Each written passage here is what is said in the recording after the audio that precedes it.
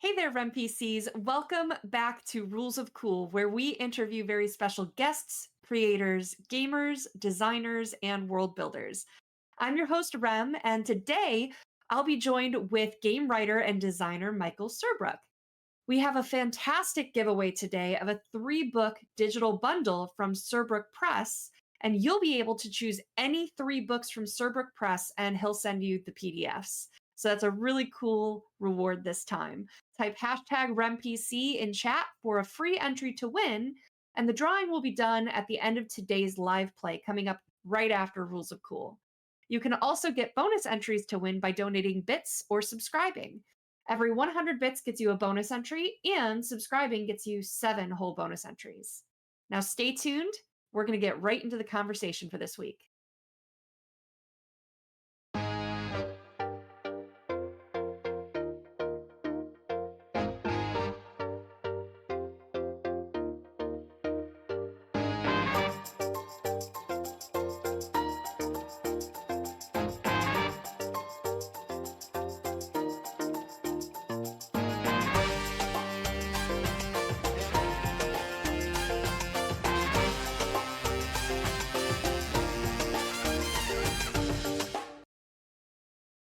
Welcome back, everyone, and welcome to you, Michael. How are you?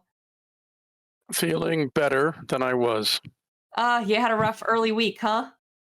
I was bedridden for 2 days with some sort of head and chest cold, so yeah. Oh, man. Well, glad you are on the upswing, and that we get a chance to talk and catch up and hear about all the cool stuff that you've done and all the cool stuff that you're working on. It seems like you're always working on something fun and creative. So we're going to talk about it all. Okay. Awesome. So the first question I love to ask all of my guests is, what is your history as a gamer? How did you start?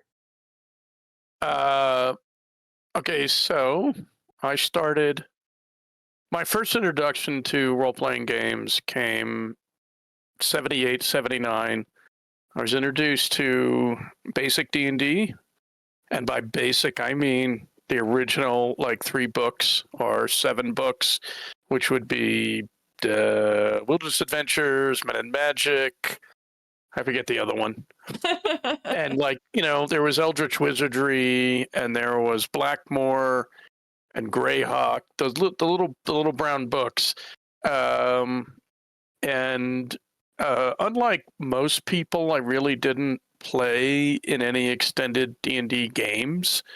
My older brother and his friends played, or at least some of them did, and I kind of got some of the overflow from that, and I was in some really bad single session hack and slash games, and eventually picked up the AD&D books as they came out.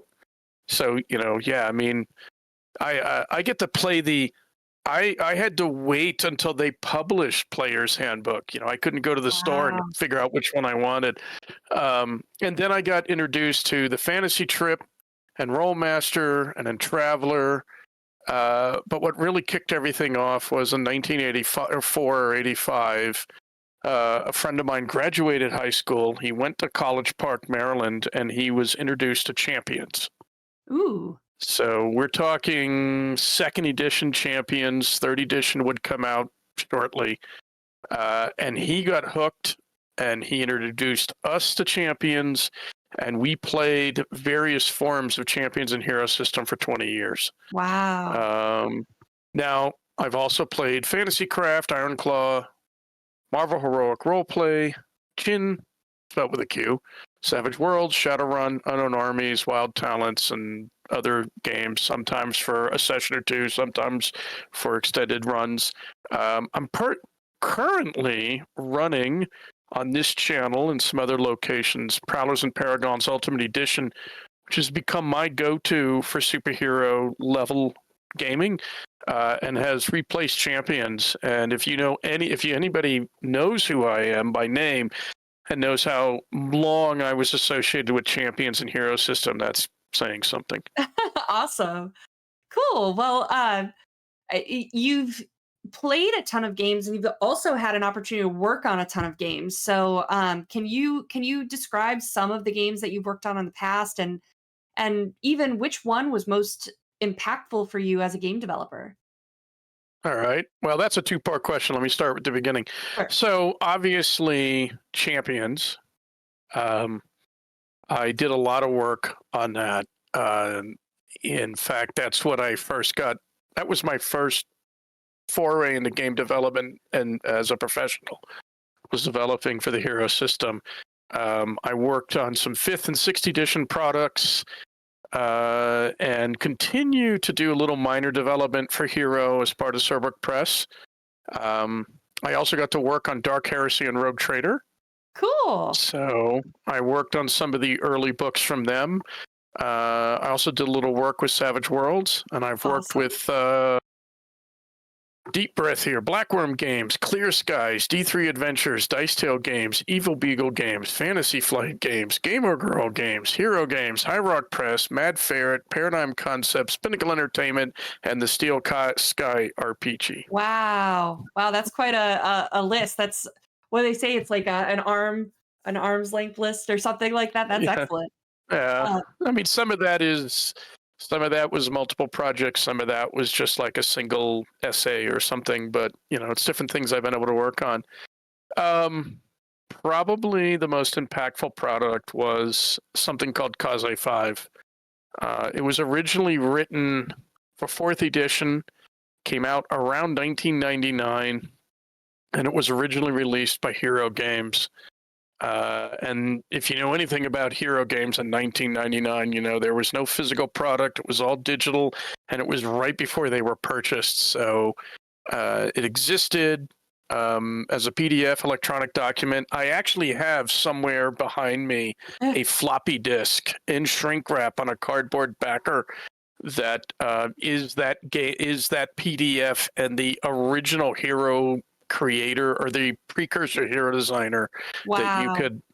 you could plug in.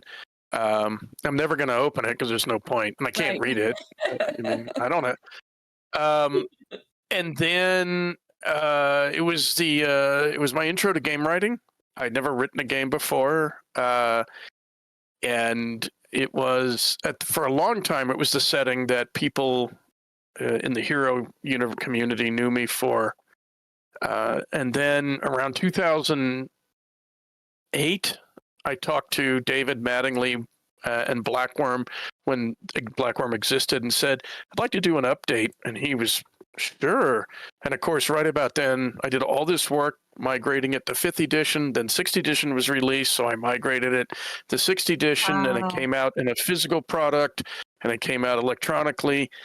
And unfortunately, it came out right before Kickstarter was big. So I think if we had Kickstarted it, we could have had a better art and production budget.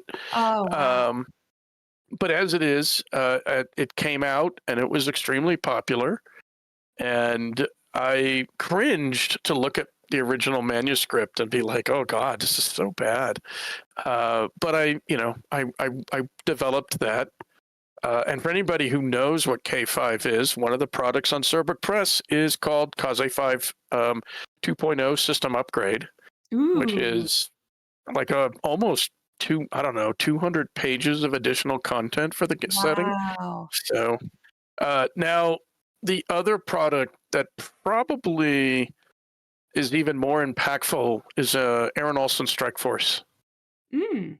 I was contacted around 2015, 2016, and basically was asked to be lead researcher and writer on the Aaron Alston Strike Force project.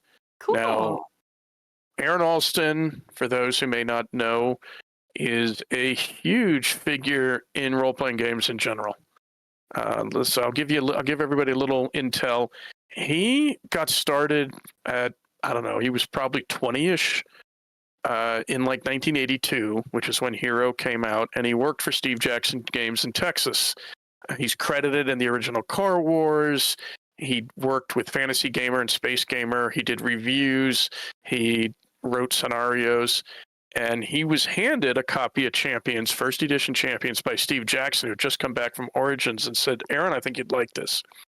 So as Aaron states, he created some characters, ran some combats to see how the system worked, found he really liked it, took those combats, put them into the background of the universe, and he called up some friends, his brother and some other people, including some guy named Dennis Lubay, who, if you know anything about Steve Jackson games, you'd recognize that name, and said, hey, let's play test this. 260 sessions later, Wow. and like 20 some, he finally wrapped up his playtest. And in the process, he created an immense superhero universe, which he called Strike Force.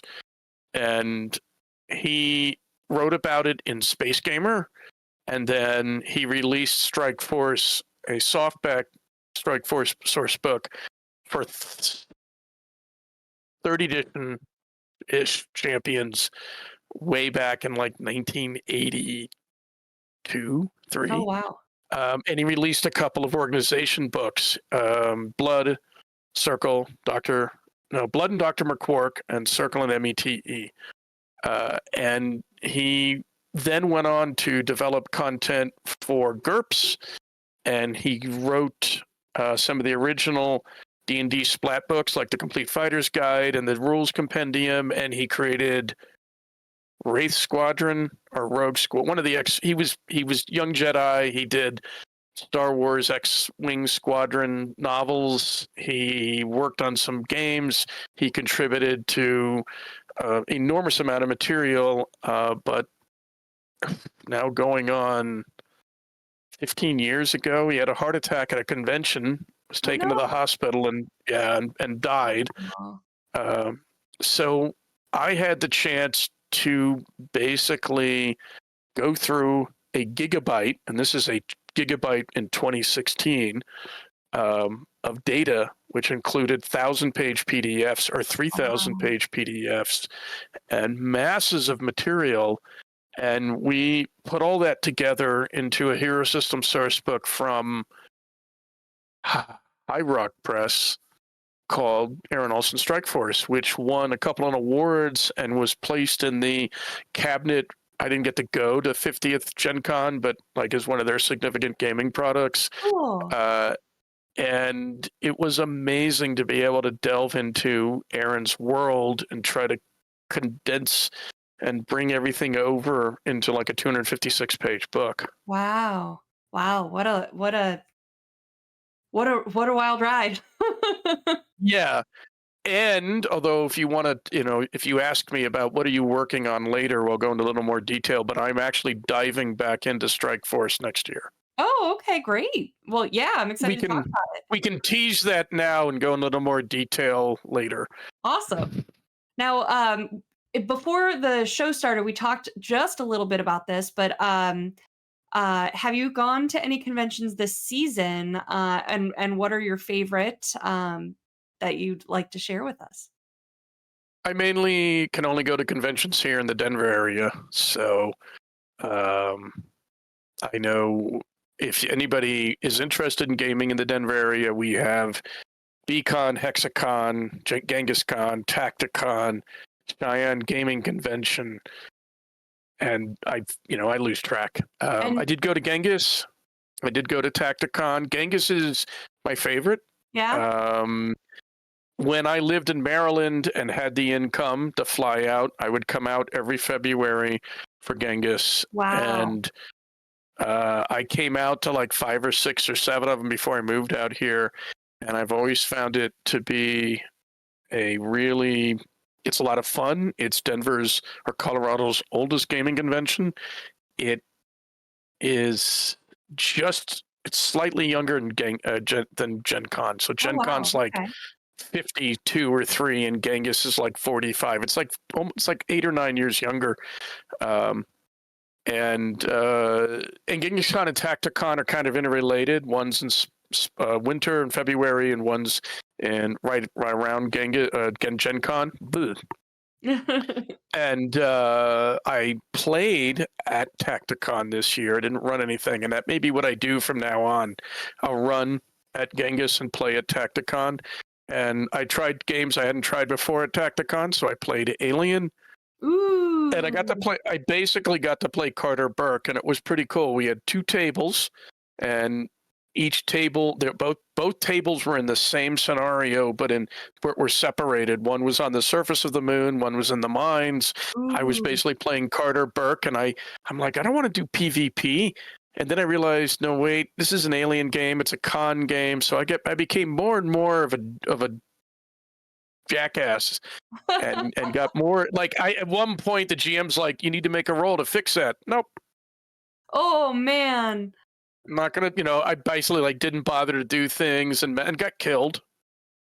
In fact, I think there was 2 tables of 6, so like out of 12 players, 2 or 4 of the people didn't have to get a new character. So, but Wow. later, several people were like, "That was awesome! Did an amazing job."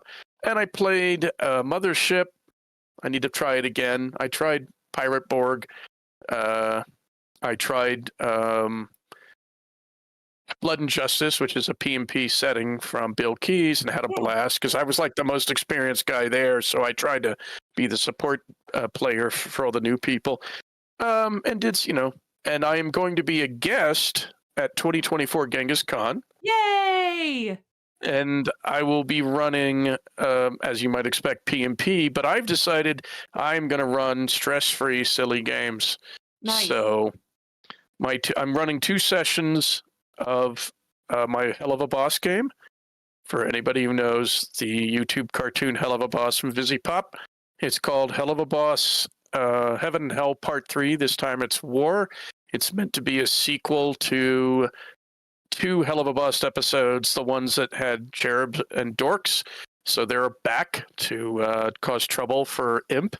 And then I'm running my rather well-known Next Wave Agents of Hate game, in which you get to play the members of Next Wave, which include Monica Rambeau, the captain. Oh God, I can't remember. Now I forgot. Machine Man, Aaron Stack, and Elsa Bloodstone, and I can't remember the third, fourth. I can't remember. Tabitha Smith, I think. Cool. And they go up against agents. They go up against Hate in Operation Big Boss, and I have two funny stories about that. When I went to Yukon and ran it, at one point, I'm running the game and a guy's on his phone, and he's just going nuts on his phone. And I look over and he's sitting right next to me, and he looks at me and goes, "Oh no, I'm loving this. I'm just bragging to a friend of mine that I'm in this game and he's not." and then if anybody knows Next Wave at all, a guy sat down like, "Oh, the game's open?" I go, "Yeah, we're playing in the middle of a fight, but you can join." So he gets Tabitha, who is a complete ditz, and we're playing Champions at the time, and he's blowing entire phases so he can take selfies with defeated opponents. And it was like some of the funniest stuff I have seen awesome. at a game convention. They had such a blast with it. So hopefully we can capture that frantic energy. Cool. That's really cool. And just in case we haven't mentioned it before, because I can't remember if we have in this episode or not, but P&P is Prowlers and Paragons. Powers and Paragons Ultimate Edition. Yeah, so if you love your superheroes, that's where you can go for. But you also heard this correctly. Hell of a Boss, and somebody said you should contact VisiPop. I should, and show them this game. But yes, if you're familiar with Hell of a Boss, we're doing that with a superhero setting because That's it awesome. works. Cool. So for the folks at home who may not know, what is Mobius Worlds? So Prowlers and Paragons is produced and published and released by Mobius Worlds Publications. And our Mobius Worlds Publications rose out of a former game company called Evil Beagle Games. Evil Beagle Games was a Denver-based game company producing content for a bunch of different systems, which include P&P and Savage Worlds, D&D, Champions, things like that. But it ended up being dissolved. And out of the ashes of Evil Beagle came Mobius, And currently, Mobius produces Prowlers and Paragons Freedom Squadron, which is basically G.I. Joe for Savage Worlds, based off the Venom Assault board game. Blood and Justice, which is 1990s superheroes, and they will be producing My Well of the Worlds setting, which is being run on one of the Rem Alternis channels. Um, Yeah, and you can find they, those Mhm. on right now we're on Gen Con TV's Twitch, but you can find that on twitch.tv/Master of Rem, and you play almost every other Friday, right? As long as A, everybody's there, and B, we're not all sick.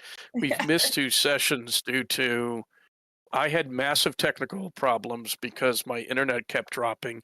And then one person was sick or had an illness, and another person was on travel. And we only had 4 players, and the minimum is 5. So, yeah, we will hopefully get back to the game next Friday. Cool.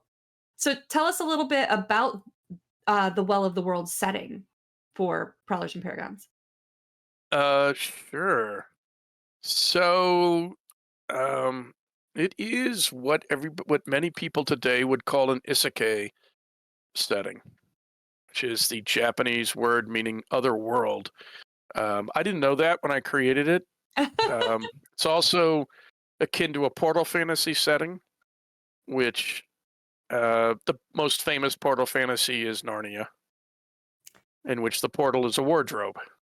Yeah, yeah, totally. Uh, when I originally created the concept, which was originally done for Champions and then set aside for a long time, I'd never heard of Isekai, but I had seen an anime, which is possibly one of the first isekai anime before that genre got a name, called El Hazard. Mm, And I was inspired by what I saw in El Hazard to create a setting, and to define what the concept is one of normal humans from the here and now, which is basically the earth we all live in that you see outside your window. They get yanked or summoned or fall into an alternate universe where, in this case, they eventually develop superpowers. cool. Someone called it fantasy superheroes, which I think fits really well. Neat. Uh, and like I said, it was originally done in Champions, and then I was like, okay, I want to learn how PnP works. Great, best way to do it is to run it after I've been playing it. So I migrated it over in a face-to-face game, and then I was like, I need to try this again. So I've been running it basically the same plot. I have a story arc or story or campaign.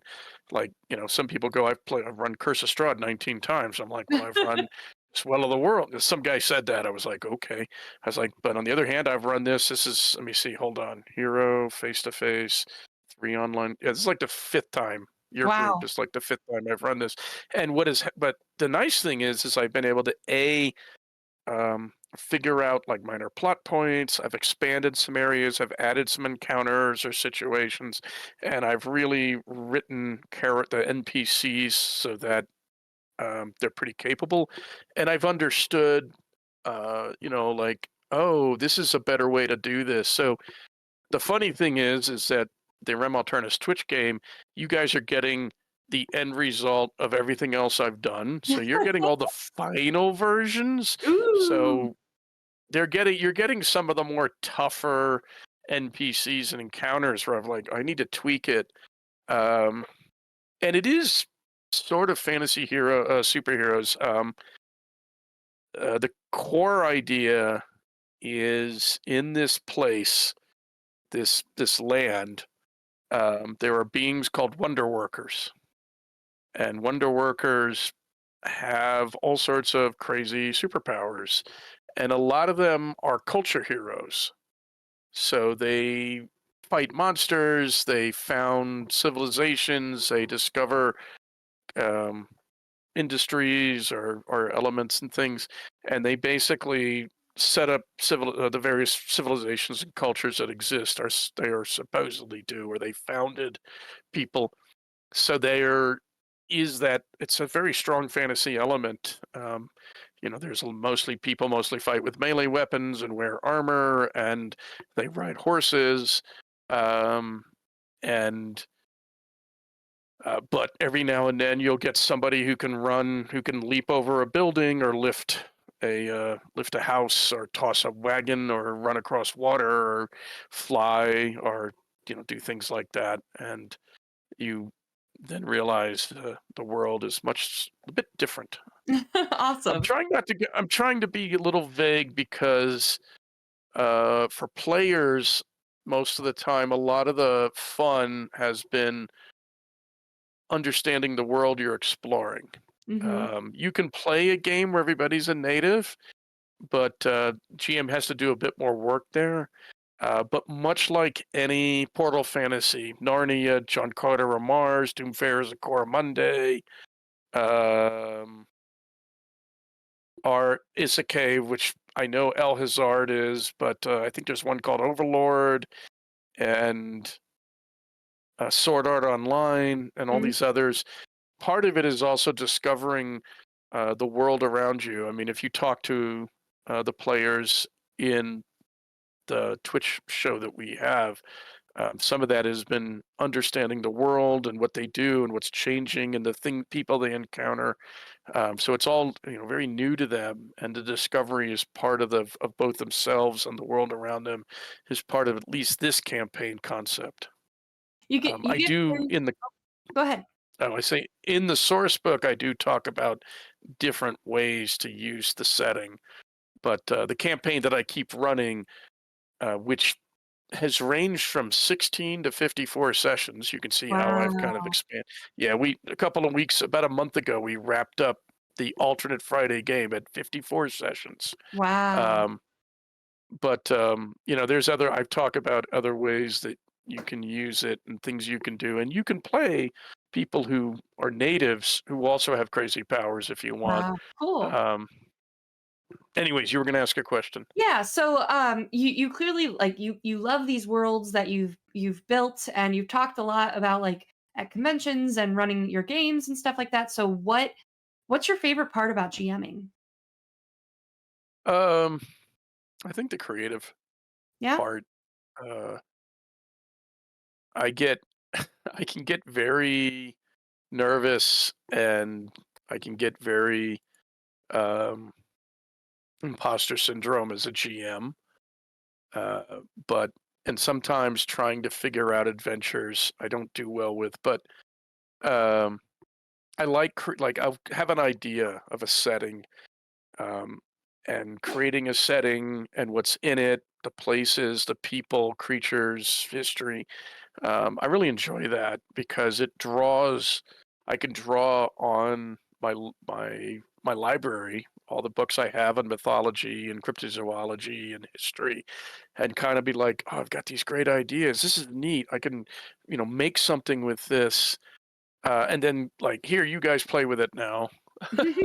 Neat, yeah. Um, but I think it's also because it lets me get into the deep dive and research and put everything together and try to make a coherent concept.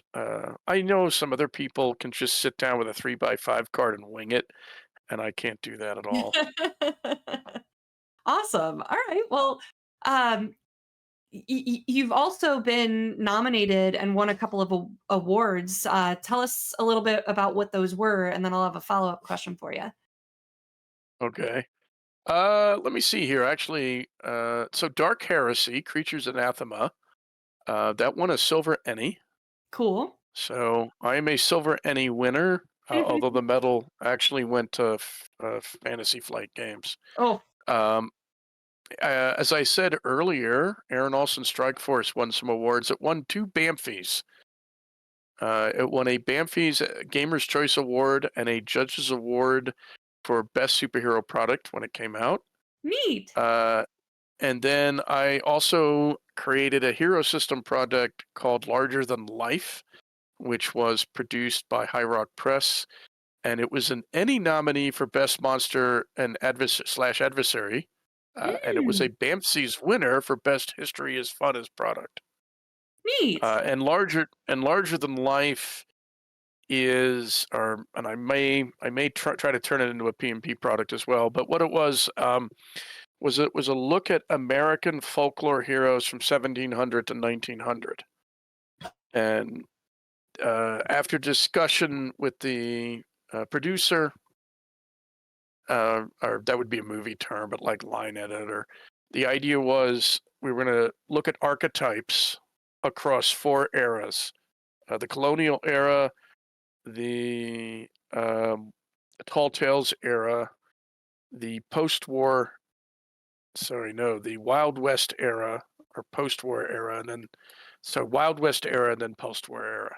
There we go. Okay. Sorry, it's been that came out some time ago. So the idea being colonial era, our archetypes are like the pirate, the backwoodsman, the riverboatman, the colonial soldier, and then for like the Tall Tales era, they were the sod buster and the steel driver and the lumberjack and such.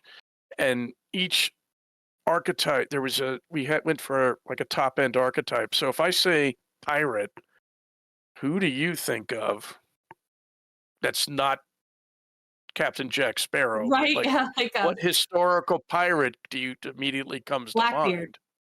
Exactly. Yeah. That's who got the full character sheet. And then, I did little bios of all the other pirates. So the Riverman was Mike Fink. The backwoodsman was Davy Crockett. Um, the colonial soldier was Peter Francisco. Oh, that's cool. Uh, That's a neat Um, concept. the sodbuster was Feebold Feebleson. The lumberjack was Paul Bunyan. The steel driver was John Henry.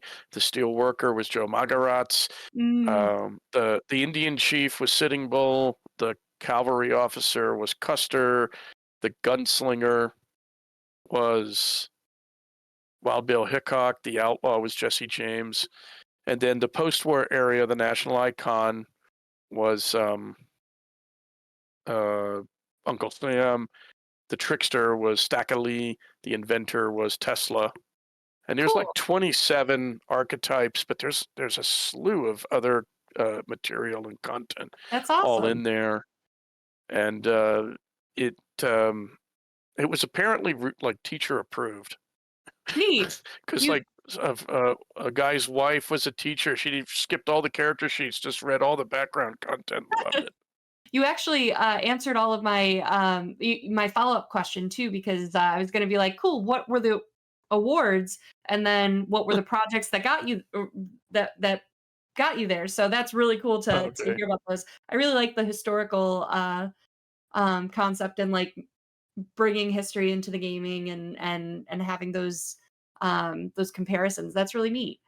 Um, Yeah, I'd like to eventually. I have permission from the publisher to migrate Large in Life to like PMP, and I'd really like to do that. Probably next year. ooh, cool, awesome. All right, so Because I was going to go say with ahead. Go ahead. Surbrook Press, I have a lot. I mean, because it's just me, I have a lot of leeway to create anything I want to make. That's the So, next question. Can you tell us a little bit about Surbrook Press? so when Evil Beagle Games dissolved and Mobius rose in its place, I became a contractor. I no longer was part owner of a game company, so I am a contractor doing content for Mobius, um, and they host, at least on the web, or hopefully will be hosting once they get that sorted out, links to all my products on Drive Through RPG and DM's Guild. But with Surbrook Press, I can create anything I want. Cool. I can create for any system I choose. I can create any subject matter. I can do generic products. I can create for stuff that Mobius doesn't want to create for. They're like, no, we don't. This system we're going to skip. But so I can do whatever I want, and I can kind of go to different people and say, hey, can I, do something with this? And it's just on my terms. Um, and and I do all the work here. So I do the layout in Apple Pages, export it to PDF. I get all my art off of Wikimedia Commons mostly, Hmm, trying to get public domain or art share right. or Creative Commons. And sometimes if I can pull it off, I commission something. But I do a one man show, and I do the best I can. Not everything's perfect, but I can have fun and create whatever I find interesting to me at the time. Awesome. So what are some of the things that people should look for on Surbrook Press? Mm. Oh wow, sorry. No worries. On D, yeah, I'm trying to keep hydrated. DM's Guild, you want to put in the word Surbrook. Surbrook Press doesn't work because how those are set up. But I have a series of products called Discoveries, which are usually a deep dive into a subject and then a 50 entry random encounter chart for that subject. And for example, there's one called Astral Discoveries, which is kind of a look at the astral plane and 50 astral encounters, Oh, cool. several of which include popular culture Easter eggs with the serial numbers filed off. Um, um, my favorite, actually, the real obvious one is a golden gauntlet covered in jewels that works just like a Helm of Brilliance, but it's a gauntlet. Ooh. Yeah, and it's pretty obvious what that's supposed to Yeah. be. Um, Especially because you have to pry it off the corpse of an 8 foot tall purple ogre in battered uh, golden armor. Um, but there's things like Feywild discoveries are draconic, which may include, instead of 50 random encounters, may include layers, one for each dragon type, or fiends, or things, or underdark.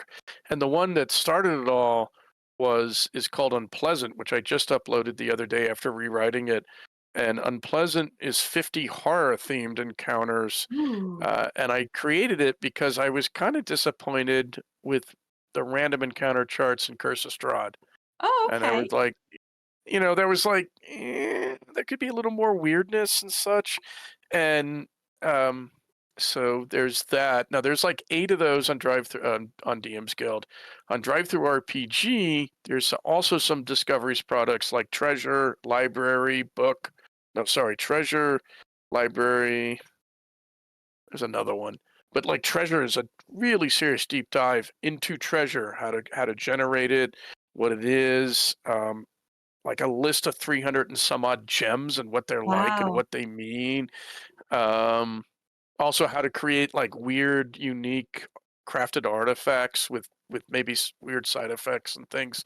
And also talking about like money, like what are precious metals and things like that. And there's a good companion product called Filthy Lucre, which is a look at money, specifically medieval and therefore fantasy money, and encouraging people to get away, A, from getting off the gold standard, and B, getting away from the decimal standard.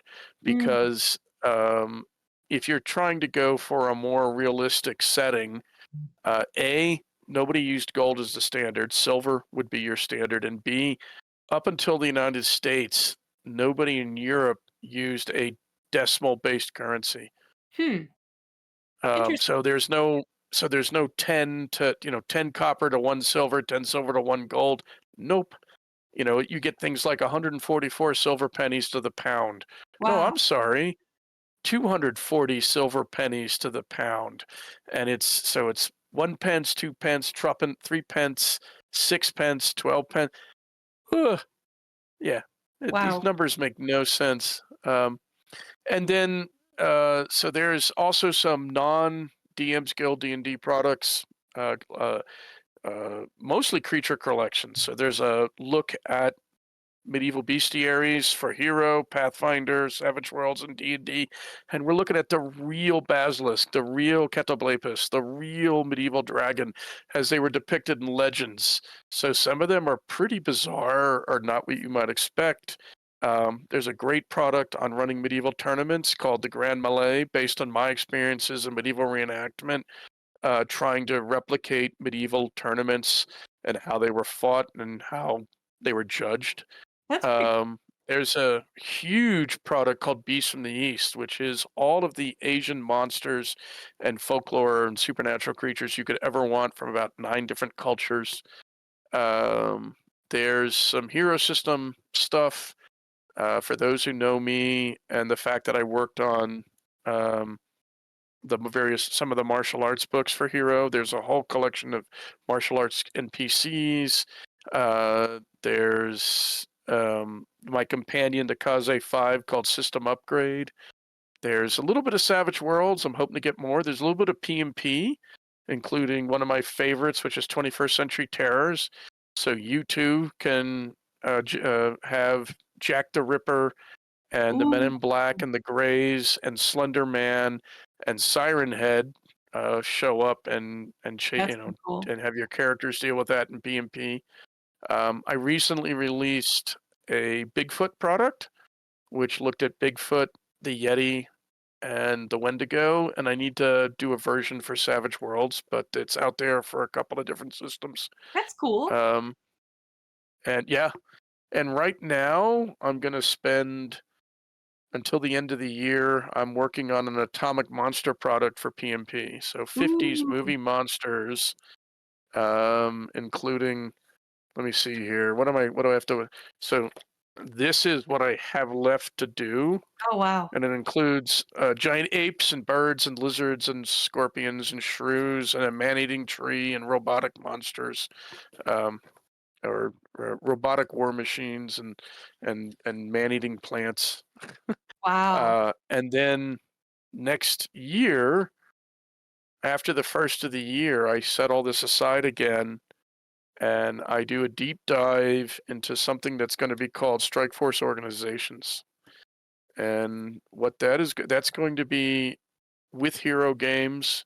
It's going to be for Hero and PMP.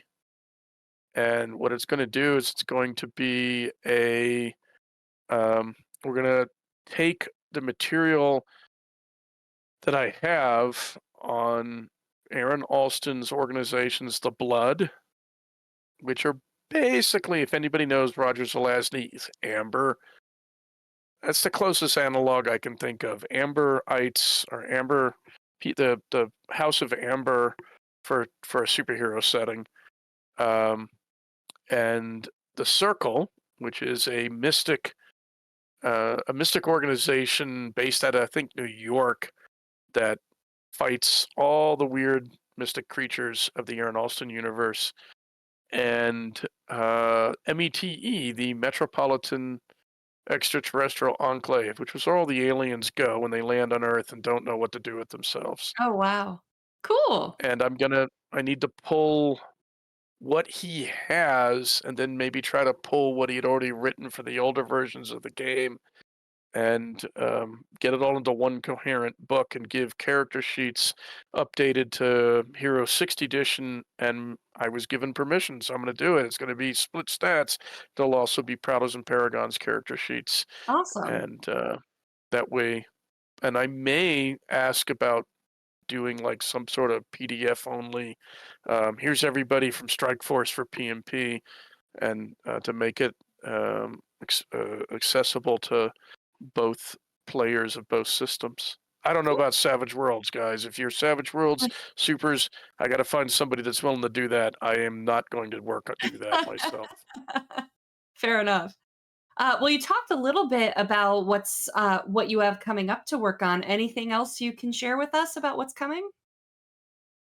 Well, well, uh, I mean, I have a lot of things I hope to do. Sure. Um, the two products that'll probably be DM's Guild uh, that I'm also been looking at are Arms and Armor Discoveries and Grave Discoveries. The former is a deep dive into Arms and Armor and an attempt to maybe dispel a lot of myths or falsehoods or false impressions about Arms and Armor. It's based off of a class that I gave to the University of Atlantia when I was in the SCA in the Kingdom of Atlantia, in which I had, and I acknowledged as a D&D fan, I got interested in the SCA. But when I got into the SCA, I got interested in like medieval history and began to realize all the stuff that's in like the old players' handbooks and things don't make quite sense.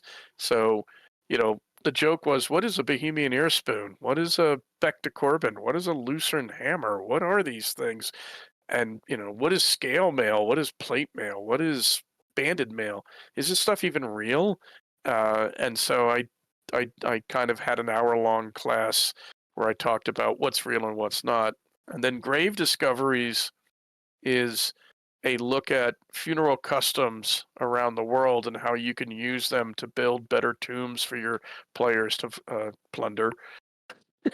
Awesome. And I want to do a product called As the King Wills It, which is a sort of overview of medieval law to make lives interesting for GMs who really go deep into world building, including such things. I don't know if you've ever heard about these called sumptuary laws. Nope. Sumptuary laws are things like so we've just come back from the dragon and we're loaded down with gold and fur and velvet and these fine cloaks. And oh, sumptuary law says you are not ranked enough to wear purple. You can't wear that fur. Oh, you're not Wow. allowed to have that. um, these are all like real laws that expand, I get, or make things more interesting for GMs to make their worlds a little more real, Cool. and and try and I look at it as not a way to like hinder players, but just to make things more interesting and give more possible plot ideas or story ideas based on what people really did as a. That's awesome. Cool. And there's a pile of other things that I hope maybe eventually I'll get to. We'll just Awesome. have to see. Well, we're getting close to the top of the hour, so where can people find you and learn more about you, the projects you have coming, Surbrook, Mobius, anything you want to share? Uh, so obviously, if you punch Surbrook into DM's Guild and Drive Through RPG, you're going to get pretty much me. I'm probably the only Michael Surbrook in all the United States, and Surbrook is not a particularly common last name. You can find me on Facebook. Um, I sometimes talk about what I'm doing there. You can find Mobius and Prowlers and Paragons on Facebook. Definitely see what things are talking about there. Uh, I it used to be on Twitter, but I don't want anything else to. I'm done with Entirely X fair. or Twitter. So I have a note here in my to do. I to basically take my Blue Sky invite and polish that and actually start posting there. Uh, Um, and I intend to do that so I can actually get my brand out in that avenue. Um, I do have I do draw, and sometimes when I get around to it, I post stuff to DeviantArt and to an Instagram account, which is they're both like a year. I haven't done anything in like a year, but if you're really desperate, you can always ping me that way. There is a website called Surbrook Stuff, which has not been updated in years and probably never will be Oh because I no. just don't have the chops. Well, I don't have it's a huge website. It was originally done entirely by hand. It's like 8,000 files. And I do not have the time, money, or skill to convert it to a CSM or Sure. sorry, CMS. But if you're a Champions fan, there are hundreds of 4th to 6th edition character sheets there by me and others, and a ton of Champions and Hero System content.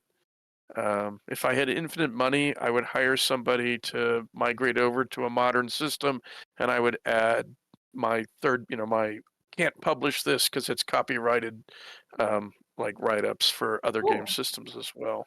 Awesome. All right. Well, thank you so much for joining me and for all of the words you contribute to our industry. It's a lot of them. So thank you very much, and we're Thank looking you. forward to seeing what happens on Well of the Worlds. Okay, yeah, well, they're about 16, 14, 15 episodes in. I don't know if they're going to go to 54, but they're it's next few sessions are going to be interesting. Awesome. Fantastic. Well, thank you so much. And you Thank folks you. don't go anywhere because we will be right back.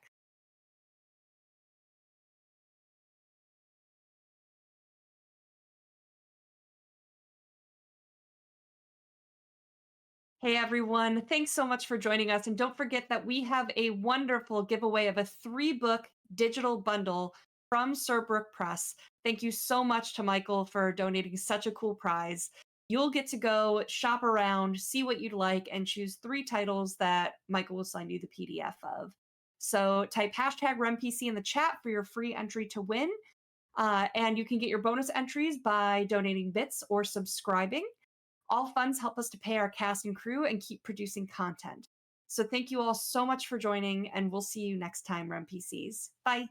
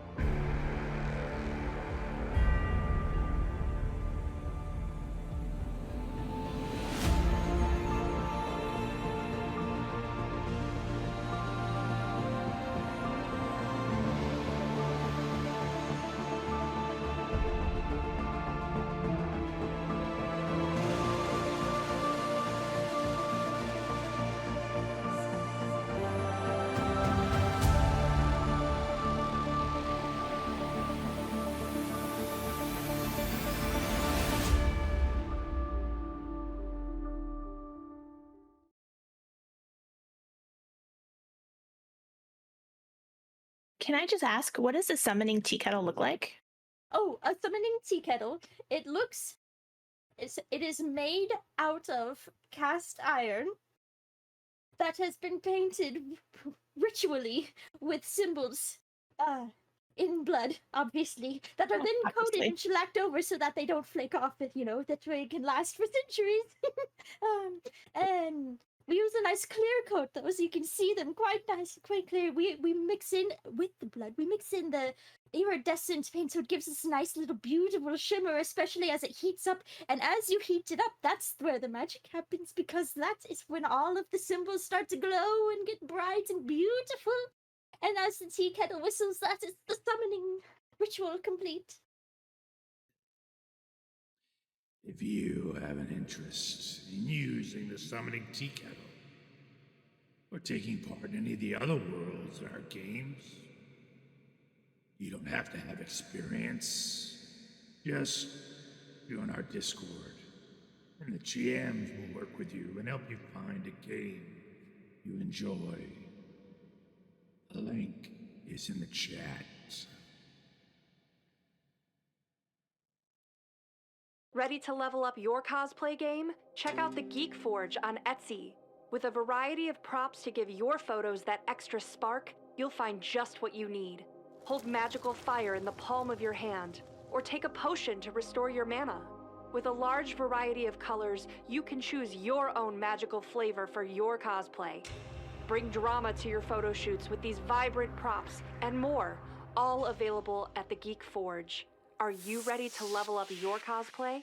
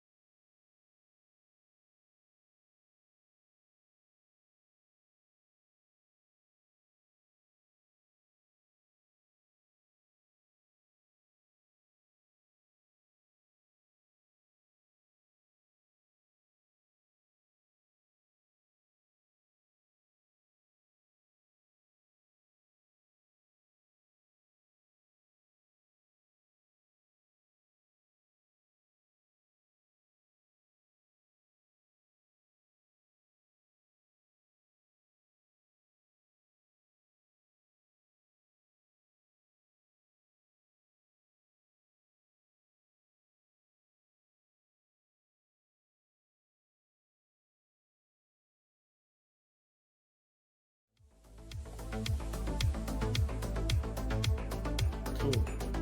So, yeah, we age.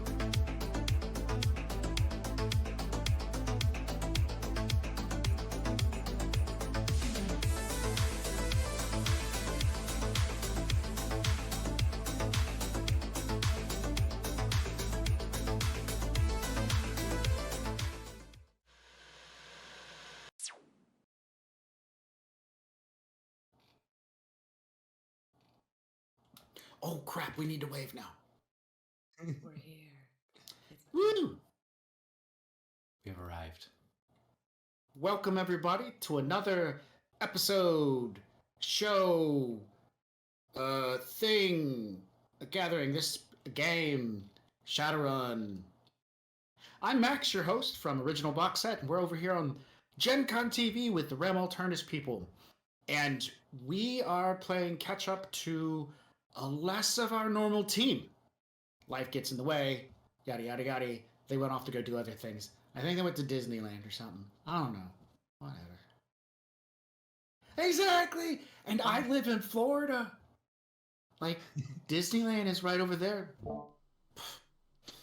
So they're doing the VR version of Disneyland. They're not actually going. They're just That's sad. Sitting in their house going, sitting in their "Hey, house. Mickey, ice cream."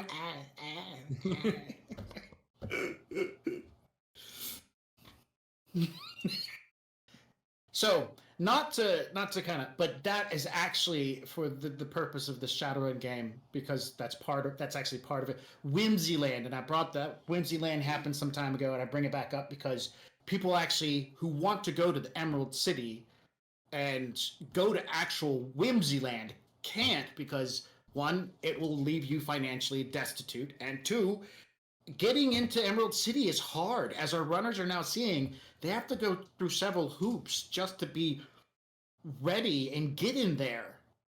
And so these people buy artificial virtual tours where they sit in their underwear with their little headgear on and eat imaginary ice cream shaped like whimsy. But you know, that's what our future is supposed to be like. Tough marketing. Best Here's the marketing thing, though. ever. If someone told me I got a whimsy shaped ice cream cone, I think I got it now. Like, you know, Even if Well, it's fake. even if it's fake. even if it's fake. If it's fake. So this segues into the next part of this. They have been given a job, the group has, and the job requires them to get into Emerald City. To get into Emerald City, they need level 6 sins that are perfect. And you just don't go out to your local stuffer shack and buy these. They take time, effort, and money. So the group has been making efforts to, one, some of people are like, hey, we will sacrifice our current level 6s to make this work for us. Cool. Others are like, hey, we're going to get these level 5s we have boosted up so they will pass the show. To do that, they have to get a aura imprinted onto these, as well as their aura changed just briefly so it matches this sin. To do that, they've reached out to, well, first they found a mage who was able to help them. That's another episode. Go back and watch that one. That's where they met Athena. And Athena made a phone call, or a magic call, to Icarus. And Icarus appeared and said, hey, I got a contact. Get in touch with her after you've got the necessary sins ready to go. And you got me like 6,500 drams of reagents. And they're all like, yeah, we can do it. And then when they hung up the phone call, they're like, what are drams of reagents? And so that's where we're at now. Convoy and Arcole are the two that are picking up the weight and moving forward with this next leg of their journey. So, you guys just got finished beating up a bunch of vampires. Got away from the vampires. And then you took the transport and took it away someplace safe and got away when the authorities came looking for you. And then what you guys found out later, and this is, you know, what Convoy tells you, apparently the paramedic jumped in Big Mama and tried to attack other Convoy. It didn't work out so well. So now other Convoy has this like gnarly bite wound in his neck of that synthetic flesh. And then you and Convoy Light had to kill the vampire themselves that were inside Big Mama. So that got taken care of, and now at least I don't know how long has passed. But you guys have, maybe a day, maybe a few days. I don't know. I'll let you guys decide when you felt it was an adequate time to go hunt down these reagents. Arcole, what do you think? I feel like wasting time right now probably wouldn't be in our favor. Okay. I as much preparation as can go into anything, whenever you're working with two tech heads, um, well, we could cover most things unless it required us lifting like over, maybe 45 pounds. Yeah, yeah, yeah. Agreed. You might need a wench for that or something. But we could think our way out of it. So I believe that our Cole would be definitely down for getting straight into it. Okay, so do you wait for others to show up? Do you initiate our call? Do you make a phone call? Do you start doing some searching for these magical reagents? What do you do? I would absolutely try to see what I could figure out about them, even if there's any form or trace, but Yeah. just in general on just in the Matrix, if I can just do Oh, a yeah. Matrix perception for it.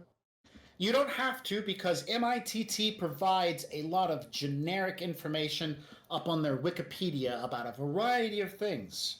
And so you're able to find out that through magical thaumaturgical actions, a mage or a shaman or whatever discipline they have can find unique materials that can act as a reagent, or they can find material and prepare it to become a reagent, or they can find specialized material that is reagent quality and then they can make it even better. And it goes through like the thaumaturgical and somatic applications. It shows weird circles and then strange hand gestures and then weird formulas that don't actually add up to mathematical things. And at probably an hour into reading this stuff, it's starting to make less and less sense to you. But you have figured out rocks, dirt, fancy tokens. It looks like stuff you could probably buy at QVC online and be like, I need a dozen of these gemstones, because that's what some of them look like. Okay. I think given how unsure our Cole would be in this situation, he would absolutely reach out to the members of his team that aren't at Disneyland currently. Okay, well, we'll go ahead and mark off Nova and Steel Tiger because they don't answer their phones. Do you also call Athena? Because, she wants to be part of your team. That 16-year-old spellcaster who was all eager to do the run? Now, Steel Tiger was about to adopt her? well, now our Cole has seen this nurse completely shed her skin in a rather magical way. But Okay. even given that, he's reaching out to Convoy first before ordering anything online regarding regarding all these magic tokens, all dirt, this organic. Right. Bag of dirt, man. These people are selling a bag of dirt. Like, you've heard mages and wizards do weird things, but like, they're selling a bag of dirt for almost 150 new yen. And it's like tiny. It's got a little ribbon on it. I mean, sure, does it have a... No, it doesn't even smell. It even says smell. Authentic earth. This feels like a scam. I'm calling up Convoy after after Nova and I'm reaching out to all three of them, and after they shut down, I'm still just trying to reach out to Convoy. But we're cool. What now? Considering, do you use one of those specialized sleep beds? Because I think we discussed earlier in that busted up train depot that you're in, that you've hotwired with power, you have a bed in there.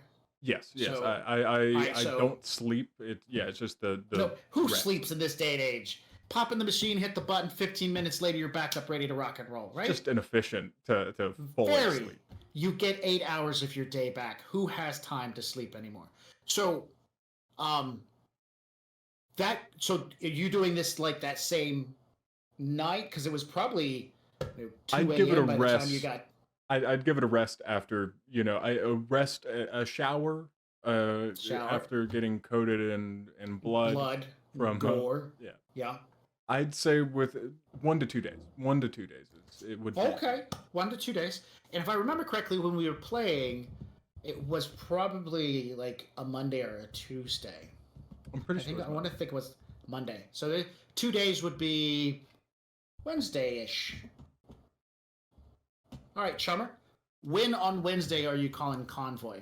Or we could ask Convoy, would you wait that long before you jump the gun and start looking for these reagents as well? I think that depends entirely if I got stuck with the dog or not, but... That's a great question. I know Steel Tiger was super eager to take care of Rex, but as soon as that ice got dropped off from the retention pond, him and Duck went to town, cutting that stuff up. It's hours of labor to draw out one of those crates, get that ice out and start packing it someplace. Because the moment the federal authorities or the local authorities found out there was stolen ice, they're going to be combing everywhere looking for it. Ice is valuable. That's money right there. The people up in Emerald City need this ice. That's part of their drinking water supply. So, Steel Tiger is definitely out of the question for watching the pet. Any other takers? Dropping it on Nova? I mean, Nova seems pretty keen. I don't know if Nova's apartment allows pets. Actually, that is part of her lifestyle, so it is something we have discussed already. The answer is yes, it would. So, okay. Nova has been shackled with Rex. There we go. Okay. Can we increase her rent? Can you? What? Yeah. Why? You can rent. Just because I think it would be funny. Add a pet fee on there. Add a pet, yeah. A little pet rent.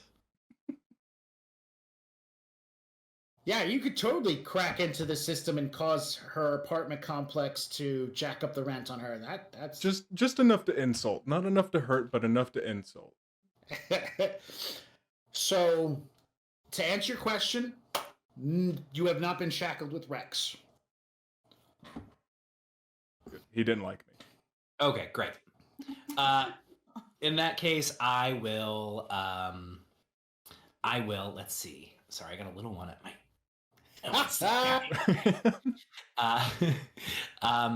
Yeah, I'd probably wait a day or two. Okay, a day or two. So you got antsy around midday on Tuesday. Yeah, I got antsy midday on Tuesday because I've got, I got a scent here that I gotta try to fix up. That only gave me so much trouble, right? And then I got bored and probably called everyone to see what's going on. So so our call around Tuesday, mid-Tuesday, message pops up. Hey guys, this is coming from Convoy. Hey guys, what are we doing next? And then that's what said. So it's Tuesday. That's when you started doing some research. So Tuesday's when you respond. Hey, Steel Tiger, Nova, what do you guys think about this? And they don't respond. And so go for it. Right. Well, I'll call. Go ahead. No. I just need to preface. I've also, just to the entire group here, I've been sending just pictures of rocks and bags of dirt that I've been finding on the internet. Just sending it out, going, what is this? What is this to you? Just absolutely zero knowledge on anything genuinely magical, just because of how our cold upbringing, Side text question to Steel Tiger. Side text to Steel Tiger and Nova asking if Arcole has lost his mind, or if he's always been into dirt like this. They don't answer, so instead I will call Arcole. They're like, "Hell, man, what the dreck are you sending me? What's all this stuff with this dirt? If you need dirt, I got we can just pull some up." He's not even been using his sleeping chamber. shower. Like he, generally uses it, of course, but he did not use it since, yesterday. He gets up. He is just bugging, trying to figure out what all of this means online magically. I don't know, man. All I know is that the angel, and he needs dirt, or gems, or I don't know, but it's so much money. It's so much money. I don't understand. He has, red strings attached behind him on a board. Just I've been All right. I've been okay, researching. Okay, man. All right, man. Let's just take a step back for a moment here. Why don't we take a breath? All right. And why don't we call somebody who knows more than we do? Just I don't know how. Okay, that works. I don't know if it's. Let's talk to the more reasonable person first. Not the teenager that I stalked, if at all possible. That would Okay, just be in the weird. future, just cut out the part where you stalked a teenager. Cut that part out next time you say it out loud. Well, it's cyber stalked, so it doesn't. That doesn't make it better. Okay. Rouse is in the conversation. Yeah, no, it's that's not a big deal. Why is that a big deal? And Randy is I sitting did there that by to all going, of you. Randy, yeah, of course they hear. You guys hear this. You got your guys will hear this. And Randy's just like, them two are not okay. Not okay. I tell you what. I don't know, Randy, man. They're just it's just they don't. It's not. They mean well. It's just that they meant. We'll talk later. Cole, do you happen to have the number of that lovely nurse to help us out in the hospital? Oh yeah, no, I had her under my pan, and I can only assume that she's kind of partially still there or split off. But regardless, I got enough information. Yeah, I have her number. Maybe we could. See, that's what I'm talking about. He could have just said yes. Instead, we get like this description about how his mama and his daddy had to go get water from the well. My God, I'm gonna go work on the truck and stay out of your conversation. Yeah, if you could, if you could work with Willie and the drones there, maybe attach that winch. That'd be great. All right, I was gonna think about that or working on Goose. Oh yeah, actually work on Goose. Goose needs. All right. All right, Arcole, why don't we send a message out, see if did Techno Siren ever give us her name? Okay, I missed that part. I think that was part of the if I had to keep calling disguise ball. Okay. Yeah, I don't know if you were there for the disguise removal. Right. No. I might have been. I can't remember. If you could, why don't you send a message, see if Techno Siren is looking for some work? Still completely sleep deprived. Normally would have just sent like a call out, like, hey, we should meet up.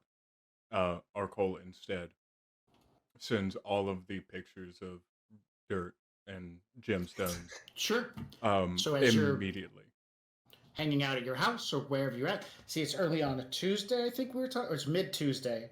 Tuesday? Mid-Tuesday. So you're in class. I'm working. You're working. I'm not in school anymore. Okay. So you're at work. I apologize. You're at work and your phone and you're calm, and I assume you're not, your comm's on you or nearby, and it just starts. And since you don't have the cyber implants, this is audible because your device just goes going ding ding ding ding ding ding ding ding ding ding ding ding ding ding, because it's probably about 70 to 80 unsolicited pictures of rocks and bags of dirt and potpourri and stuff like that, and oddly shaped candles. Just followed up with the message. Does this mean anything to you? I am gonna have to silence my my comm for just a little bit, and I'm gonna go step outside really quickly. Sure. Take a little break. And I am gonna like scroll and I go, ooh, shopping spree. What all do you need? Oh, I'm assuming that we're on a call by now, or a call. Are we? Can I send that as a text? That's what I would text you back. It would be like, that would be my text back. Yeah. Okay, I'm just like, yes. Why are you so excited? I just need to know. I don't understand any of this. The angel wants it. No barrier. You have no filter. Well, I'm our loving call is uncouth. it. Yeah, and he's got no filter because of lack of sleep. I love it. That's very exciting to hear about it. We're gonna keep that in, especially because we're texting, so you didn't get to see that like thrill that just ran through techno. But what I send back, or actually, do I call you? Yes, I call you at this point. Can I call you? Hello? I immediately pick up, still frantic. Just so should I get the bag of dirt, or I just don't know what I'm doing. Because, well, there's something so special to me about shopping for. I'm assuming you're looking for reagents, especially considering that you said there was. I'm sorry. Was that a typo? Did you say angel? I angel what? Oh, this is all extremely an angle. An angle. Yeah, you meant an angle. Sorry, keep going. All of this is extremely overwhelming. I've never had to deal with magic or religion or Oh, that's okay. There are so many different ways that you can get the reagents that you need to make the spells happen.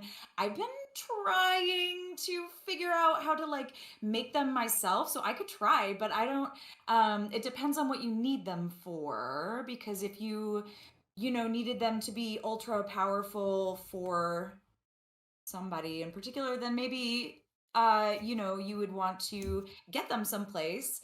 But be really careful about what you find online, because there are a lot of scammers out there. Listen, there are some really good shops online, and I could point you out to them, but they usually have a pretty limited stock. And do you have like a shopping list? Oh my gosh, are we gonna go shopping? This is gonna be great. he sends over his full cart, just a picture of his full cart, just you know a few dozen bags of dirt, way more than what he can actually afford feasibly for this kind of shopping spree. And just going, okay, well, I've got this, and if I ask Convoy really nicely, I think he'll pitch in, and we can get it all figured out so that we can get into it, so that and he has a moment where he's like, should all of this be broadcasted about Emerald City? I don't actually recall if we filled in Techno Siren about Emerald City in the last episode. No. He stops himself, brings it back, and goes like, continuing with his little spiel. The angel needs it. Can you help us? Oh, absolutely. Perfect. And he already knows where she is at this point. She's at school or at work. I'm at work. You know where I am? Well, yeah. I got a piece of cyberware in my head that almost lets me know without me wanting to. But yes, I am stalking everybody. Then you know that I live in the Emerald City. That's where I am right now. That's where I live and work. So, you do have the ability to find people, and you would know that she is in the pan of the Emerald City. That doesn't tell you her exact location, but you know that she's in the pan of the Emerald City. Okay. And at this point in your franticness, in your mindset, that doesn't click in as being anything of above and beyond of what. I just see it as her being at work. Exactly. Okay. On the imagine just like a good old cinematic zoom out for our Cole's mind, and he sees the entirety of Emerald City, and he makes a mental note. He makes a mental note to definitely talk to the rest of the crew about that later. But he's definitely going to tone it back, knowing that now Technosiren is already in Emerald City. Right? When you guys looked at applying applications, it was a 6-month wait to get in. Maybe she works at like one of the coffee shops or tourist traps down here on the ground. That's part of the pan. Physically, she could still be outside of Emerald City, but there's a great possibility she's inside Emerald City, and there are many more questions. The host rating for Emerald City itself is a 10, which means right off the top, with whatever else it tries to do, it has 20 dice to verse you, on top of whatever the spider has. So if a spider has 15 dice to do a brute force on you or a data spike, they've got 35 dice to slam your face into the ground. I'm not touching that with a 10-foot stick. Right. Well, this game's in metric, so it'd be a 10-meter stick. Understandable. After working out that conversion in his head.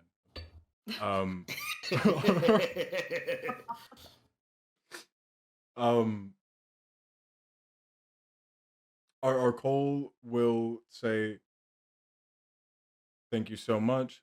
Let me know whenever you're done with work." And because he has this just moment of like internalizing her being in Emerald City. I'm assuming that is, by the way, because you're on a call, that's hearable. That pause or that. Yes. Yeah. In the Can I make like an intuition check to figure out judge intentions? Yeah. You can. That would be the it's called judge intentions. Great. What do I fight against that, or is that just done and done? Well, by the way that you've described it, it's already done and done. I'm looking for at least 2 hits on her judge intentions to even like pick up that there was a momentary pause because and what you had just got finished saying, no, I'm at work. And he's like, oh, you're at work. And then that was what he called pause on. So your judge intentions, depending on what you roll, we can kind of fill in the gaps from there. You roll 3 or 4, and you'd be like, oh, he must saw that I worked the Emerald City. 6 to 8, you'd be like, he knows I work at the Emerald City, and he's a decker. So judge intention should be on the first page of your character sheet. Got it. Incoming. Bam, 2 hits. So you said work, and there's something about you mentioning being at work that set him off. Not necessarily that he has put that you work at the Emerald City or for the Emerald City, but that you were at work, which is a key in. People who work the shadows, crims or shadowrunners, have a tendency to avoid corporate life. Yeah. And that could definitely be a flag that you might be someone who has a corporate life, which could be bad, which means you could be picking sides. Yeah. Boom, boom, boom. Okay. Well, I know that now. And I say, well, okay, I will call you really soon. Don't go shopping without me though, okay? I will touch no dirt and no stones. Excellent. Okay, bye. Immediately running a matrix perception on where in Emerald City Technosiren is. All right. While hopping on a call with Convoy. I would definitely get Grouse to give you his extra 2 dice, and then you're doing Matrix Perception. The Emerald City will automatically buy 6 successes to protect her identity. So right off the bat, the minimum you're going to need is a 7. I doubt she has a... You don't know her real name, so you'll be looking for a semblance to her, and she was definitely dressed up, so you're basically working off of the image of her face that you saw the other night, her name, and the possibility of some information. So it's going to be pretty rough. We're going to set the difficulty at... Well, also 2 of her identities. Seemingly her true identity, and also one of her aliases, if that helps. Do you have that, though? Do you have her true identity? Well, they were... Oh, well, well, no, that's fair. Well, whenever she released the disguise. Correct, that's what I'm talking about. That face.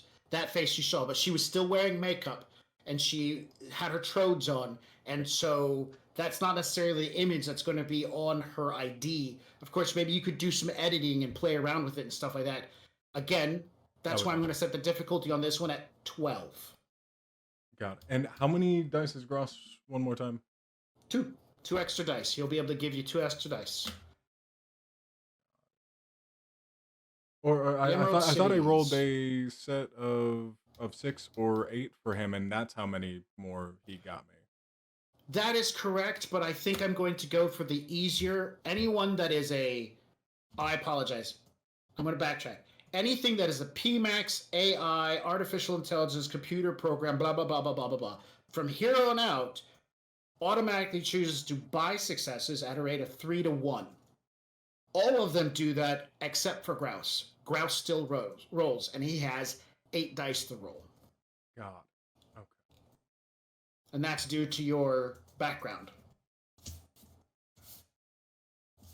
Perfect. All right. Rolling his 8 dice. Oh, and I guess I'll set the target for it actually this time. Ba-da-bum. Ba-da-bum. 3 extra dice to you for your Matrix Perception roll.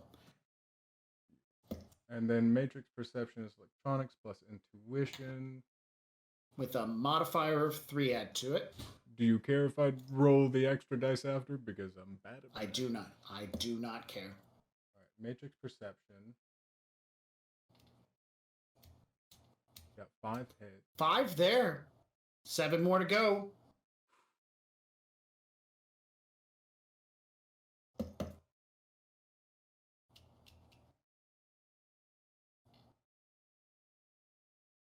Zero there. Do you want to do any dice re-rolling by burning your edge now? And re-roll all your failures? I think that in his semi-exhausted state that Arcole would instead probably just shift over to talking with Convoy at this point, giving up just a little bit. Sure.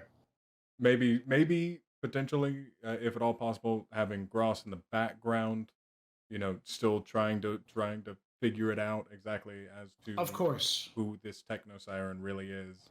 Right. Is she safe to be working with you guys? Will she turn you over to Corp Security? Why is she in Emerald City? What's going on? What's her real angle?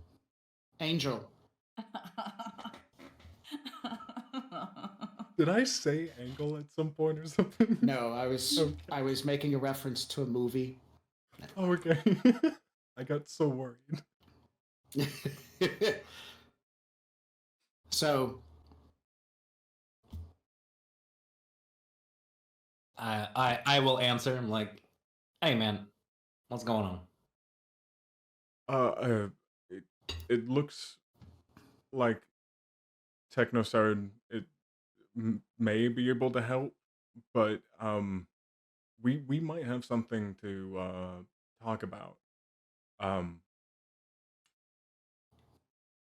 I don't know exactly what it means. I mean, she has to be in the vicinity, but she's already in Emerald City. I don't know how I didn't pick it up before. But she can Her help with the pan- dirt. She can help. Yeah. Yeah, it's specifically her comm is protected by the Emerald City's firewall. But I can still tell that All right. she's in there. Is that that's the case? Well, I mean, okay, all right. Well, what do we know about her? I mean, maybe she just. I mean, do you think all the workers up there live up there too? Right? There's a lot of what ifs rolling around right now. You know. I mean, the pan outstretches the actual city, so it would be possible outside. But I if she's a corpo, I'd rather work with I'd rather work with just about any other magician on the street. All right. Well, that other magician on the street is a 16-year-old, and that's not an option. So, I mean, here's the issue, man. Like, if we can, this may not be a bad thing for us, considering what we're up against. No, I get it. Well, I think next step is making sure that maybe get some information about if she's a corpo, which corpo. I and already then- tried that. It's too hard cracking in. No, I meant like ask her. You want me to do what? Yeah, man. Yeah, man. I mean, just like talk to her and see if like, you know, what her intentions are. That was an option? I Yeah, yeah, man. Just like, look. Here's the thing. No matter what, what we need are these reagents, right? Mhm. And she slings magic, so that is mutually beneficial, right? So like we can trust her that far, and then maybe we can gain some trust and a little knowledge and figure out if she's on our side and if she can help us any further. Sure. Because if she's already in, it'd be a lot easier for us to step in. Convoy, I think I think I'm gonna go lay down for a bit after hearing all of that information.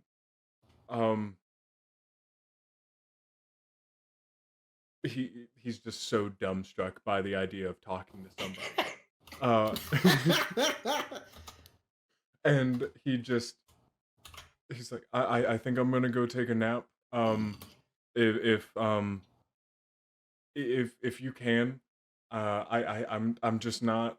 I don't think I can do it. I don't think I can talk to somebody. I can get you connected and everything. Yeah, that's fine, man. Go take Can you a talk? nap. Yeah, Okay. that's fine. He does his best Southern impression and just goes, "All right, I'm gonna go hit the hay." All right, take a little snooze. It's all Bless right. your man. heart. Hey, watch that language.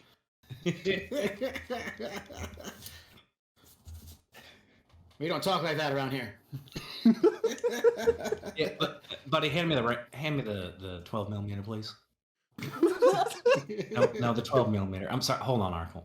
The 12 millimeter. Randy, would you get this hunk of junk out of my face and get me a 12 millimeter? Well, if you didn't program him to be like that, he wouldn't act like that. I told you we could just upgrade his core CPU and he wouldn't be so bad off. All we gotta do is get something friendlier. I've been telling you we should get one of those maid drones, the one with the little, shapely maid drones. That'd be nice to have around here. She could bring us a 12. Are you on the phone with people? Hang out before we. God. I gotta go. Just call me when you're done napping. Click.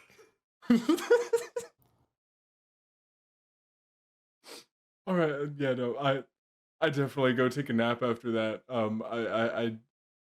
I don't know if there's a clip function in a cyberpunk world, but he does that just out of Oh yeah, pure love. pure love. And then he goes into his bedchamber type deal. Yeah. 15 minutes later, after a quick refresh, you wake up feeling great, alive, and still hungry. But the hunger pains will go away. Grouse has taken that clip of we should get one of those maid drones, you know, the shapely ones, and he turned it into a quick remix with some auto tunes and matching some more hip R&B kind of stuff. Get one of those maid drones, the shapely ones, you know. And so it kind of goes with that, and he's like, "I made this." Immediately. Thank you so much, Gross. That is beautiful. And but before anything else, it ends up in the inboxes of both Nova and Still Tiger.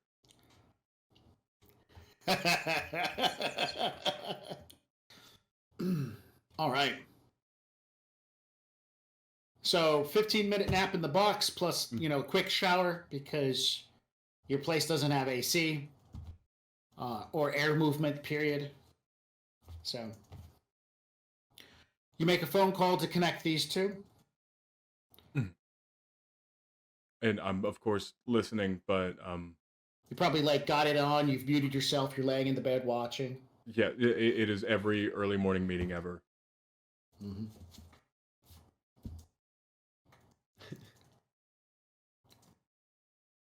Hello. Hello? Also, I do want to say I would have made a scene and left work a little bit early. Done.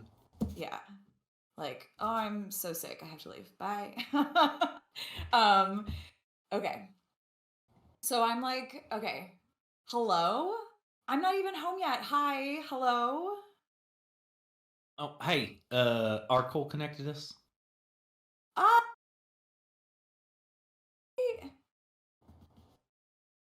You cut out there. What was that? Hello, can you hear me? I can hear you now. Okay. Hello, you said I'm sorry, I couldn't hear you for a second. It was Convoy that you said? Yeah, this is Convoy. Hi! Oh my god! How are you? Well, I'm doing just dandy. Good. Hey, Arcole said you might be able to help us with a little errand. We're going on a shopping spree, absolutely. So we are. Now, I would like to discuss the details a little bit more in person. I know we're on a pan, but given your location, it might be best if we meet somewhere safe. Yeah, it is absolutely not safe here. I just gotta get to my bike and I can meet you wherever. Where would that be? Ooh, what kind of bike you driving? Just cute little thing. You'll see it when I get there. All right, yeah. I'm a big fan of bikes. I don't have one myself, but I know Steel Tiger that has a nice one. So, yeah. Well, I'll tell you what. There's a nice little diner on 54th and Cullum. I made that up. I have no idea if that's real.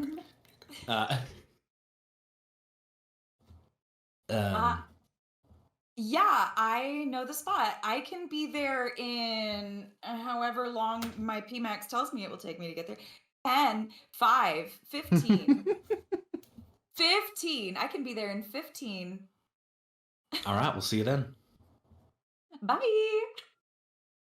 All right, and I think this might be about the time for a nice little 5-minute break. Yeah. Yeah. Ooh, zoom in.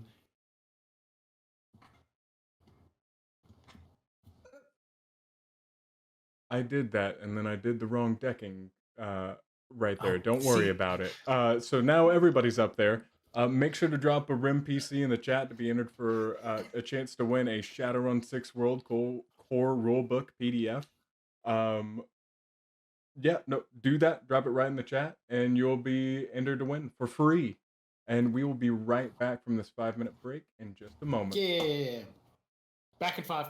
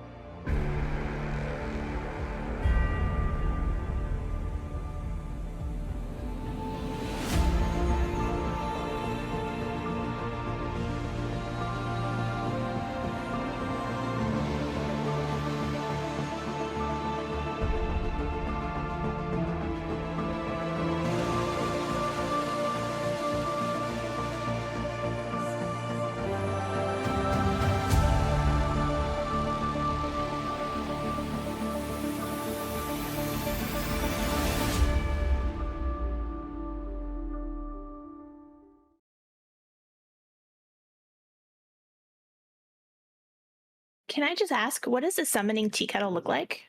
Oh, a summoning tea kettle. It is made out of cast iron that has been painted ritually with symbols in blood, obviously, that are then coated Obviously. and shellacked over so that they don't flake off, that way it can last for centuries.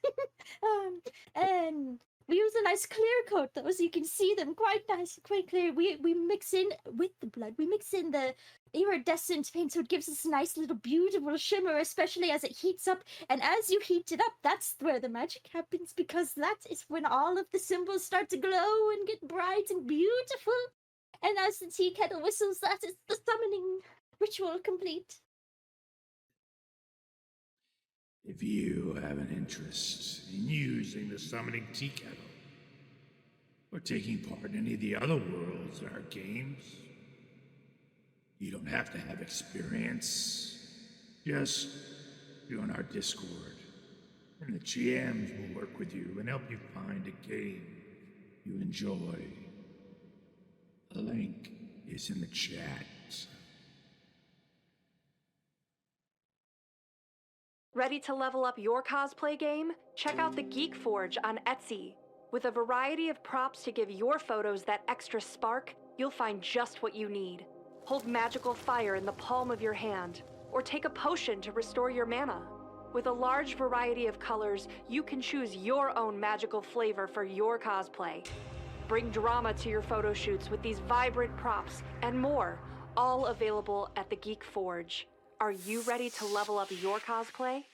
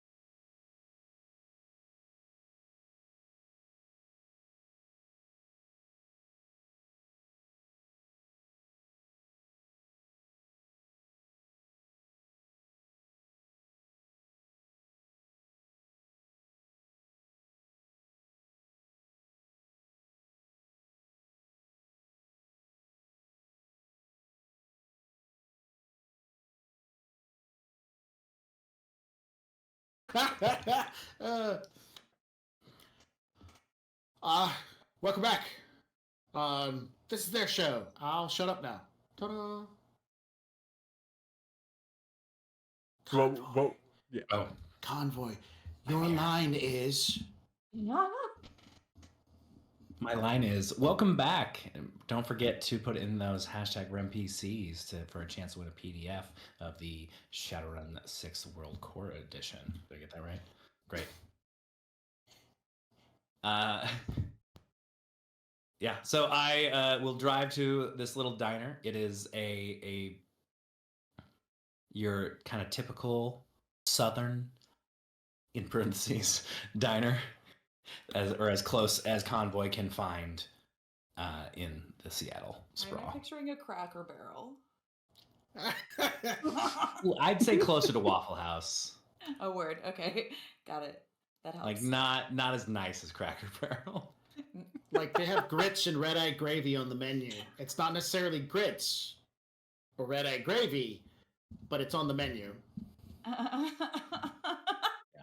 Is there a smoking section? Yeah, there's a smoking section, and it's right next to the non-smoking section. Yeah. Convoy beat you there, and he is in the smoking section, and he has a long haul currently lit. Nice. I roll up and I will sit across you. Can I bum one of those? Yeah, first one's free. Sweet.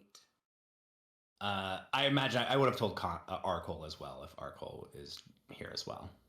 I certainly would have. No, I'm under the assumption that I am. Did you take Mama Bear there? Yeah.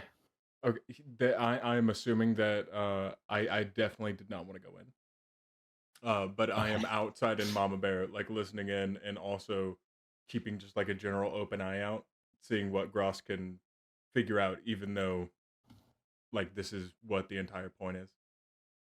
Okay. Yeah, I'll let a couple of my little fly spies be under Sure. control, just so it's easy for him to listen in and watch. Done deal. Where's my little computer buddy? Is he coming? Oh, he's taking a nap right now. He didn't get a lot of sleep. He seems so frazzled when I talked to him earlier. Yeah, he's kind of just like that most of the time, but it was particularly rough. I think this whole reagent business has got him in a kerfuffle. Goodness. Yeah, you mentioned something about an angel. What's going on with that? Envoy takes a second to figure out what that means, and then finally puts it together. Oh, that's just a contact we have. It's not like a relay angel. I don't know why he's describing this person in that manner. But I can let you know this: we need the reason we need these things is because that's payment. So we need, so our payment, we need to find payment for this contact, for them to do something for us. What do you need them to do for you? Well, it won't matter if we don't get these reagents. We need, and I'll pull up He Tom. sent me us the screenshots. I got all of the screenshots. Oh, okay, all right. So it's a lot, and yeah, to be quite honest, I'm pretty sure there is a more affordable way to get these. Well, yeah, actually, I was taking a little bit of time when I was looking at the list here, and I reached out to one of my contacts, and she actually told me that if we take a little field trip, like a little road trip out, we can go and get some kind of like wholesale, sort of Okay. like, yeah, like, what do you call them? Off the rack shops or whatever. I don't know. I don't really shop Yeah, there. I think that sounds like a great idea. Yeah. Way better than because looking at this, he sent me all that stuff too, and I couldn't make head or tails of that nonsense. All I could tell is it was very expensive. Yeah. We'll get you what you need. We just have to go to Tir Tarngier. Tyr Tarngier. Look at yeah, exactly. Tarngier. Have you That- been? No, I have not, but that's south of here, yeah. I think so. I've never been either. I'm so excited.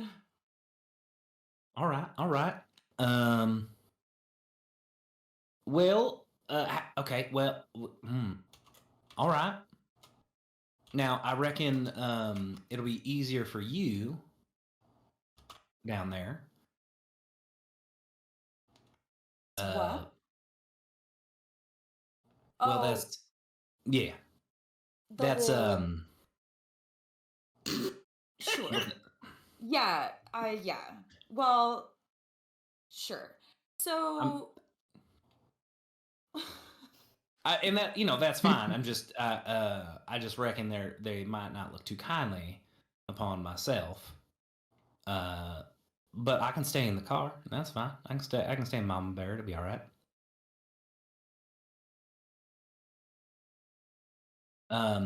So we can go do this. I assume this is going to be helpful to you because you might be able to pick something up that you may need, or Absolutely.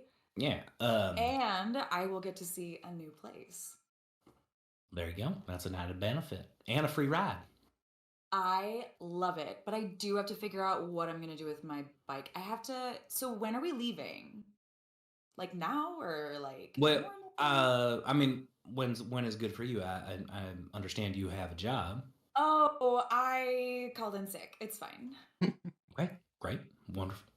Well, then we can go right away. I got Randy working on Goose back home, and I can kind of do that remotely a little bit on the way. As soon as Arcole knows that they're going to be coming out to out to the car,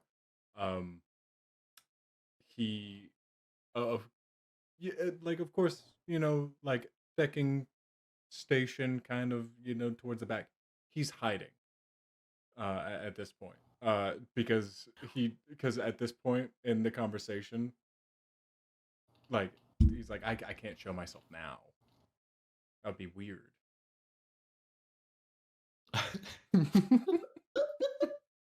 a message, you'll get a message from me that says like, just sit in the back. And close your eyes. You'll be fine. Fine, okay. It's like, but we can go right now. I assume, assuming our Cole is ready to go. I mean, he's pretty tired. He might need a little rest in the back seat or so. But I can send your bike somewhere if you need. Yeah. Do you have some place that we can park it? Yeah, I can take care of that as long as you're willing to give me the keys, so to speak.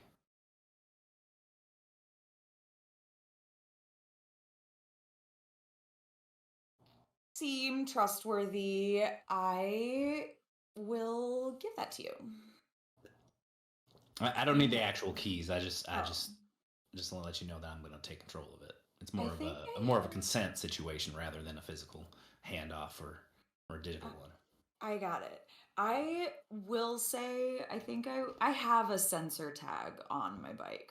Yes. Yeah, so that's fine. You can absolutely, that's consent given. Thank you. All right. So since you are part of their pan, your bike is technically part of the pan as well, because I'm assuming your bike is protected by your phone. That means he can just easily just pop in. Are you going to link her bike to your RCC? I will, yeah. And then are you going to activate the autopilot and tell the autopilot where to go? Yeah. Bam, that's exactly problem what I'm solved. Your bike drives off. Cool. Yep.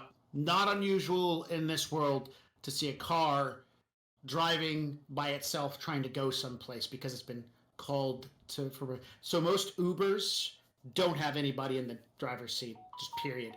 It is an automated car going from place to place. Most semi-trucks on the highway don't have a driver that they need. They have somebody there for the purpose of being a set of eyes that can't be shut down electronically and stuff like that. And yeah, that's the sixth world. So your bike drives off. Didn't react with such cool shock. That was a Terra thing. Cool. Great. Shotgun. I get the ox too. I don't need an ox probably. This is not. I'm already tapping in. The word ox hasn't been used in at least a few decades, at the very least. It's Yeah. still slang. Well, you're all right. You're So on the pan, so you can just you can just throw the songs over. Mama Bear will Nice. pick them up. All right. Portland is the closest city, if I remember correctly. Let's look at that map real quick. Portland is not necessarily the closest city, but it is Tangier. Where was that wonderful map that Amber shared with me? Map that Amber shared is in our chat. Scrolling up still. Almost there. Yes, Carceers. Boise. Mount Rainier. What am I missing? I could have swore. Maybe my geography is wrong, but Portland should have been up there near. Yeah, it should be up there. Maybe you're just missing the Hot Orc Summer playlist.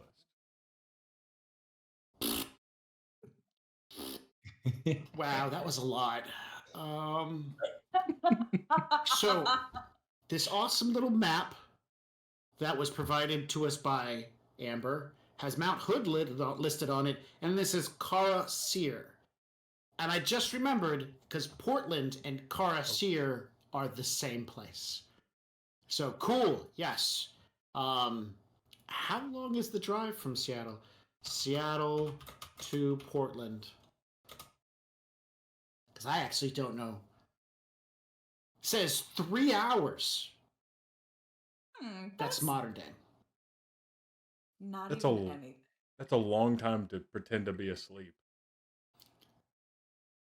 Yeah, it is. I said you were taking a nap. I didn't say you were dead asleep.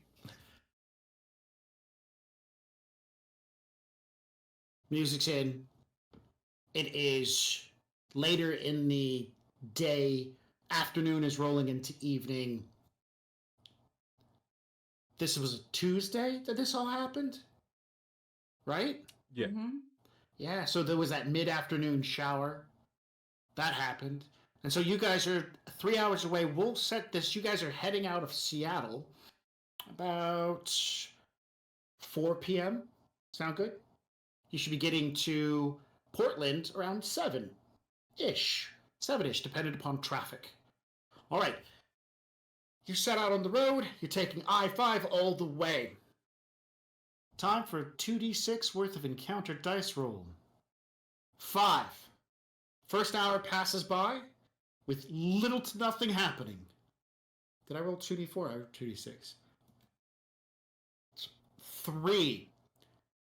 The first hour is nice. It's traveling on traffic. You have a couple of times where, do you take this, the slow lane, the middle lane, or the fast lane with Mama Bear? Fast lane.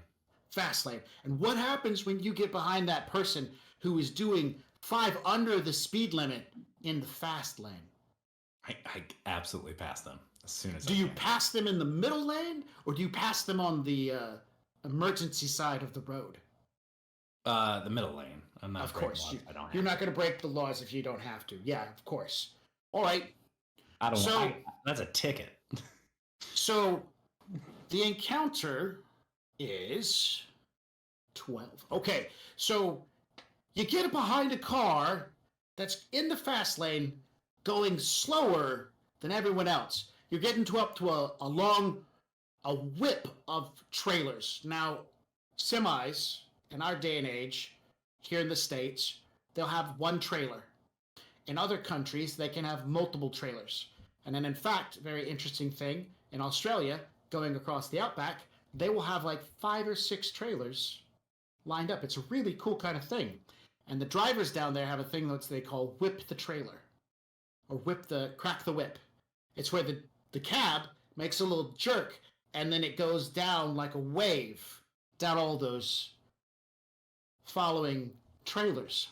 So as you're behind this car and it's going slow, you pull up, there's a semi there, and as you get behind it, you can't get over into the middle lane.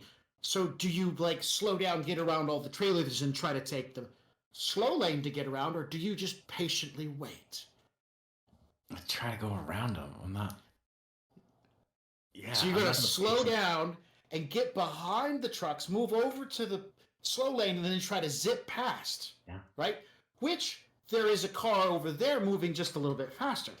But what happens is the tiny car, as you come flying up to get behind him, the poor elderly individual who is not on either autopilot gets intimidated and shakes their wheel. The automatic sensors on the semi-truck freak out. The turrets pop up and arm themselves, and the little person begins shaking their wheel. And then as you're backing off, the truck cracks the whip, which means that back trailer goes skipping from the slow lane and into the fast lane with Mama Bear. Uh-huh. How do you want to handle this? If I can just swerve out of the way and react to it, I will do that. I'll just try to drive it out of the way. So there's stay in the lane, kind of get out of the way, or just drive off the road a little bit and not worry about it. The first one is 5 hits on a piloting roll, and the other one is only 1 hit on a piloting roll. As the semi cracks the whip. Or Cole is going to chime in with Convoy, just saying like, I have the turrets. And getting Gross to join in on running a spoof command to make us partial owners of the turret so that it wouldn't target us. Go for it, because the turrets are targeting you guys and the small car, especially the small car that accidentally got too close. I think I'm just gonna focus on us if that makes the roll any easier. It does. Okay, all right. Then I'm gonna roll our Cole or roll Gross's dice first, and that is 8d6. Correct. I have 4 extra. Ooh, nice. So rolling that spoof command, and I do have a expertise in hacking. Oh, only 2 hits on that. So an additional 4d6 from Gross will give me 3 hits. 3 whole hits. More than enough. You spoofed them. All the turrets, all 6 of the turrets, 3 of the turrets that are on this side are now targeting the small, what was that German car that had the weird bubble shape to it? Not the love bug, not the beetle. And it had it was a G, like a goblin? A Volkswagen Goblin? I don't think. All right, we're just going to say the person in front of you is driving a Volkswagen Goblin. All right. No, that sounds applicable for this time and place. All right. Let's see. You said a couple to stay in the lane. 5 to stay in the lane and not go off the road. 2 to just take advantage of all the space that Mama Bear needs. All right. I got adjustable tires. I got smart tires. I'll go off the road if need be. All right, that's just 2. That's no big deal. You're in control of the situation. Bam. Yeah, you could stay in lane. You got skills. Skills to pay the bills. All right, so you slow down, move over into the slow lane to get past this slower moving vehicle. If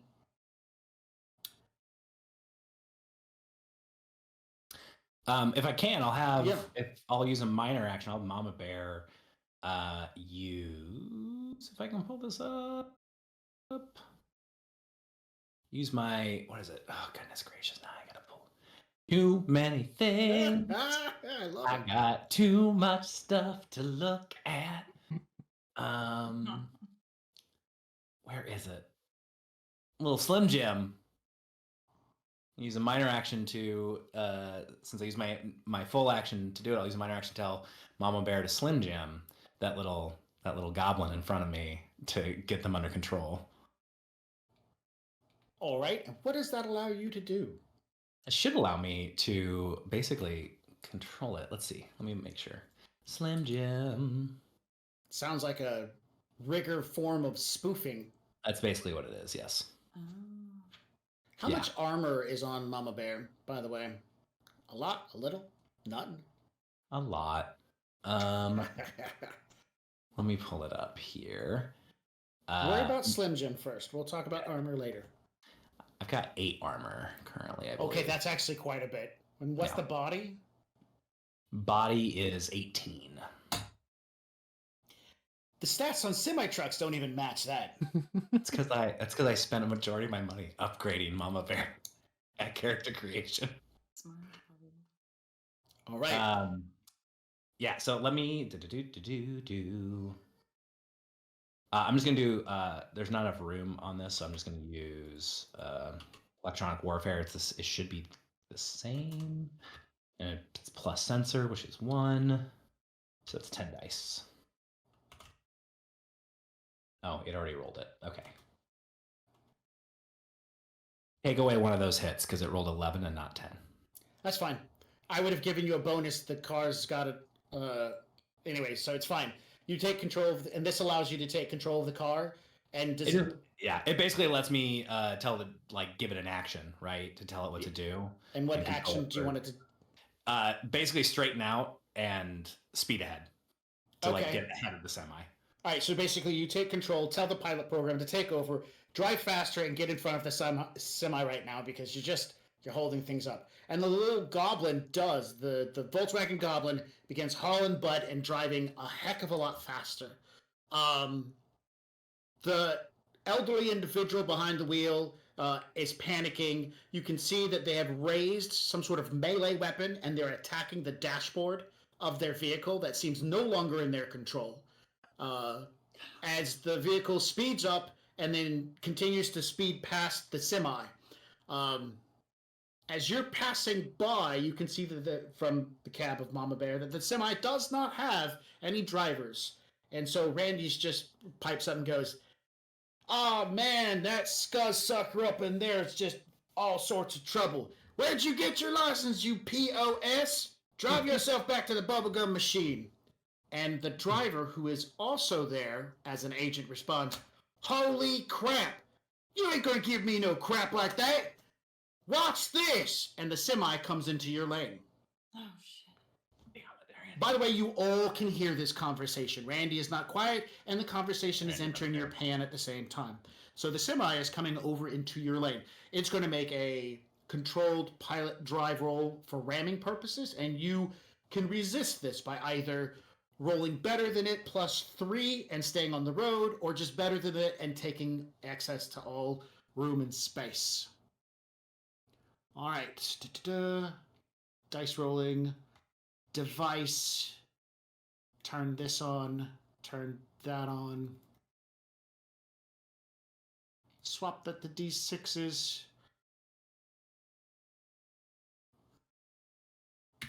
He's gonna have a bad time if he hits me. I've got ram plate. 3 successes to drive into your lane and hit you.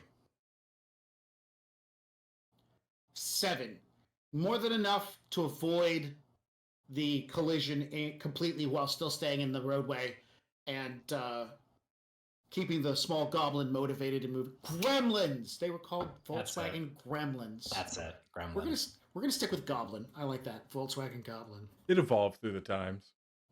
Yeah, you have to. Volkswagen Grublin. Grublin. With the umlaut. Yep.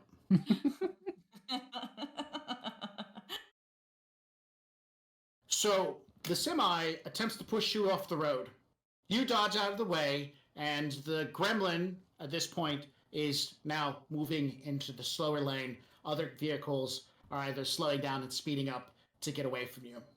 Your TomTom indicator, which is hooked through Randy and a variety of other devices, tells you that there is security ahead in 0.5 miles before the bridge that you're about to cross. What would you like to do? I'd like to inform my passengers that there's a security checkpoint coming up.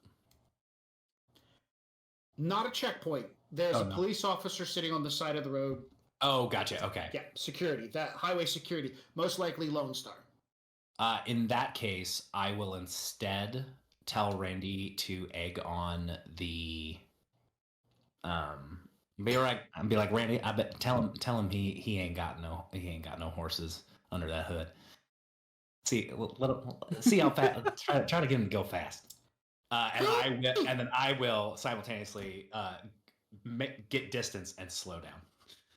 Okay, so you're going to take advantage of that 60 to 45 miles an hour ability, the 85 to 60 mile an hour ability to slow down. All right, so you're going to goad him into trying to catch up and ram you on the notion that he doesn't see the cops and that you can get him caught. All right, So here's what you're going to do. Randy is going to roll his PMAX ability, which Charisma is one of those, so he gets 9 dice. Since he buys, he gets 3 extra dice to give to you. Right. And you're going to, because you're trying to con or deceive, you're going to want to use a deception skill.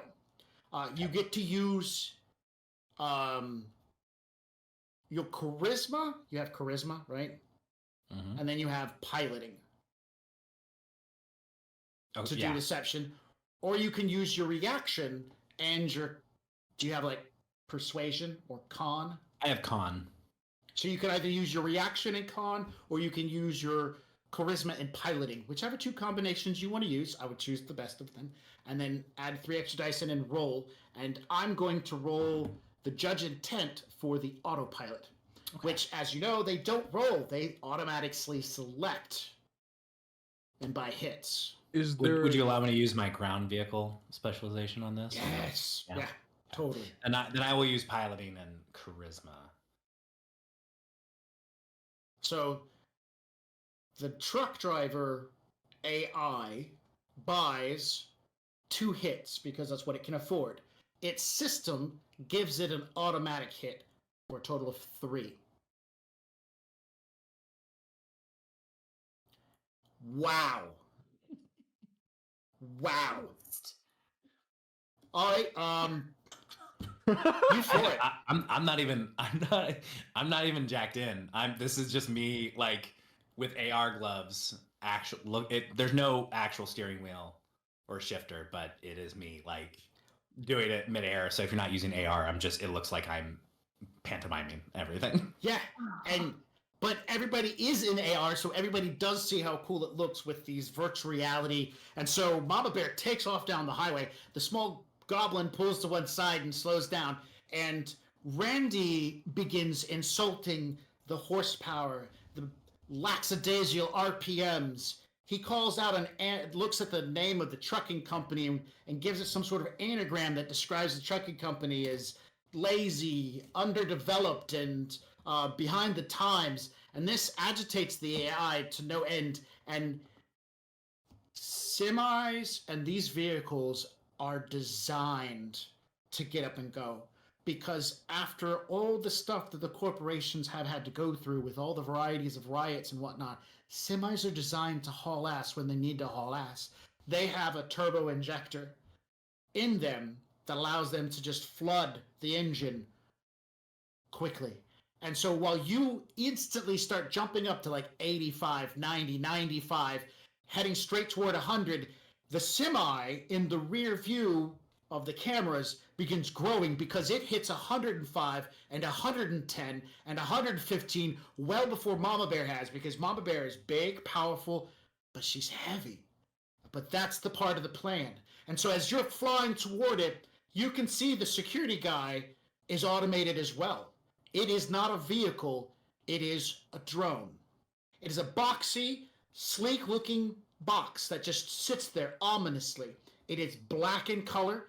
LS is on the side. They put the graphics to kind of like look like it's leaning, like it's moving really quickly. It's kind of cheesy, but whatever. This thing can break over 300 kph very quickly, this security vehicle. It has weapons, armor, speed, and the ability to neutralize vehicles. The semi flies up towards you, getting within 5 meters easily, heading for the back end, and Randy digitally is back there, hooting, hollering, making some hand gestures, turns around and drops his blue jean coveralls and wiggles his digital butt in midair. And just at that last moment, there's a cutoff. Slam on the brakes.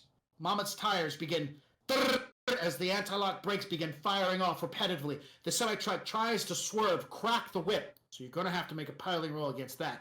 But already at 115 miles an hour, shoots past the security drone. And so as the semi goes flying, and you begin, that thing slides out and almost instantaneously begins moving up alongside. And you can hear it broadcasting through everyone's AR. Attention, Lone Star Security Forces, you have been detected at traveling at excessive speeds. Remove yourself from the highway, or you will be forced to be removed from the highway with air support. The semi-truck's air brakes start popping as it tries to struggle, and all that cracking of the whip suddenly starts causing those trailers to buckle behind each other. You need to beat a piloting roll of 3 as the semi flies past you, trying to crack the whip on you. You should be fine. You can take access to the whole road, but if you wanted to stay on the road, it goes up by another 3. You'll need at least a 6. Well, since I got that lovely edge given to me, Woo! and which I might as well use, right? Yeah. I would like to use those 4 edge to use in the zone, which I can use on a piloting check. You are feeling the flow of your vehicle's movement and know how to make it do what you want, at least for now. Ignore any penalties affecting your vehicle's handling on this test. Or if that bring it down a little bit. Figure why not? Heck yeah. No matter what, you just need 2 successes and you will achieve everything, including getting back into the fast lane to get past this impending accident that's about to happen. Success. As the truck jackknifes and begins heading toward the slow lane, and all 6 of the trailers begin crumpling on each other, flipping, sliding, slamming, crashing open and spilling their contents on the highway, and you just fly past it and the security. The security, Lone Star, at this point, is pulled to a stop in front. It's faced the vehicle at a side, so it's slightly angled. 2 small automatic rifles pop out of the top of the vehicle and begin pointing at the semi-truck, ordering all turrets to stand down as you guys fly past just at the speed limit. Our Cole gets Gross to get up in the security cameras, or just like general traffic cameras, to take a very cinematic video of this, to go back behind the earlier song that was made from talking about a robot from a robot made. Now we have a music video, the whole thing. The whole music video. Yeah. Nice. All right. Randy's gonna go viral. Go ahead. I'm just gonna hang my head out the window and I'm gonna yell, "Yeah!" Okay, this time it made it better that you cut out. You didn't want to hear me yell. Yeah, it was loud. I said yeehaw though, for clarity. No. Oh, I got We it. heard That that. was clear. We got the yee. We. Because you roll down the window, you lean out, you're like, yeah! Nobody can hear. What's she doing? The wind ate my sound. That There was you go. great. Yeah.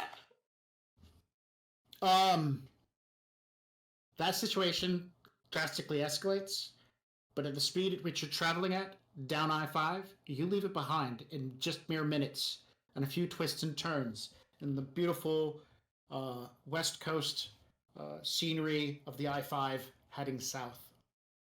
The next 30 to 40 minutes, pretty basic. Fly by a couple of exits and on the highway, and you get signs that say that you guys are getting closer to Tir Tangier. And then it happens. A loop, a swoop, and then across the road, a series of structures similar to that of a toll booth. Vehicles are backed up on one side over here. Some are just flying through, and vehicles are backed up over on this side. You see something that says, if you have Elf Fast Pass, get into this lane, which you see a few people are getting into. You see visitors in another lane, several other lanes. Now, Techno Siren, do you happen to have an elf fast pass, or is that just for Emerald City? I don't think I have a fast pass at all. It's worth a shot. All right, you guys pull into the visitor lane. Hanging out for only a few minutes as you are waiting, a orc woman in a security-looking uniform. She's got a tie on, a little badge, a nice light brown shirt and brown pants. Got a hat on and everything. She's walking up, and she speaks to you through AR. Howdy, folks. How you doing? Hi. I'm Officer Cumberland. Great to meet you guys. Are you new to Tir Tangier? Yeah. Or are you returning visitors?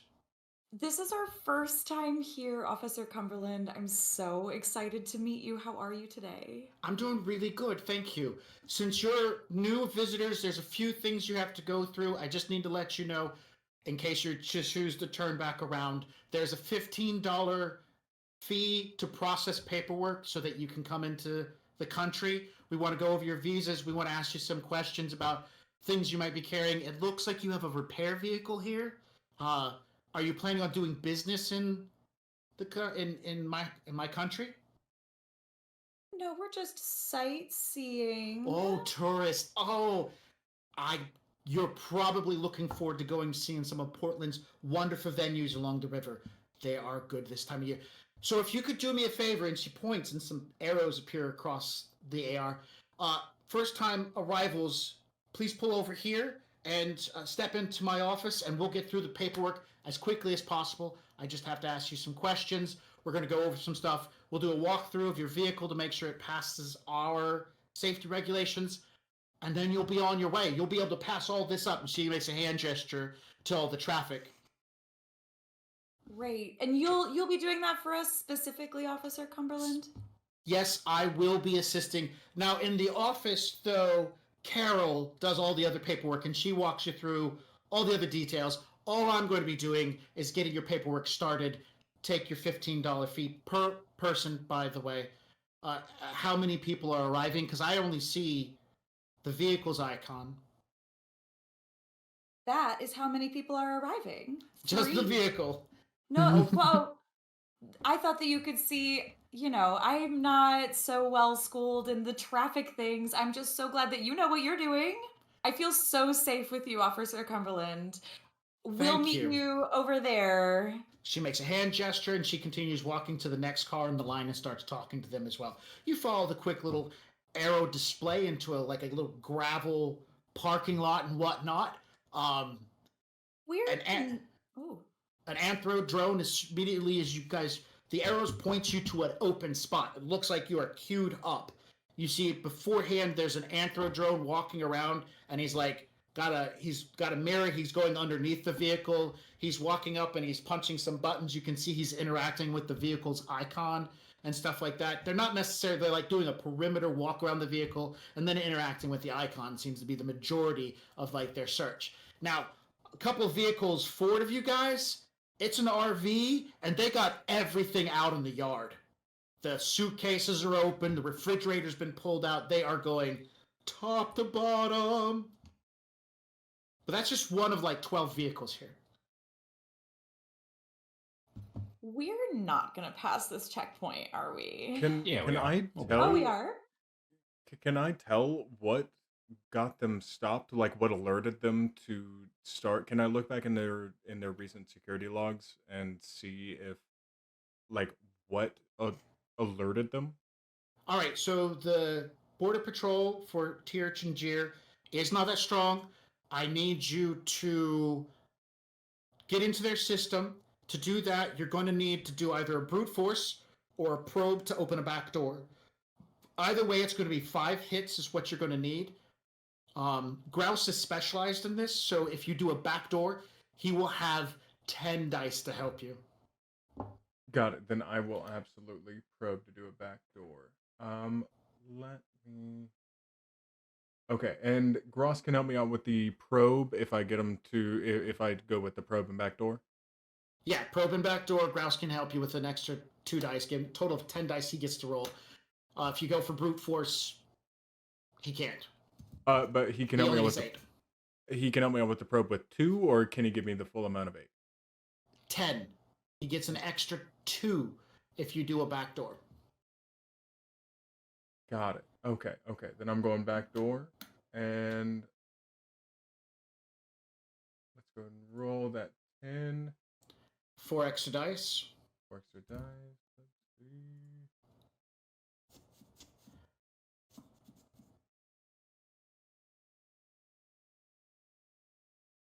6 hits. Beautiful. You're in. Got it. Going back through the security feed, it doesn't take long. You and Grouse, boom, he found it. The RV pulls in. The guy gets out. It's a dwarf. He gets out and starts talking. He's got this stogie in his hand, and the drone comes up, and he's pushing the drone back, like, no, don't do that, don't do that. And then after a moment or two, another security dude comes out, kind of a portly-looking dwarf who's just a little bit taller and whatnot. It's just like, poke my drone, and I will poke you back. A little bit of argument and whatnot happens. While they're not paying attention, an elf snuck into the side of the RV without a warrant or anything like that. Just walked in, started doing stuff, and then comes back out, throws a briefcase down on the ground that has pills in it. A briefcase filled with pills. That's what the security cam shows. The guy pulls it up and he's opening, shows, starts having, dwarf starts fighting. There's a quick tussle. Bam, bam, bam, thrown on the ground, handcuffed. People swarm out and start stripping everything out of the RV.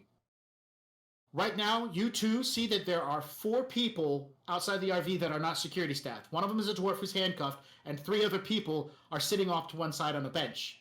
What you watch is he pulls those 3 people out from underneath the RV. They were in containers under the RV. So, now do you know why he got pulled over and stopped and he's being fully searched? Well, it sounds like initially it was based on, just having drugs, but it sounds like they found a lot more than that. Yeah. Hidden passengers? Ooh, that's terrible. Why would passengers hide? Anywho. Oh, we don't... So Okay, the drone yeah. walks toward Mama Bear. Right now, the pan is silent. The only thing that can be seen, because that's what's, you've had up, I'm assuming, is Mama Bear's normal, like, hi, I'm a truck. Now, he can walk up and he can access your icon and start looking at generalized information. If he asks for permission to look around, you basically are telling him, I will let you see everything that's inside the computer and whatnot and what I have hooked up. That's a call you get to make if he asks it. But for the most part, he's going to be looking like maybe your RPMs, what your emissions are, the vehicle's date, registration, who's it supposed to be registered to, what SIN it's attached to. So that's my first question to you as he comes up and he accesses it. What SIN is Mama Bear hooked to? Let me pull that up so I make sure I'm saying the right thing. There we go. Oh, that is it is that's registered to me. I'm Chuck Dixon. Okay. So the drone will say, greetings, Chuck Dixon, in texts in AR as it continues to do like a look over the emissions and stuff like that and like where it's registered coming from and stuff like that, which are all hooked to your sin. Chuck Dixon's sin is a level 6. All right, I don't have to roll because it automatically passes. I specifically have a license for the service vehicle, Okay. and also all anything that requires a license that would also be attached to it. Right. Which do you have any guns? Yes. All right, and they're licensed. Yes, they are licensed. Yamaha Cool. Raiden and a shotgun. You do not have to have something like that listed. Like you're talking like a hand weapon or a shotgun attached to Mama Bear. I have one. There's one attached to one of my drones, which is in the truck, which is in the rack. The drone is in the truck in the rack. Yeah. Is the drone part of the pan? Yes. Is that drone's icon on? It wouldn't be on because it's shut down. Exactly. Right. So he doesn't see it. Okay. He's not even looking in the truck. You have tinted windows? Yeah. So unless he can see through the tinted windows or something, he has no idea what other devices are in the inside. So he interacts with the icon. Officer Cumberland walks up. How y'all doing? Please ignore. I know it's going to be hard, but we got some bad people over here, and they did some bad stuff. So if you can just come on out, let's go on inside, have a quick sit down. Do you like tea or maybe lemonade? Would you like a soda? And she starts walking toward the office, Oh trying my to goodness. leading you guys in. Oh What?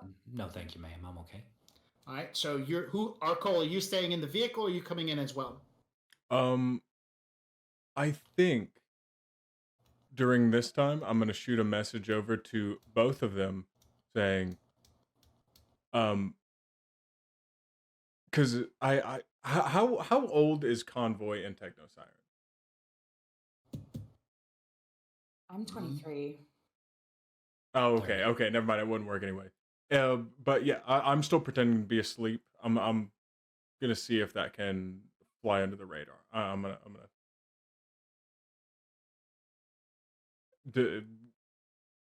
Does the security notice the fact that I'm just completely knocked out? No, they're not looking in the vehicle at all. And if your icons are not on, they don't know you're there.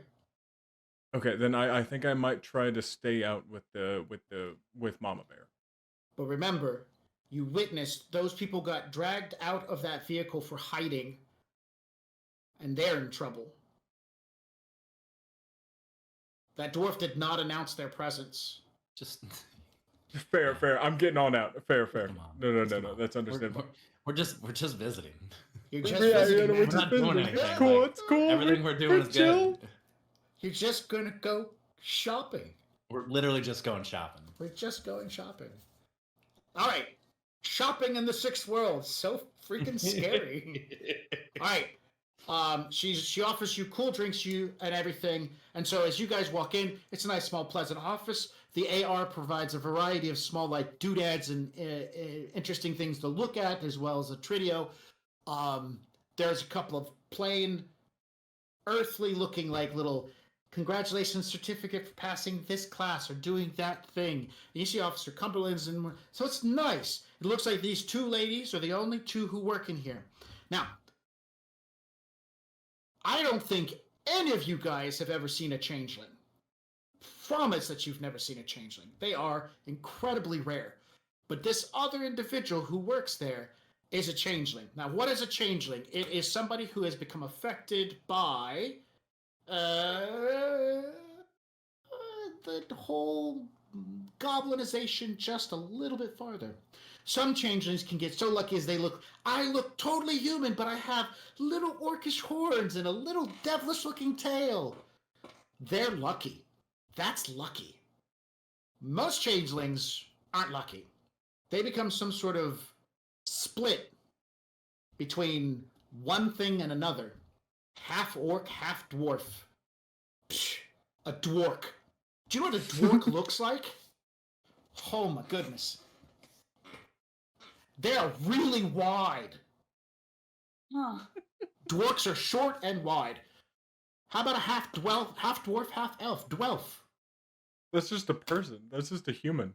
I was gonna say, Exactly. Yeah, and you just wouldn't know it. So, her partner, this other person in the office, at first glance looks to be half toad, half human. She has saggy skin, bulgy eyes, mostly green, mottled like complexion. You say she because she's wearing a sundressy looking outfit. And she like doesn't even crack a smile as you guys walk in. Oh my goodness, Carol, your dress, stunning. I love it. Thank you. Please have a seat. Let's get started with your paperwork. Okay. Cumberland gets you guys some chairs for you to have a sit down and whatnot. She looks at Arcole. Are you sick? You don't look so well. No, they just woke me up from a nap. Sorry, it's been a long car ride.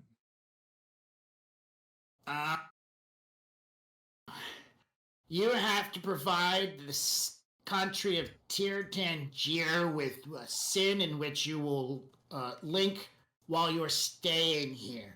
It will match the sin of the UCAS Seattle area, but it will be a sin specifically for our database.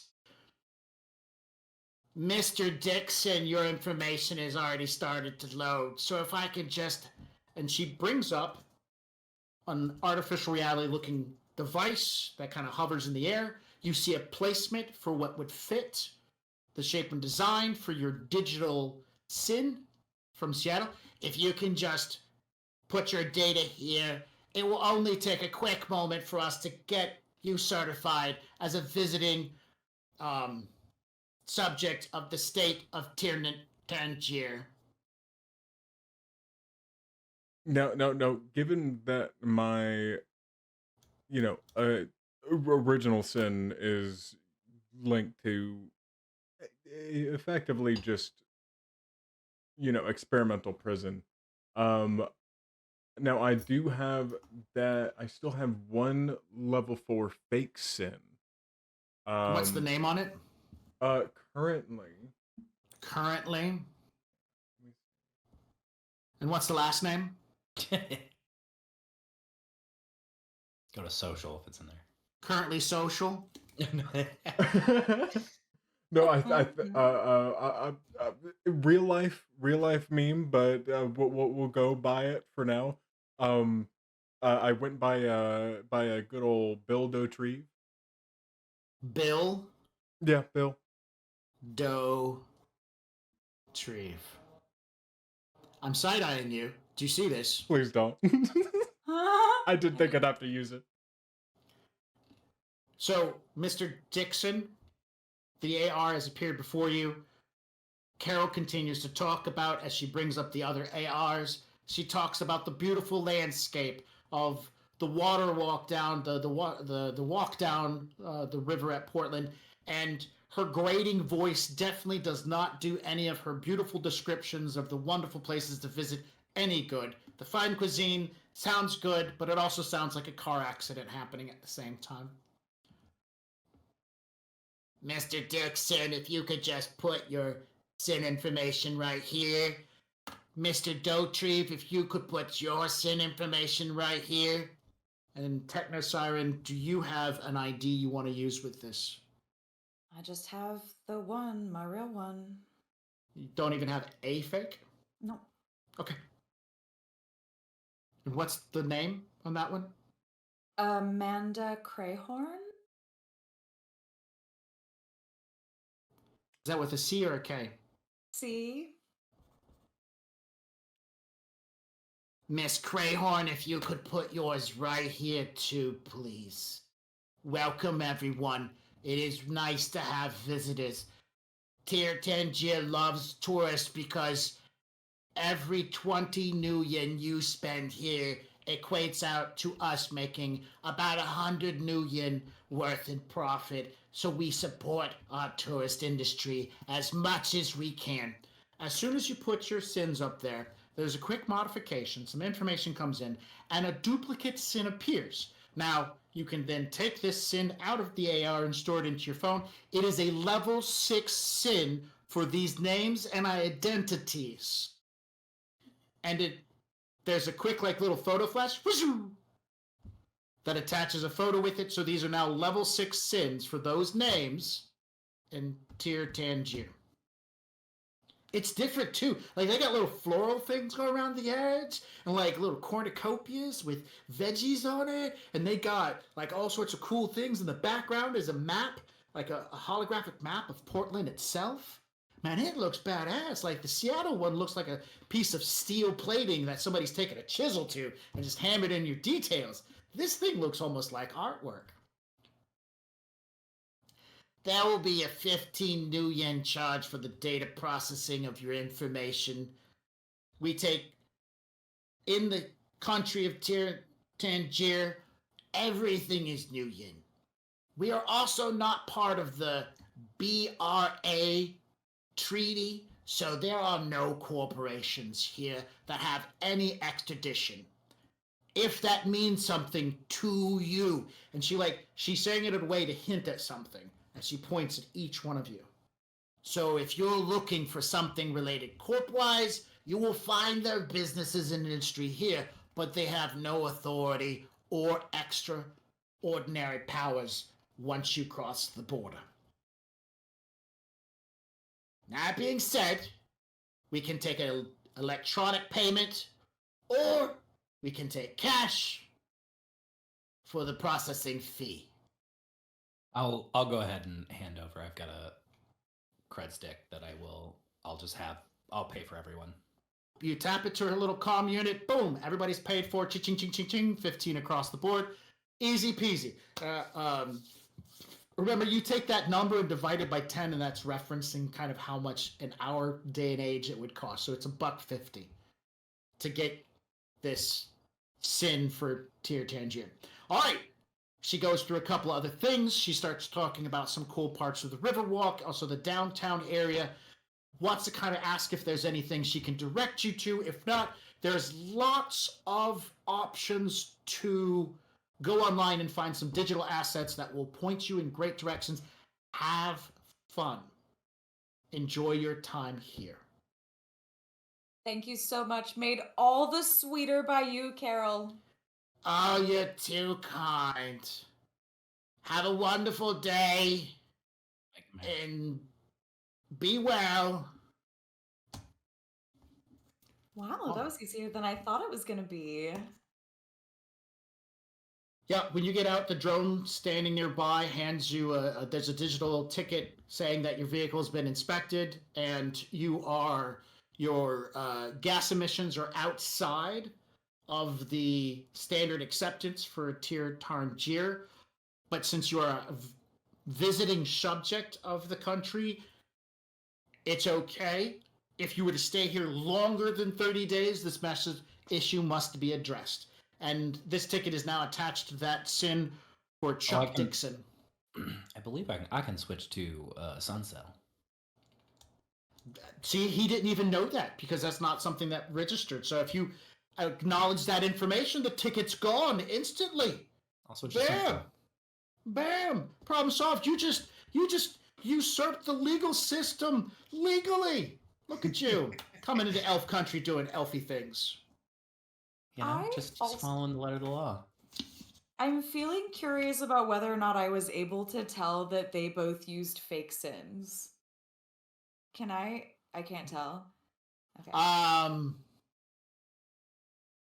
You can roll against Bill Dotrieve, but you cannot roll against Chuck Dixon. That's fair. That's fair. That tracks. Yeah. So I think. Oh my gosh! I'm sorry. I just. But we may go ahead and drop off to a 10-minute break. Sure.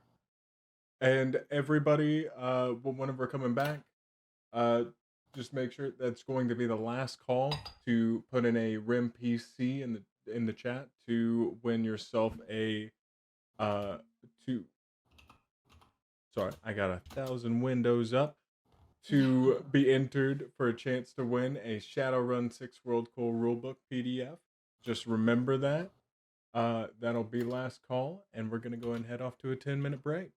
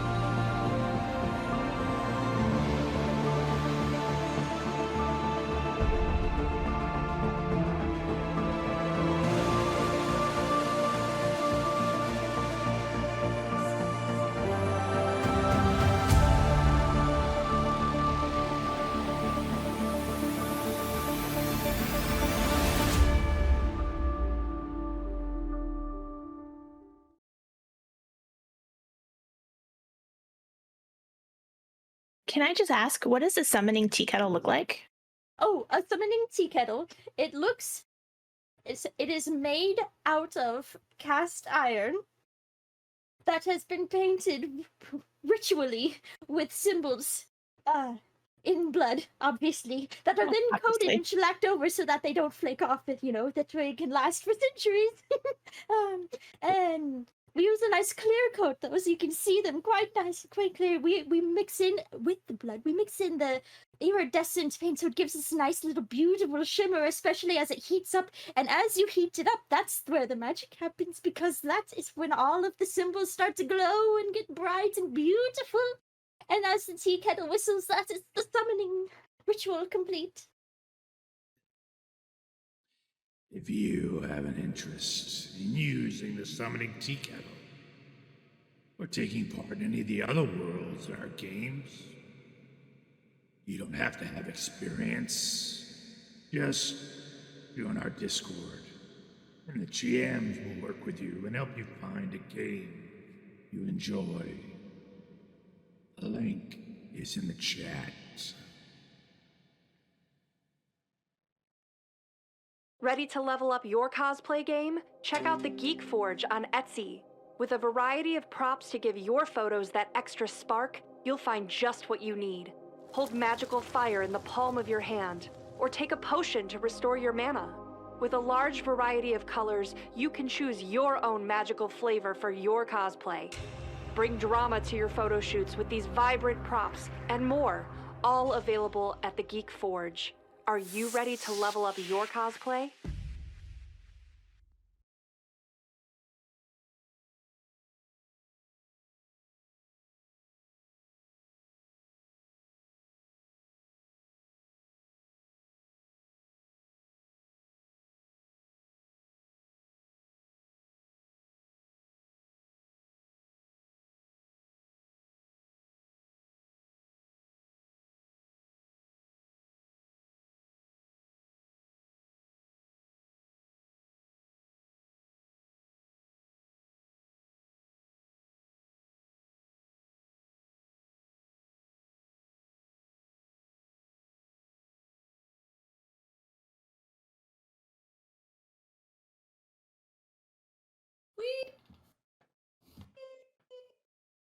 Hey there, everybody. This is just me giving you the last call to drop a RIM PC in the chat to be entered for a chance to win the Shadowrun 6 World Core Rulebook PDF. Just make sure you go ahead and drop that in the chat. Thank you all for all of your bits being dropped for, helping us out of sticky situations in the game. And yeah, let's get right back into it. The highway that stretches beyond the checkpoint entrance into the country, the border, is short and brief enough on the I-5 as it turns toward Portland. There are a couple of quick offshoots for gas stations and small snack shops and restaurants. A couple of places that you recognize right off the bat, like Taco Temple, are there. They're prominent. They can be seen from the highway, but there is a definitive amount of restored beauty and maintenance that is done on the land in the area beyond the toll booth, beyond that border. You can see that there's definitely attention to detail for everything. It's not like there are hedgerows shooting down either side, but you don't see garbage cans. You don't see sign postings like this is where the Taco Temple is. It is just a Taco Temple over there that you can see. You know what you're looking at. You see a gas station. You don't see gas prices listed. You don't see the gas sign listed or there anything. It's just the gas station. You recognize the icon on the building, but there's just so much more room here. So much more openness in comparison to back in Seattle with all the signs, the neons, the glowing lights, the trash, the terrible bus. There's even a bus stop here that'll take you into. There's like a bus stop out here on the highway I-5. This, so it's like, it's very, very good. So, is there something you want to do before you get to Portland, or is it full steam into Portland? We gotta stop and get a snack at one of Carol's favorite places. She definitely suggested something along the way. I forgot what I said before the break, but I'm sure you can work with that. Yeah, we've been on the road for a really long time. Aren't you all hungry? No, I could eat. Or Cole is one of the folks who, I believe, eats purely Soylent, or for the most part. Get your nutrients from your little bed thing. It takes so much time to eat. But it's so great. Eating is great. Let's get a little snack on me. Hearing that, Arkhold just, okay, all right. He's not going to put too much of a fight. Like, it's not like he's impartial to anything. Okay. Do you also want to get gas while you're at a gas station or something? Great. I think I remember Carol telling me about this little drive-up place where you could do both. There was like a little root beer stand style thing situation. Yeah, I'll definitely fill up. I know I'm on Suncell now, but having gas to get it back out, it's always a good thing. All right, which do we do first, food or gas? Pick one. They're in the same place, aren't they? Yeah, I mean, you can get gas and then you drive around and get food, or are you talking about like getting gas going inside to the little stand and? No, I want to do the little drive-up situation. All right, so whole experience. There you go. Food first, then. You pull up, you get to the menu. It's got a variety of different sodas. It's got a variety of little foods and little like the tiny burgers are called sliders. Sliders. It's got a variety of sliders like imitation crab, which is just a funny way of saying soy.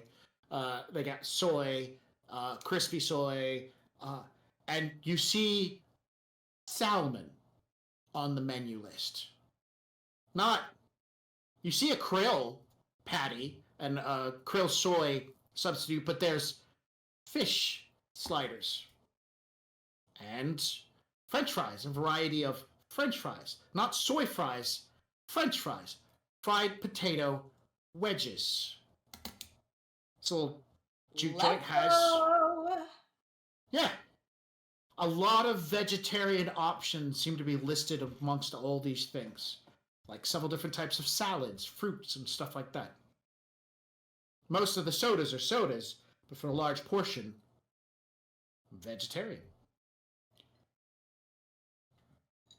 I'm all about the French fries. I don't know about you. They have 16 different flavors of French fries. Hot to sweet to salty to sour. And you can even get cheese on it.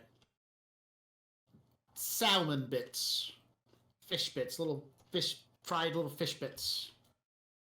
I don't know if that fish is gonna agree with me, but I'll do some French fries. All right, French fries. Are cold. Yeah. I think that really anything that isn't just soy based is going to sound incredible to our Cole. I think salmon. I think so. All right, you're gonna get a salmon slider. You guys get some soda, or do you get like water? Yeah. So Right. yeah. Whole experience. Whole experience. So the person is pleasant. They ask you for your order. You give some quick talking and whatnot. And so you put your order in, and they say, okay, thank you very much. Pull up to the window. You pull up to the window. You're there for a brief moment. The young man comes up, young human, comes up, and he offers you the tray with food on it. Thanks. Hands it to you. And then he takes the tray, or you take the bags. You take the bags, he pulls the window shut and goes about doing other stuff. Did After you a moment, pick it up? he opens the window. Oh, I'm sorry, did you need condiments like ketchup or something? Uh-huh. Bring them all. Sure. All right, he will fish up some ketchup packets and some napkins, and then he'll put them in a bag and hand it to you. Also, we got salsa and some mustard. Puts that into a bag, hands it to you guys as well. Have a good day. Thanks. Pulls the door shut. Wow. Did you pay? I didn't pay. You pull up to the gas station while you're contemplating this.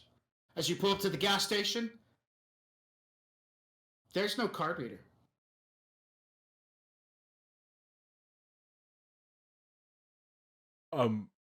Our Cole growing up, knowing that nothing comes free just from the sadistic people around him, is looking into looking into the system before he takes a bite. Are we on a tab? Yeah, I'm already maybe. munching the fries, by the way. Um, I'm just like, that's weird. It is a rarity to find real potato sometimes, and this is real potato. Not soy. So while you begin mentioning around, on your sin, your tier Tangier sin, there's a charge, Dixon. It's in Nguyen. Only on Dixon's? Only on Dixon's. Oh. Tied to the truck. Mm. Okay. Our Well, I'll pay you different back. relax. Yeah. For a moment there, you're like, I've just been eating French fries casually this whole time. No sweat whatsoever. I'm like, that's just weird. Oh, good. Okay, we're fine. I'll pay you back later. This is That makes really sense. yeah, all right. As soon as you pull up to the pump's icon recognizes your truck's icon and then recognizes Dixon's sin. Nothing happens. It just there's like a connective. The pump then manually on the screen, some things change, and you see an option to select a fuel type. All right, I'll fill it up. All right, filled up. These now, I'll check my send. The prices aren't like exorbitant, right? I assume they're not. No, they're very comparable to Seattle, maybe just a little bit more. Let's say in Seattle you're paying $3.50 a gallon. Here's probably about $3.65, $3.70. You know, it's like going from Northern California to Southern California. All the prices go up a little bit.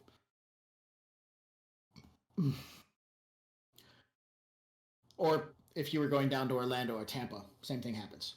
So, yeah, you fill up. That was a culture shock there for a moment, wasn't it? Why did the guy ask for money?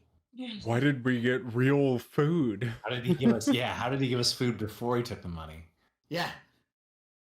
All right. Well, you fill up on fuel. Now what?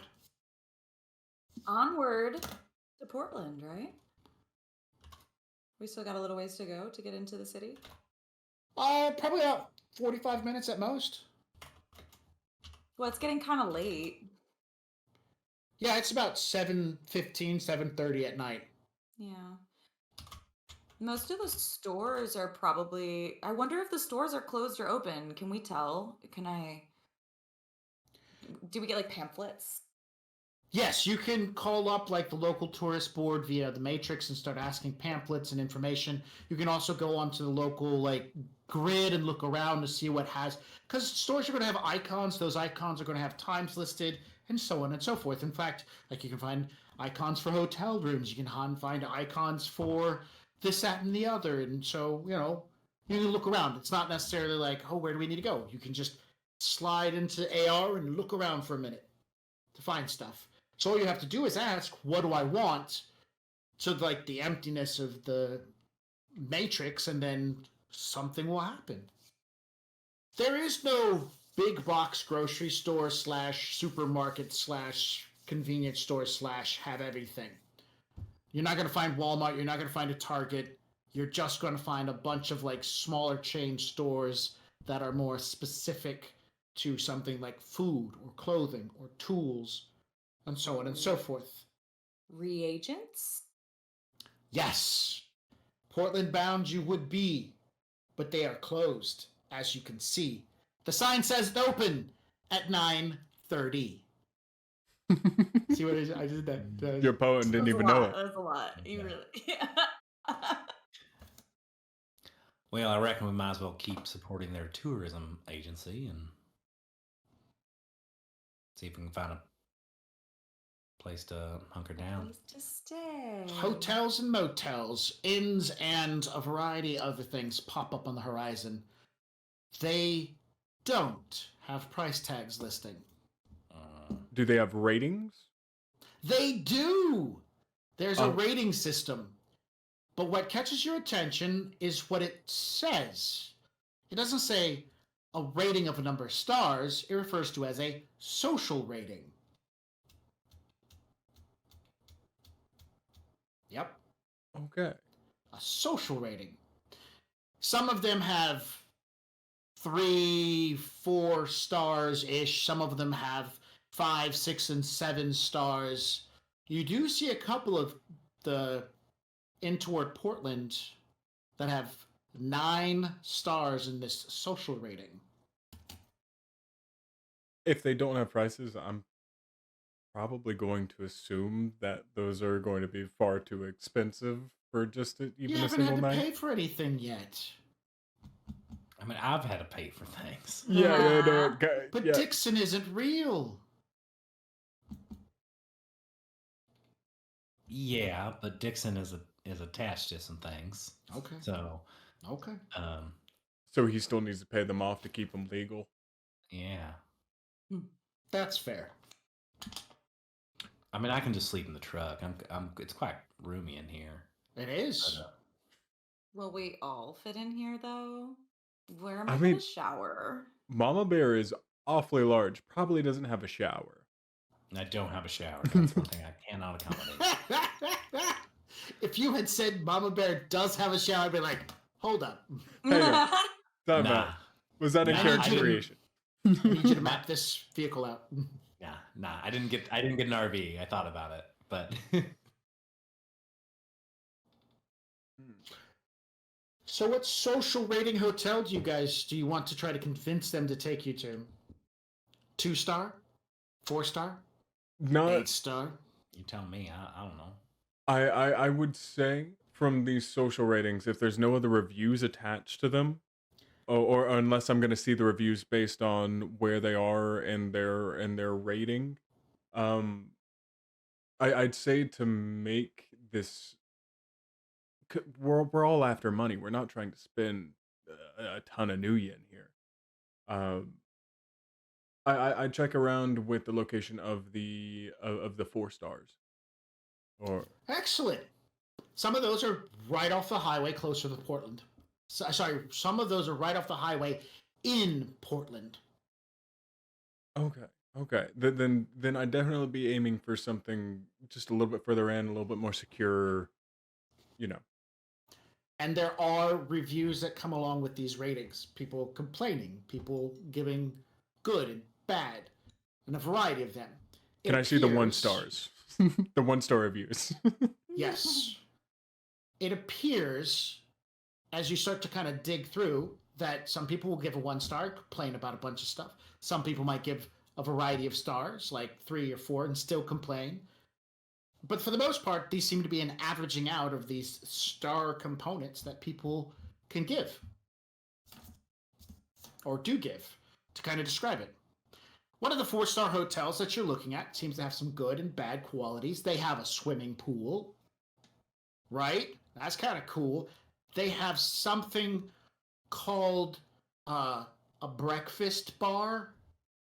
You're not really sure exactly what that entails, but it opens at 6 a.m. and closes at 10 a.m. All right. Can just just for the full range, can I see some of the higher range reviews, like the highest range reviews, to make sure that they don't look like bots?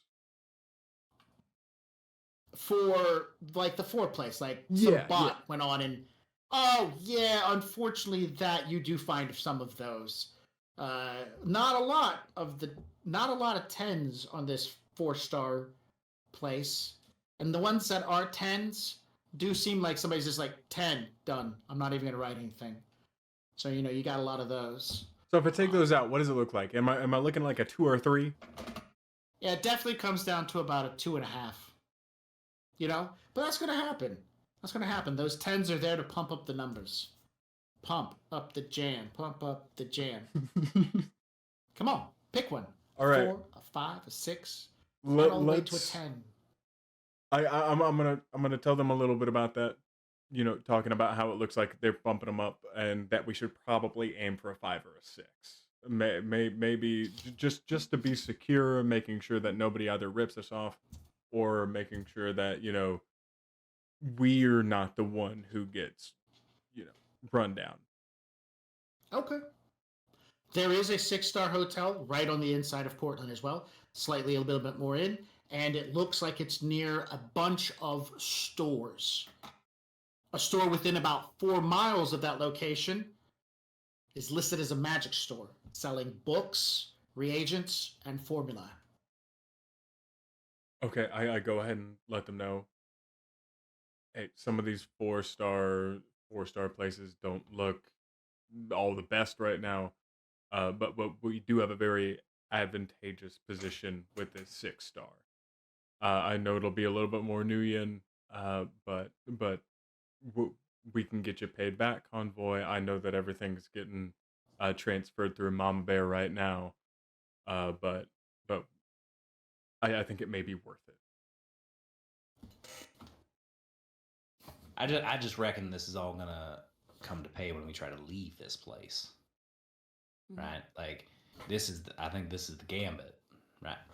This is they run up a total, you try to leave, and they're like, you got to pay now. Mm-hmm. So, well, nothing is really saying that you can't. Is there? Well, okay. So, out of character, is there anything saying that he can't, like swap over to a separate sin, get Mama Bear hooked up, on a different ownership type? You're gonna have to do. You both would have to do some legwork for that to take place. I mean, good. I mean, that is an It option. can. Yeah. It's just an expensive, and it's also expensive, right? It's money and time. Mm-hmm. So, I mean, how much could a hotel go for? How much could a motel go for, right? Like, How about we put it? How about we try to get it on Build a Tree? How do you do that though? There's no. You guys didn't. You weren't given any written instructions how this stuff works. No, very true. Maybe Walking there's in first. Give it a shot. Experiment. Have fun. Figure it out. Ask a local. So let's, and this is our goal. Let's stop down the street from this hotel, and I'm going to. What I want to do is both watch my fake sins account, as well as ask around a little bit. You know, like if I walk into the lobby, does it automatically charge me? Or as soon as I talk to the clerk, does it charge me? Sure. So you guys drive to the 6-star motel, hotel, whatever it happens to be.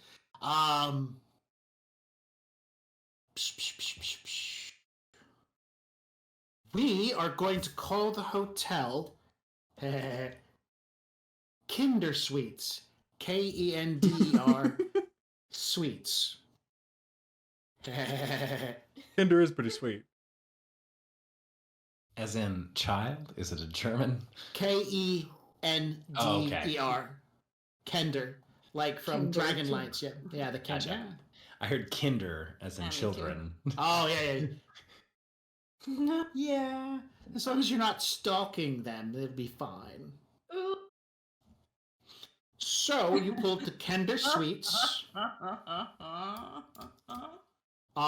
And our Cole does the weird thing and gets out before everybody else and heads in because he's gonna do stuff. Like he is in. Yeah, exactly. Robert's got it exactly. Kender Mage Suites. That's what we're gonna go with. So he gets out and does the weird thing and decides he's gonna go in and socialize and play around with this new tech stuff. So you guys are hanging out. Perception checks from the two of you while you're hanging out with Mama Bear in the parking lot waiting.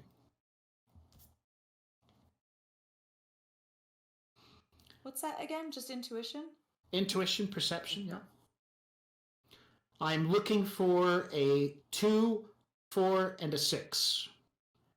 Okay, we got a 2 from Convoy. I didn't choose an attribute. That's You can do it again. It'll be fine. okay. Well, wait, but what do I? If you're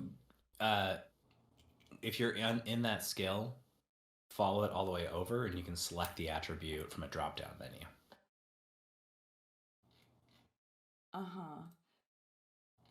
And Oh, do I just use intuition and intuition, or what? No, what you're going to do is you're going to go down. Let me open your thing so I can see what you're seeing.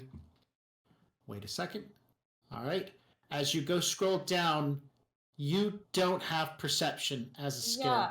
What? So you're just going to unskill roll your intuition. Then we just had to take my previous roll. So It's okay. That's what it is. Yeah. All right. So 2 is what we got. That means you guys notice that there is a Donut Supreme across the street from this hotel. It's open. Soy calf, and you guys see real calf. Soy calf, real calf, decaf. And donuts inside this 24/7 diner. The light beams out. You can see people moving about and whatnot. It's open. You know what? I'm also going to give you, because I want to do this, there's a clinic, 24-hour clinic, not too far from here as well. You see that they have this, like, a minute stop clinic, and there are people either in the waiting room or whatnot, because you can see icons. Remember that. So, like, on the map, in the AR, you can see that the minute clinic is up there, and there's people there 24/7. A donut shop. Our Cole has walked in. So this small section of outside... Did I say it was inside or outside Portland? Did I say inside? You were just inside. Just inside. Mm-hmm. Just inside Portland. Seems to be a bit thriving.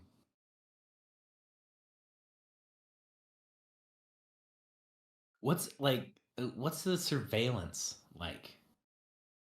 Is it similar? Are we looking do we have drones rolling around in the same way? You haven't seen like drones on the highway, and you really haven't been paying attention because it's dark out right now. Do you want to Usually some blinking lights or something if they're running traffic back and forth?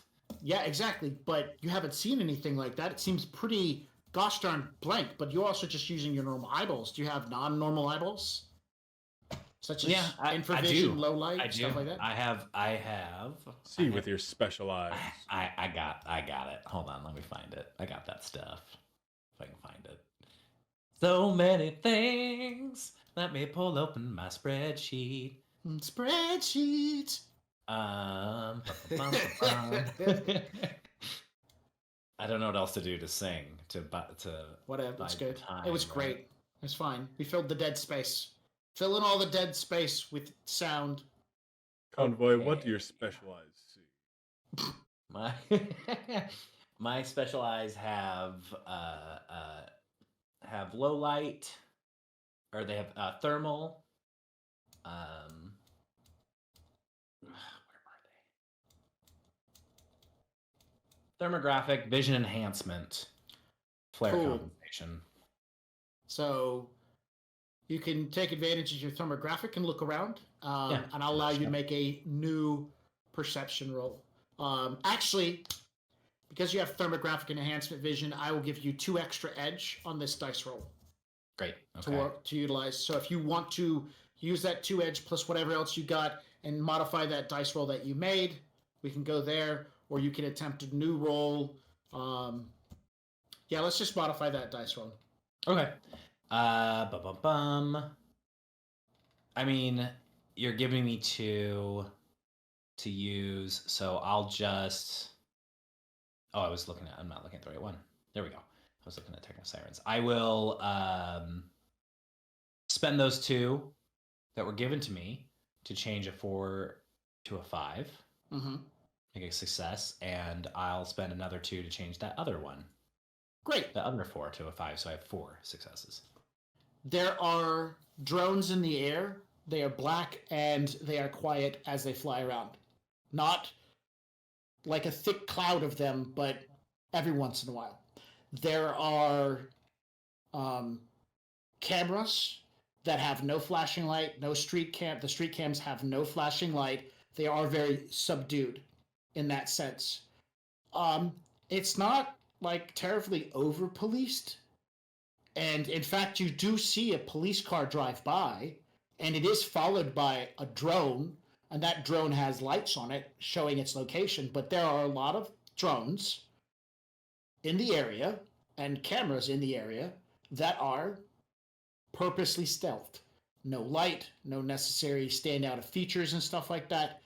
And in the dimness from what you can see with your enhanced vision, a little farther up the road toward Portland, there looks to be walls. Big walls separating this section of Portland from some other part of Portland. Very similar to those giant walls that surround the Redmonds. Do you remember those from several sessions back? And you can't, from where you're at, you can't see a checkpoint, but you can see those walls. And the top of those walls are covered with barbed wire. Yeah, concrete reinforced walls blocking off a section of Portland. That magic shop is beyond those walls. You can share that with people if you'd like to move. I certainly will. I will share that with him. I'll also ask Arcole if he's got a price on a room. All right, Arcole, you walk in. You're hesitant as you move in and whatnot. You're watching things. You can see people in front of you and their icons as they're interacting, but you cannot see things popping up like charges and stuff like that. You don't know if there's some sort of financial interactions going on, but you can tell that the hotel's Matrix is interacting with these individuals. If you could just see either them, because they're not behind a pan, or the hotel, oh shit, it's not behind a pan either. These people are completely naked when it comes to defending themselves against your magical powers. What? How much to get into? Let's get into the people's accounts. I don't want to get greedy. The people's accounts have a firewall and a rating that would allow them, their device, to buy 1 success each. That's it. So you need 1 success to get into their device. And we're just looking at a backdoor entry, or are we looking at attack rating here? Or it's not even attack, so... It's whatever you want to use, man. At this point in time, they could have used bubblegum and tissue paper. It would be better than what they've got currently set up to defend their devices with. I want to... Yeah, I'm just going to probe around. I'm just going to probe. Backdoor probe. Bam. Make it happen. You can get Gross. Gross can give you some extra dice. Remember, he rolls 10 for this. Right.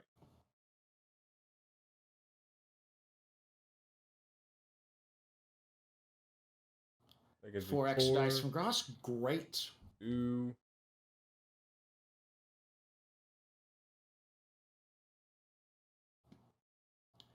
You got 4. Now roll the extra 4. Man, that was a lot of 1s on that one. 6 1s out of the 16. Total of 7 successes. You wait for a moment, it's pretty evident. You watch the style, you're like, oh, that's an Avalon. Oh, hang on a minute. Okay, time it, clocked, bam, open, in. Avalon. Problem solved. As soon as you slide into this dude's Avalon, he has a decent amount of stuff flowing around in programs. There is a lot of clutter, a lot of bulk and old apps. His phone that has probably about a few terabytes of space to hold is like that close to being over full. So your processing power is like tremendously more powerful than his, and his phone's utterly clogged up. To that, which means you can easily browse around and not worry about his phone's defense systems even noticing you. But inside his device, like a beacon in the night, there's the Tirnanog flag symbol showing that their icon is up and running attached to his device and his SIN. You're watching that seems to be a portal/gateway interaction between his account and information related to the SIN in question and everything else going on. He, of course, seems to have a butt ton of money, so there's a possibility of some extra cash if you start scooping some stuff up and take it with you. But the hotel room he picks is 1,500 million for the 2 nights that he and his wife are staying. Okay. And apparently that's up near the top of the motel in a really nice digs. So they're getting like a little living room area and a kitchenette and a guest room and their own personal room and a balcony to go out on. He's immediately flying that information back to the both of them. Just 1,500, and we can have some pretty nice stay. I do think that since our coal and in the sense of, snagging some extra new yen from like from sins, I don't think that he would go after an actively user like an active user at this point. Right. I can't see him doing it. Even if he could snag a little bit from it. It just wouldn't be worth the opportunity cost of the actual job. Sure. Of course. So you put down those feelings and you squish the desire to snag and run because, this guy's got like easily 6 figures of data laying around Nuyen that hasn't really been accounted for. That all you take is just one little boop and suddenly you've tripled your current wealth. And that is primarily find this just desire. Because of that. Just because you of that. suddenly flag. find this desire to be a paladin. holier than holy individual, lawful good sensations of not stealing this cash that's been left out in a giant pile in this highly undefended phone. Take the new yen. And you slide back out of his comm. So basically, it's about $750 for a suite for the night, for the really massive suite at the top of the hotel. And then it breaks down into like $300 a night for something rather moderate, and then down to a $150 on the lower floors, small, compact, still has a shower and a kitchenette, bed, and a bedroom.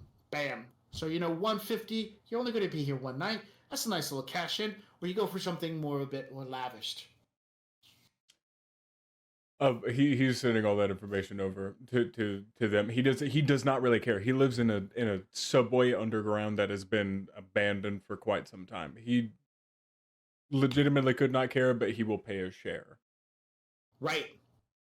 One of the things this hotel doesn't seem to have are those EGS beds. Oh.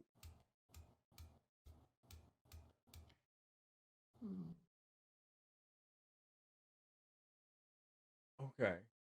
Yeah, Yep. 150 sounds great. I just need a bed and a shower, and I'm good to go. Yeah, so only one person has to cross it. And what it seems to be is as you approach, there seems to be a momentary activation of your sin where you enter a zone in the matrix that is pre-designed. You can see the guys, they've walked into basically the cash out area. It's almost like a little green square on the ground with a Nuyen symbol in it bouncing up and down. So they're standing in that area, and then he gets charged. Which you also notice people who are in the line behind them are staying at a freaking AR area. They're like, well, I'm not walking in there. I might get charged. That seems to be the money box. From what our Cole would know about not sleeping in one of his EGS chambers, what does he know that will happen? You're gonna get some sleep, but you're not gonna feel good tomorrow. Okay. You'll be suffering a -1 penalty on all mental related activities, which is a lot of things that you do. It's either you choose. It's either going to be like a -1 to mental or a -1 to physical. -1 to physical is going to be terrible for you. I can't walk. Guys, I've got no dice to shoot this gun. Please take it from my hands. I can only assume You don't that still have that gun, do you? I still have it on me. I'm not planning on using it. Does our Cole know all of this? Or from I can only guess that maybe he had a couple nights without Sure, without the power went chamber. out or something. Yeah. It depends on the type of person you are, and you as the player get to pick which gets hit first, your physical or your mental. So I would assume it's your mental that gets hit first. And then the day after that, it's mental and physical. And the day after that, it's mental, physical, and it's either your mental, your physical, your social gets hit first. So you get to pick. And then as you go downhill, it just starts spreading through all your attributes until you either seek medical assistance or you get over it. So, well, there's not going to be getting over it. I'm going to be honest with you. But okay. If he's got some room to spare in the mental processing category, I feel like Cole, that is fine. If you need some help sleeping, there's a store across the way. You can probably just grab something to help you sleep. Would that resolve the issue of not having the sleeping chamber? You can also look around to see if there is an EGS local. Maybe there's some place where they have one of those coffins. They just don't have them in the hotel. No, he's gonna start looking at first online for that, but if it came down to in person, then how are you getting there? You gonna walk? Well, take a bus? First, I would drop you off? First, I would like to check online. online. Sure, you find one. It's not that terribly bad off. It's within a distance. Are you guys going to sleep in an EGS machine? What's that?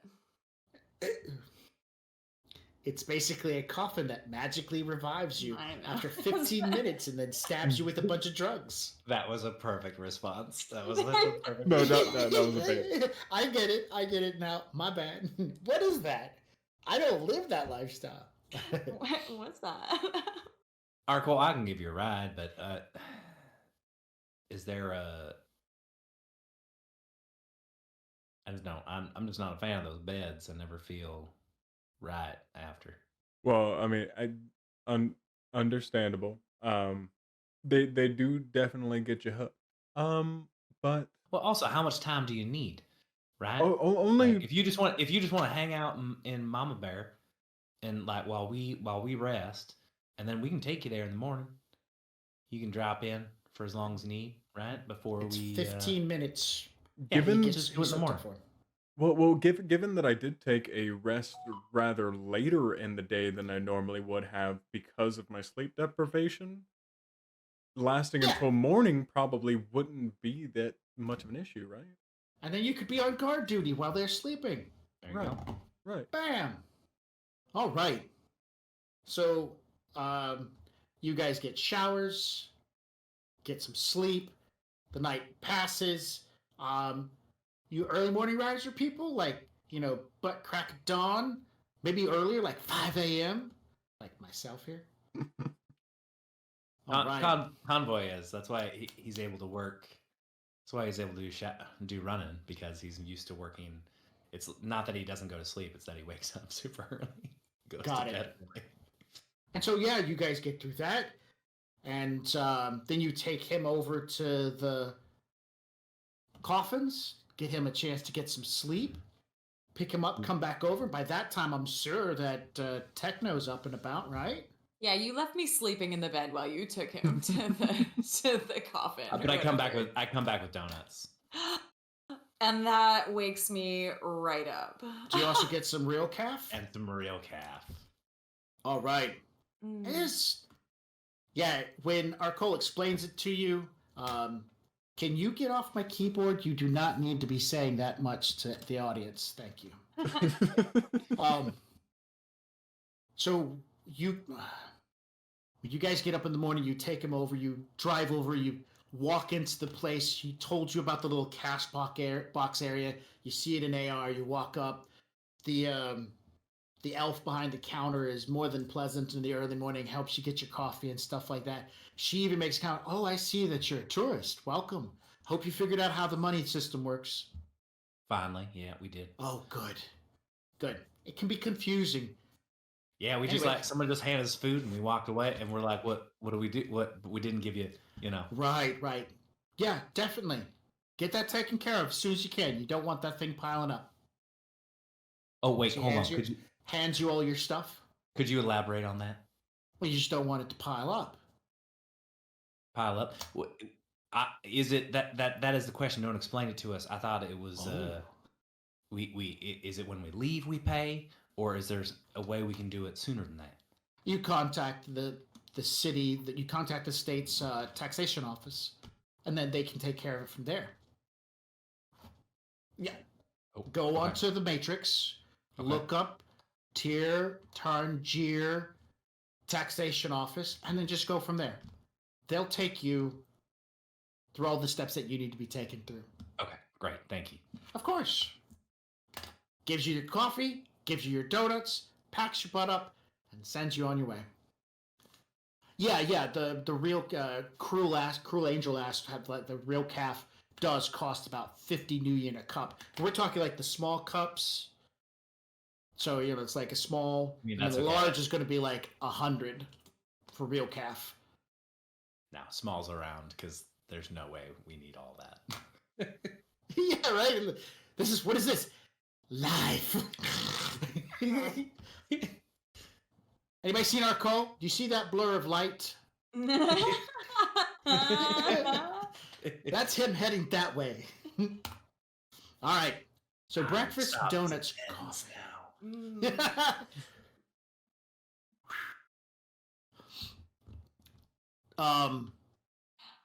The morning comes, you guys get everything together, and you pop in Mama Bear, and as you're driving toward the location for this talismonger shop. We'll say the Matrix says the shop's owner or the shop's name is called Kiki's Talismongers. It is beyond these walls. So as was described last night, you're heading in that direction. The road kind of twists and turns. These are large concrete barricades, barbed wires across the top of them. And the mounted gun turrets point inward, not out. As you approach, there is a security checkpoint. Armed guards. Most of the guards are in normal uniforms. All of them have either a melee weapon. Most of them have a melee weapon. A few of them have a ranged weapon. You can visibly see two guards on the insides looking in mil-spec armor. You guys pull up. There's a very short line. Car in front of you pulls up. Whoop, whoop. Goes on in and starts driving slowly. You guys pull up. And the security guard walks up. He holds a device in his hand that kind of resembles a small LED screen. And he holds it up. Mr. Dixon, good morning. He yells at the truck. He's not an AR. He's verbally yelling this out loud. Can you roll down your window for a moment? I roll down the window. Like, good morning, sir. Sorry, we're not from around here. I know. Welcome. We're very glad to have you here. Just need you to know that there was some. This area is classified as a level 4 situation. There are some. So be safe over there. The Peace Force is out, and we have a situation. So just be aware. Be safe. Do not pick up any strangers, and don't pick up any packages that you don't personally buy. Do you have any other questions? No, I don't believe so. We're gonna be okay coming back. Of course. You got everything. Okay. Wonderful. Yeah, and if you do, the number is 119 to get the assistance of the Peace Force, which that's what this says on their jackets. It doesn't say police. It says Peace Force. Especially the guy in the mil-spec armor, it says peace in very big letters. And in tiny letters it says force. All right, yeah, we'll keep our wits about us, and stick to the safe roads, and yeah. Okay. You have a good day, Mr. Dixon. You Thank too, you. Mrs. Dotreve. I mean Mr. Dotreve and Mrs. Crayhorn. Miss, thanks. Oh, Ms. He gives a nod. The elf smiles and waves you guys on.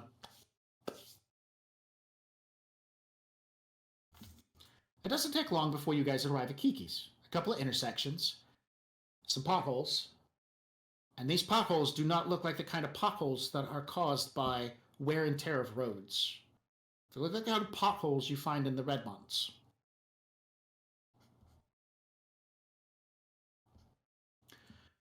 People move around on the streets with buggies, with stuff in them.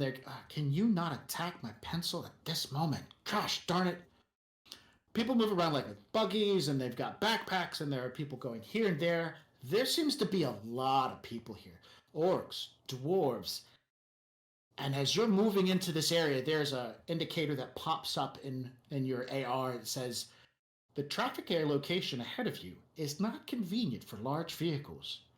The city would like to suggest finding a local parking lot to find a place to rest your vehicle. And it's laying out that, because you said you're going to Kiki's, it knows where you're going. And it shows you that there's a parking lot nearby, and Kiki's is only a few hundred yards away from this parking lot. But the traffic between here to there to drive up to Kiki's is a lot of foot traffic on these smaller roads. You can get there, but you're going to be driving Mama Bear through people walking in, so you're going to be stuck behind them as they move.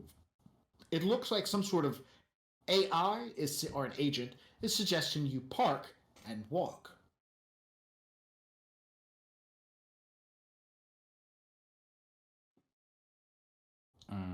Why do you look so skeptical? Walking is good for you. Cue the shopping montage. All right. Well, Mama Bear it- is a guardian angel. All right. yeah. Just so we're clear, you're a bit new to the group. Our Cole and I are not gifted. Our Cole butts in, goes, she's seen half of us. Don't worry. Why? Yeah. Well, not with the guns. You are gifted in your own special ways. Sure, but that special way is like Mama Bear and my drones, and if they're all here. Oh, that's then- fair. Yeah, I do see that problem. Convoy, I'm sure if we work together to not raise any alarms while doing this, it wouldn't be too much of an issue to try to maybe pretend like Mama Bear is a smaller vehicle. Maybe there's some icon editing that we can do, or something of the sort to kind of Yeah, well, pretend, I because reckon I there- believe in your maneuverability around all these. Well, people. yeah, I just reckon it's talking more about traffic, and yeah, it's. I mean, I It can't. is. It's talking more about traffic, foot traffic, from where you're at to where you're going, not foot traffic in all of the area. There are other programs that consume all the data and go, this is your best option. This thing is Yeah. just drawing a line from A to B and going, No, yeah. no. I'm sure we can find a way. Let's see if we can find a way around first. Well, you see if Alright. I'd like to assist him in that, definitely. And That's see if- definitely a matrix perception. So you roll a matrix perception, he rolls a matrix perception. You guys can do some numbers. If you get more than 6 or more success, if you get 6, I'm definitely going to allow you to find a back alleyway that will take you right up to Kiki's. What is matrix perception again? It is your. Go ahead. It is your electronics plus intuition. Electronics. But all you need to do is make a 1. No, you're giving him 5 dice. Oh, I'm giving you 5 dice. Never mind. Scratch that. Oh, okay. This is gonna be really. I was like, yeah, you got this. It's fine.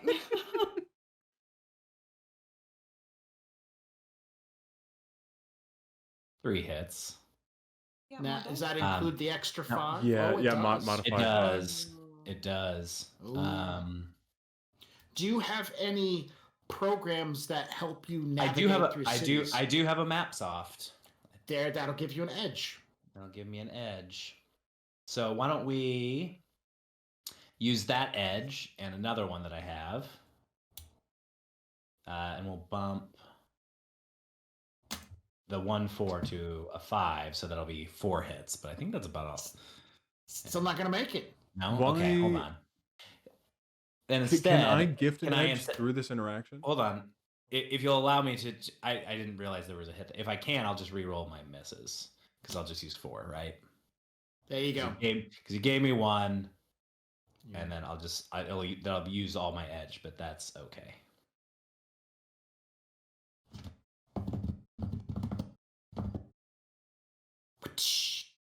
There we go. All right, 7. Ah. So, at some point, you and him are talking. Let's do this. Let's go that. How about this? This. And you're like, no, we're going to do this. And he's like, no, we just go around this. You're like, no, look at this path over here. Trust me, I know what I'm doing. Boop, boop, boop. And it draws out this kind of convoluted line that places y'all at the back end of Kiki's. So after a little bit of a longer drive, which puts you guys going through an intersection, right? 4-way intersection. Farther up the road, there are 3 burnt out vehicles and Peace Force vehicles surrounding the burnt out vehicles. You can see from where you're at as you're making this turn, people are directing traffic because the lights are out. But you can see from where you're at, there are 2 trolls in mil-spec armor, and they have rapid fire grenade launching weapons. Not like shotguns, big shotguns. These trolls have rapid fire grenade launching guns that are designed to dispense 3 and 4 grenades in the squeeze of 1 trigger at a time.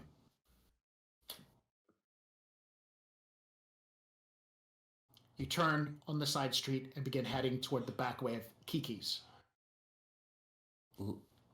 This might be a more of a get our stuff and go situation. Why is there so much military presence here? My goodness. I am not sure. You've noticed every security vehicle says Peace Force on it. Every military vehicle says Peace Force on it. Every emergency call box on the highway has said Peace Force on it. And when somebody makes the word peace so large in their logo, you think they're overcompensating a little? It's like when you have to tell someone, like a slumlord has to tell you they're not a slumlord over and over again. All right. You turn down the next little intersection. You start heading down these back alleyways. A few dumpsters here and there. Even the back alleyways in this place seem very clean. Doesn't seem like a lot of damage or anything has happened in this place that makes you kind of offset. But as you're heading toward the back end of the alleyway and you get a little bit farther, your heart freezes as at the other end a vehicle comes up and stops, blocking the alleyway. Now you guys are a distance down, but the vehicle's come to a stop, and so you realize that there's no forward, only backwards. And so your heart stops and freezes as you're like, oh crap, looking in the rear, another vehicle kind of pulls up and slowly starts to block off the other side. But then the car in front of you keeps driving. What kind of cars were they?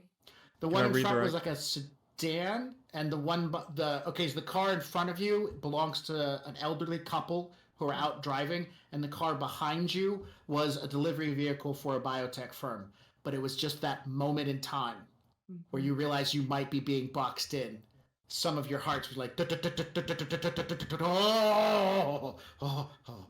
it's over. Thank God, because I don't know about, I know definitely not our Cole, but about the rest of us holding guns right now. We do have drones. We got plenty of drones, but like... You also have a spellcaster. I'm my own guns. Pew pew, like your shirt says. Well, at this moment, our Cole hasn't seen... some of the... I think... No, you saw ended up... what was it? Electro? You shot a stun bolt or something, right? Yes. Me? Yeah. Mm-hmm. You pull up to this end of the street and park in the alleyway. Nothing indicates to you that there's any issues with parking here. A quick breeze through the Tier Tangier's parking rules and regulations says that as a visitor and everything else, you can park back here. So you pop out. Who's going inside to Kiki's? Me. All right. Anybody else? Come on, it's a shopping montage. You have to come with. I'll go. This time our Cole will give in. All right.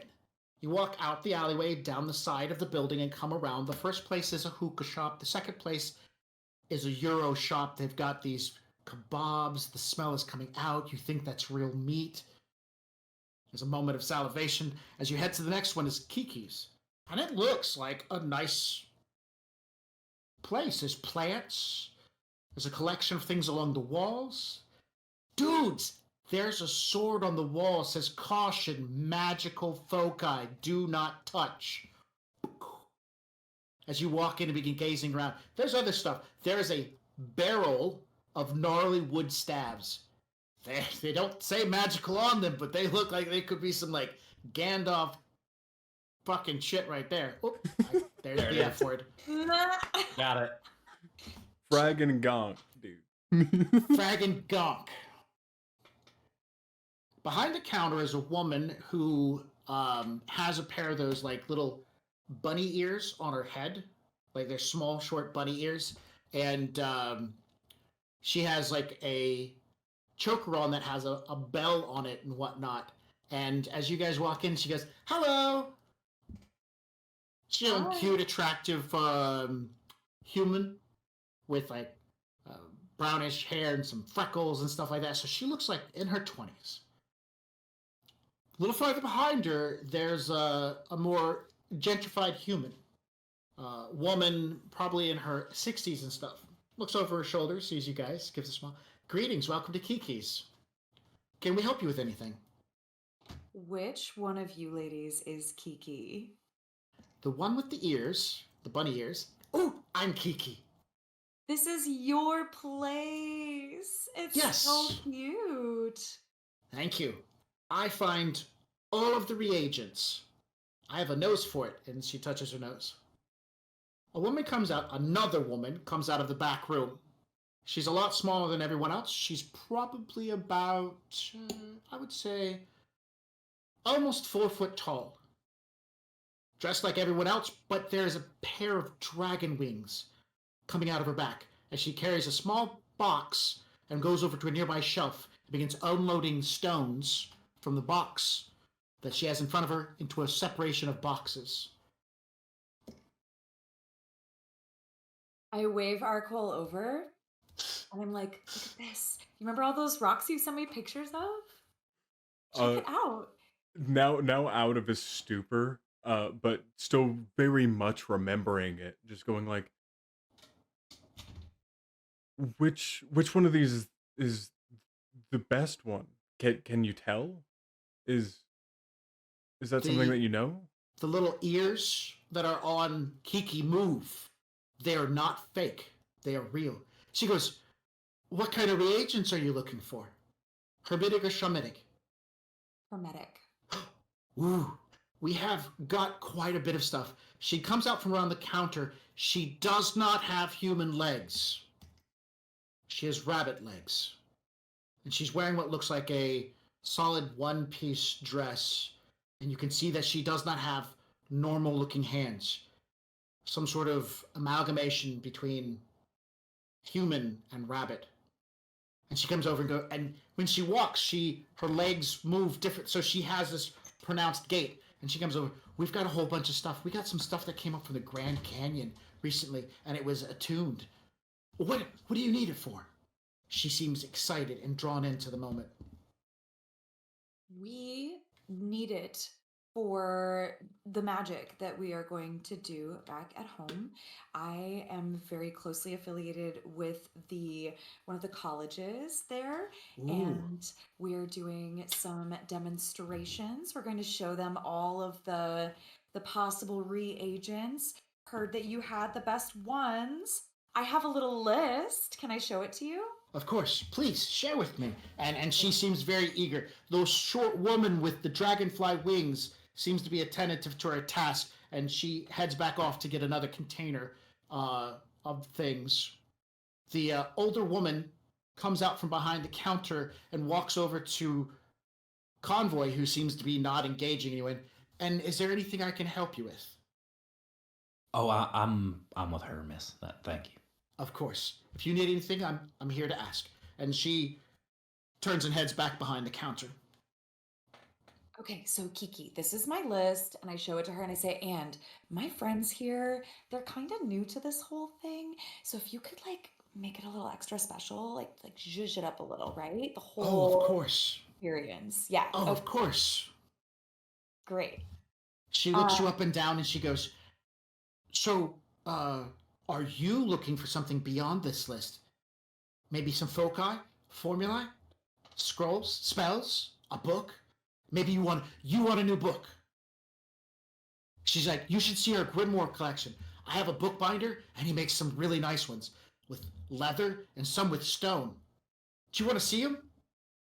I would love to. Absolutely. She will grab you by the hand with her soft, fuzzy paw and lead you beyond the counter into a back where there is piles of books, and she's opening them. They're unwritten in massive little grimoires that have tattered pages.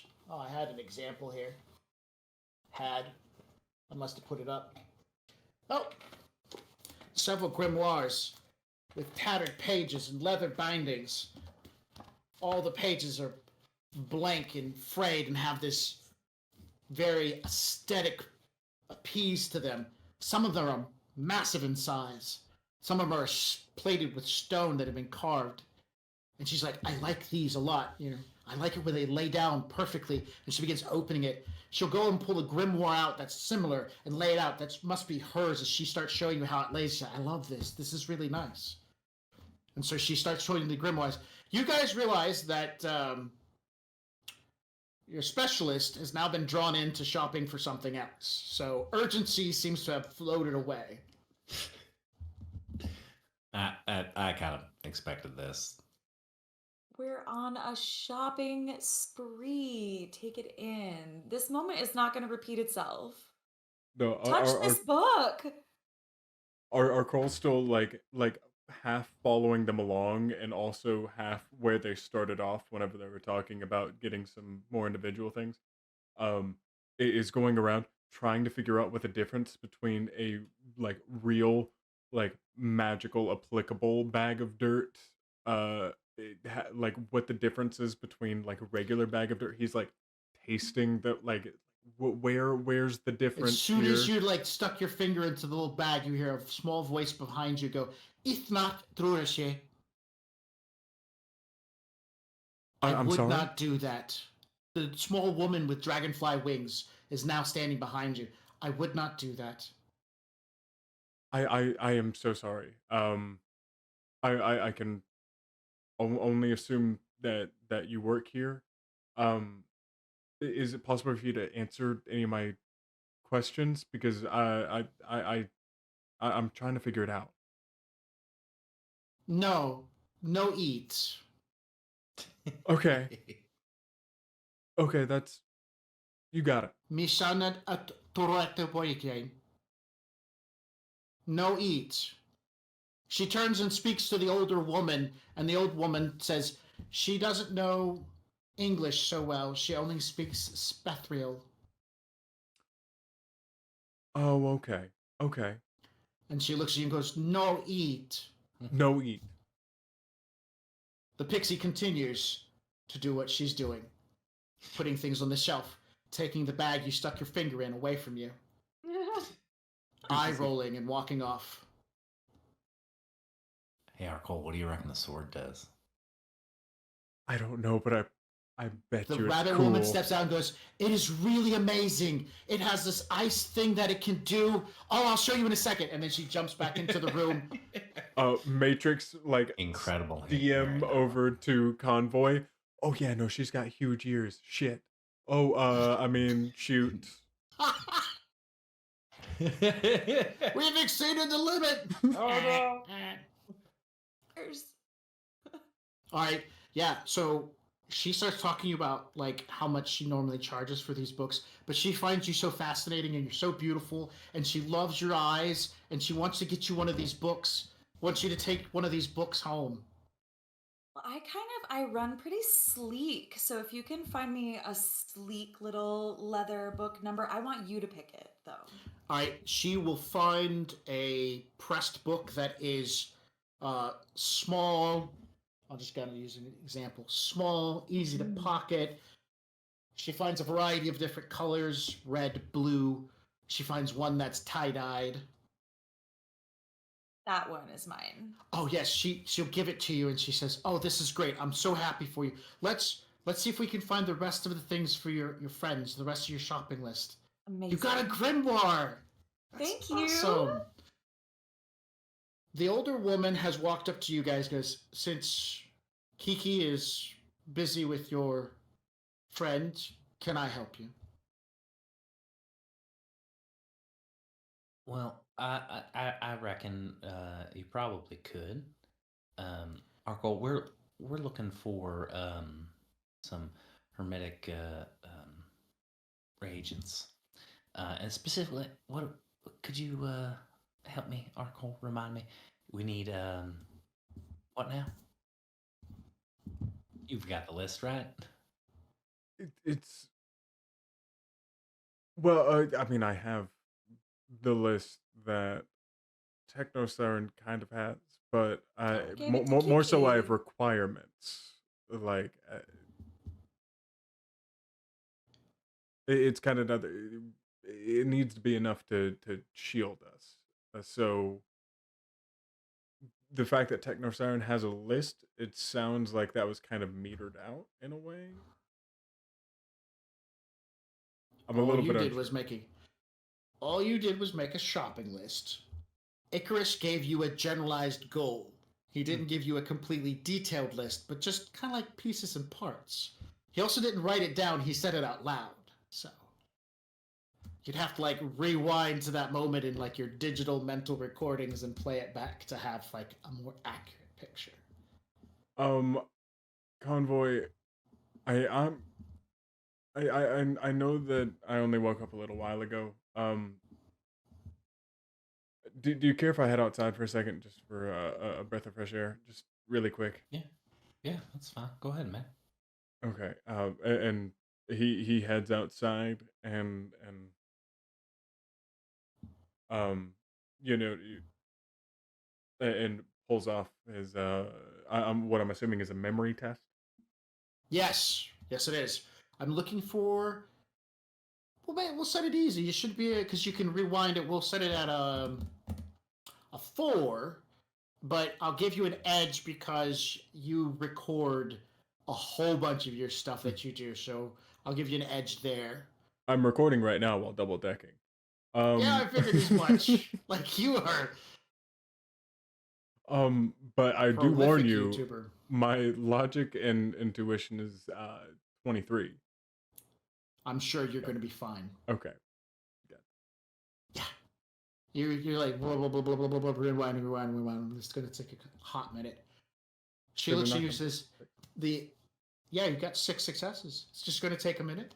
As you're doing that, the woman looks at you and says, if he does not need my help and you are truly going to wait for her, then I will step away." Oh, sure. Well, I reckon we're just visiting, but I reckon it's pretty hard to gather some of these items, right? Kiki does it all. He does it all. Okay. Being a puka, she has some special magical abilities that allow her to go and do things that the rest of us probably couldn't do. The speed at which she can travel, she runs very quickly, she has supernatural abilities to hear and see things. And you in the middle of whatever conversation you two are in, the Kiki yells out, "I love you too! Thank you for saying nice things about me." And you can see this woman has like almost a deadpan face on, like, I knew she was going to hear me. Yeah. Okay. And so, for me, it would be hard. For her, Right. It is not. Well, then she's in the right business then, I reckon, huh? She is. I'm just a salesman with some magical talents. You'd mentioned interest into the foci, and she points to the sword on the wall. Well, I just thought it was I thought it was pretty cool looking. That's about it. I thought it was whiz. That's all.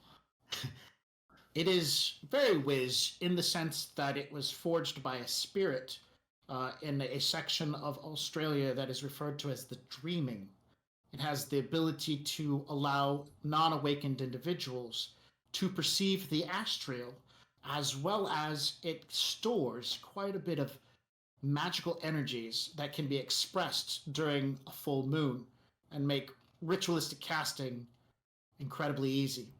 She will reach up on the wall and pull it off, and then she'll turn to you and says, "Have you ever seen into the astral?" No, I haven't.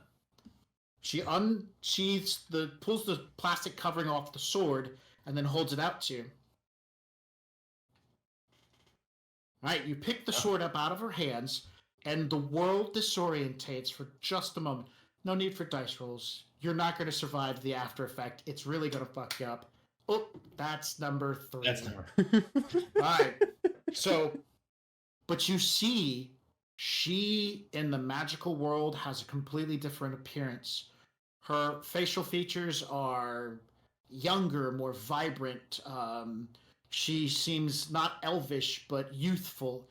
The woman with dragonfly wings is like a giant neon bulb. Everything in these boxes and crates all glow in some strange manner. And after being in it for so much, it definitely feels like a tremendous amount of sensory overload as it becomes painful, as you're not necessarily painful, but irritating to look and see. The ground has footprints where Arkol walked away. You can see both Kiki and Techno Siren have like these radiant, vibrant auras around them. The woman in front of you have an aura. You, on the other hand, don't have much of this aura. And when you look outside at Arcole, who you can see through the wall, as well as everyone in the street are like spots of light. You see Arcole and you can see black holes in his body, around his brain. The sword lifts from your hands as she takes it back, and she begins putting it into the sleeve. The world dies down. It stays, man, not like 20 seconds. Like, we're talking almost a full minute of you still seeing the real world and this magical whatever at the same time. It is mind-blowing to feel, and you have to kind of steady yourself. She smiles, takes the sword, puts it back up onto the wall. Wow, that was something else. Thank you for sharing that with me. Of course. Anything else? Otherwise, it's about to be my break, and I'm going to head out. I'm just out of curiosity. How much is that? The sword? Yeah. 75,000. Yeah, that makes sense. All right. Yeah. She'll smile. Kiki, I'm going out to lunch. And she acknowledged. Kiki's like, okay, have fun. Go eat something yummy. And the woman then smiles, nods at you, and as she heads for the door, her body transforms into a wolf, and she heads out the door. I shit you not, man. Like, she walks up, pushes on the door, and as she's going out, her front goes down, and then whitish gray fur heads off through the parking lot. Kiki, could you tell my friend that I'm gonna go have a lie down in the truck? And I will say that very quietly as I walk out the back door. Kiki looks at you and translates. Oh, I think he touched the sword. He's not okay. He's gonna go lay down. He'll be in a truck. Okay. Oh, and I don't see Arcole in the store either. Nope. Well, I guess it's just you and me. That list of reagents that I gave you. Yes, let's do that. Yeah. And then how much will I owe you? She starts going through the numbers, and she says, with the book, 200 new yen for the book. Awesome. All right. And she begins going through. Your list has about 124 grams, 323 grams. I'm going to round it up to 325. And if I do some quick math, that's a lot. You're asking for a lot. I have it. That would run about 7,200 new yen. Given that Convoy has been in his trance for quite some time, has my memory test on figuring out exactly how much reagent we're going to need, have I had enough time to search through? Yes, he wanted you to get roughly 124 grams worth, and so should be about 6,500 new yen. Okay. I go ahead and I shoot that information over to Techno and say, just in a PM, just go ahead and grab it. It's what we need. Me and Convoy have you where, Convoy's looking kind of rough. I saw him pass by to the truck. He's not in great shape. And this is when I charge it to my sin. It just we don't settle up right away. We're gonna settle that all up later, right? Let's go. Oh. Of course, she's like, yeah, you just go to the taxation office and take care of it there. Love that.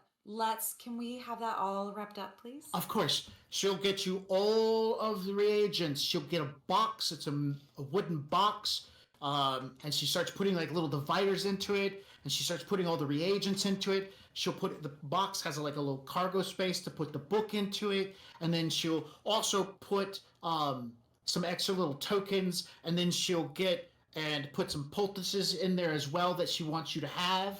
They're like little herbs that you can burn to help meditate inside of a mana lodge. She'll even get you some purified salts and put in there too. Like, you're paying her 7,200 and she's adding in a heck of a lot more because the box would have empty spaces, and meticulously she's like, you can't have empty spaces. We got to fill these things in with something. During this time, Arcole is actually going to send Technosiren a message that says, hang on. For the next minute, you're broke. And I'm going to walk back in. And I'm sending off one more message that's saying, let Bill handle this.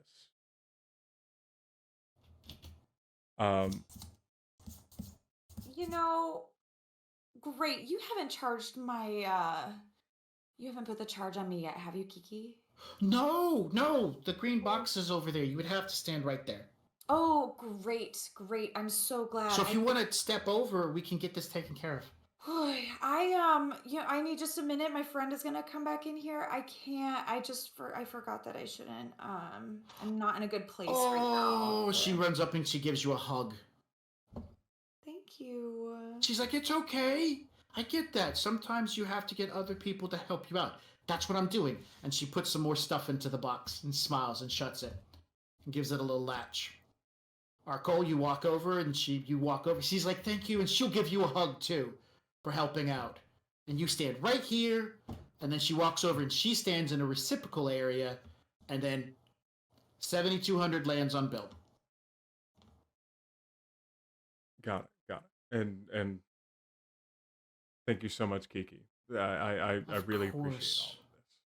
Of course. I'm gonna do the best review of this place ever. Thank you. What's your social rating at?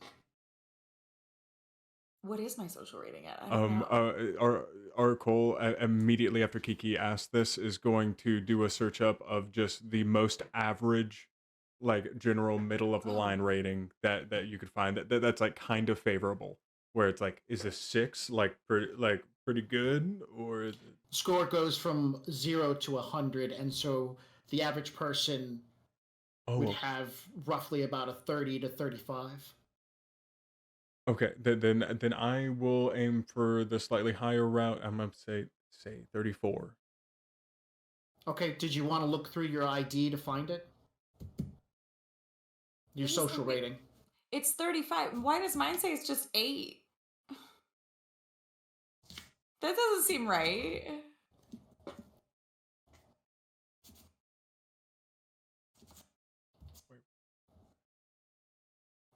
An 8? So you're not... Well, because I would have intentionally set that high. I feel like I must have misunderstood what was happening. No. So the social rating Yeah. is a construct of the ID for tier Tangier.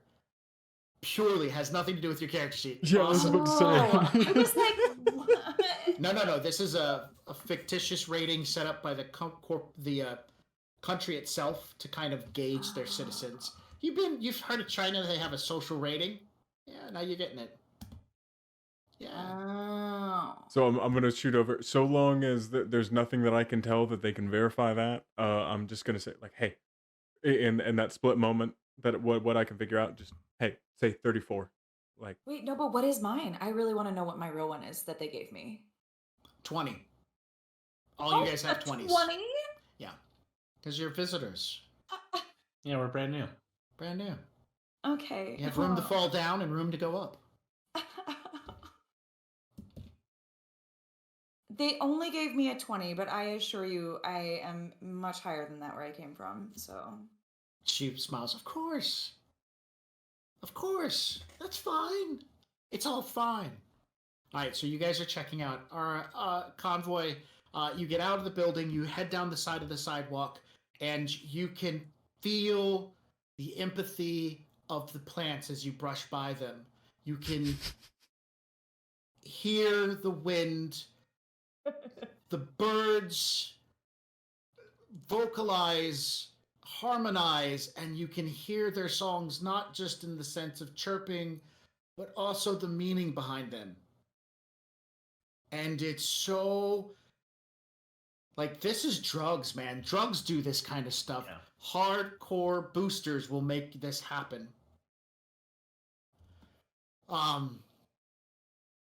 As you get to the alleyway that leads to Mama Bear and where you're at, down farther toward the road where that old couple was driving from, you see 3 individuals in tattered-looking hooded robes dash into a roadway. One of them raises a rifle, and when he squeezes the trigger, the big silencer on the end of it makes it goes toot toot toot toot toot toot toot, and a peace force officer in mil-spec running toward him gets hit like 3 or 4 times and goes to the ground. And then you see a blast of magical energy shoot into the street, and because your vision is still messed up, it's bright, man, like a flare grenade going off. Shoots from the peace force into these other 2 cloaked figures. One of the cloaked figure then jumps pretty quickly away. Like, it happens so very quickly. And your level of disorientation is minimizing at this point in time. So you're at that moment where reality is coming in, and you're now just starting to not just hear the explosions and stuff like that. You're feeling the wash of magic shoot through the alleyway toward everybody. Like, it's hitting everybody, but only you seem to like go, oh, shit. I felt that. That's not... Oh, Drek. Everyone in the area hears, attention citizens, this is Peace Force. The threat level of this area has increased from a 4 to a 3. Please please follow our advisement and head to the nearest shelter for your personal safety. Citizens, please evacuate to the nearest shelter for your personal safety. All right. Kiki at that point will stop because it comes over the alarm in the room. And she goes, oh no, oh no, no, no, no, no, no, no, no, no. You're not safe. You need to get somewhere safe. There's a shelter. It's a block away. I can take you there. We've got to go. And she goes into the back room and grabs the pixie and says, we have to leave now. We have to leave. Come on. And she grabs the pixie and heads for the door. And then she yells out loud, lock up the place when we leave. And an artificial voice says, yes, ma'am. Do you follow Kiki out the door? I Cole, do you? do not. I go into the security cameras if there are any, or I'm looking around for any sort of security systems right now. And what I want to do, I want to stop Techno Siren before she runs out. Okay, not a problem. Mhm. Kiki's not pulling hard. When she sees you guys it's not safe, and then they flee the room. They leave the building.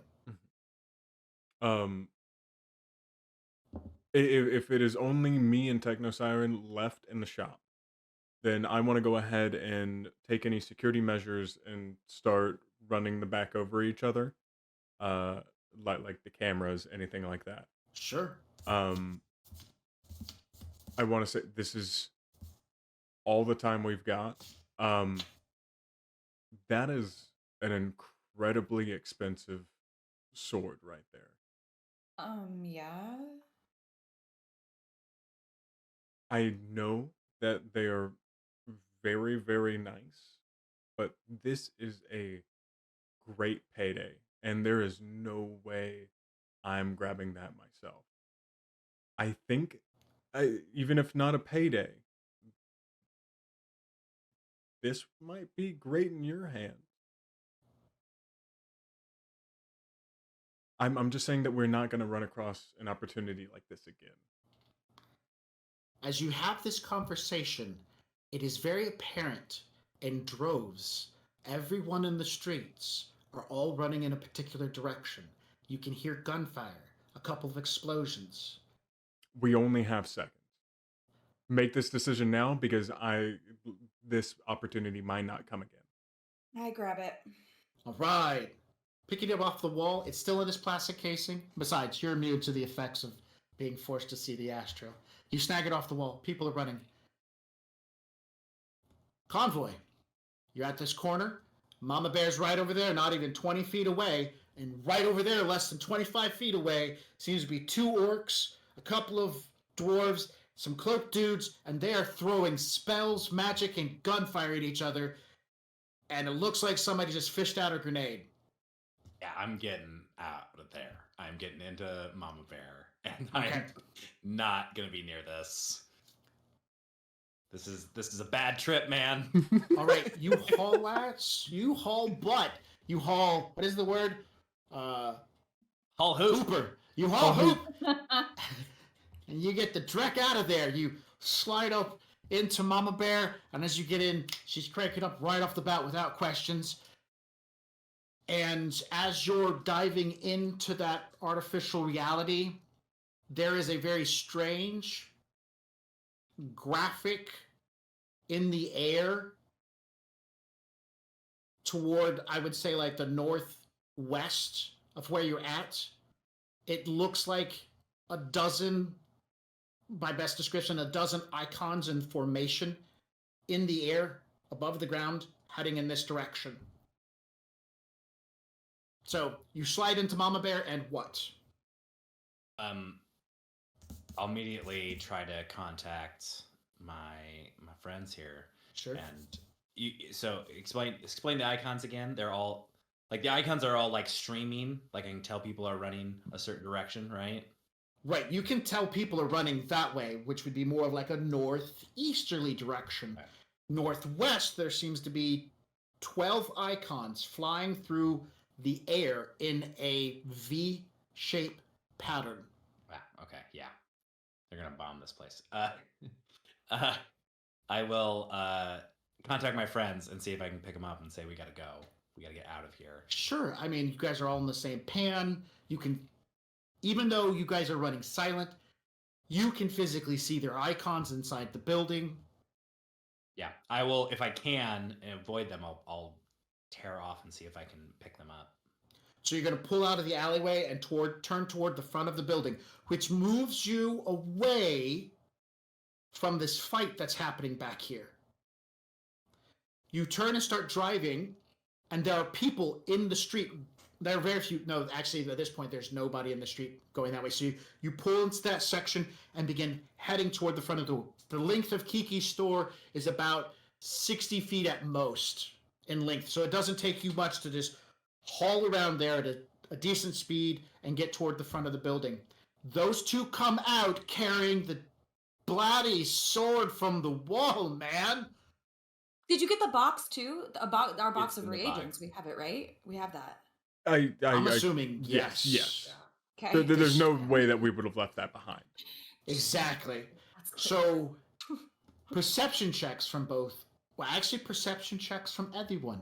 He comes to a stop. People are fleeing in that direction. Explosions. Arcole, you are now very aware of that V formation of icons coming from the south direction. And you're like, oh my gosh, you point toward where the fighting's going, and you can see that. And then Convoy points to another V formation of icons coming from a separate direction. So a total of about 24 of these icons heading this way. You guys rolled pretty poorly. All Can I right. do a matrix perception instead? Is that No, this is a this this is a is real general. world perception. Well, the good news is I get edge every time I do an intuition check. So But someone here has 4 edge she could drop and get some extra That's true. rolls. Can, but I only if I re-roll both of my failures. I mean, Oh yeah, that's right, because you don't I don't have perception. I just want it to What? be clear that like I've never held a sword before, and I think I'm just overwhelmed with just like the weapon itself and like everything that's happening. We're having a bimbo moment. We don't know what's going on. I mean, I well- do have a dice pool of 7, which would, and I should have, depending on how scenes break out, at least 3. We have not refreshed. This is all the same scene. Okay, So it's between you and Convoy. I get Power edge. overwhelming for the sword wielder. I get edge for every intuition, so I'm Oh, last Oh. 2. I've got 2 now, so I can turn that 3 to a 4. Perfect. Convoy. One of those cloaked figures ran up and grabbed onto the back of Mama Bear, and now they have turned facing back toward the Peace Force individuals, and they're firing that big assault rifle silenced weapon on full auto at them, and those Peace Force people are running after you. Yeah, no, I'm gonna go ahead if I can. I would like to use. I would like. I would like to say I probably want to jump in. I think I would probably jump in all the way, or at least cold sim in, because I think I'm hoping it's going to get rid of the lingering effects of the sword. Yeah, it will. So I'll do that, and then I would like to use my arm, my mechanical arm on my truck, and I would like to knock him off of my truck. All right, roll a melee attack with your truck. We discussed the melee attacking with the truck, right? Yes. So I have the close combat skill. Yes. And I use logic because it's like agility switching over, right? Yes. And then I. Oh man, can you hit him with this arm? Let's find out. He's not actively defending, but if you don't get like his defense value, do you have an attack value with that? Like, I'm not gonna look at that right now. Pull up my little thing here. There is a specific thing for it. It's based on the strength.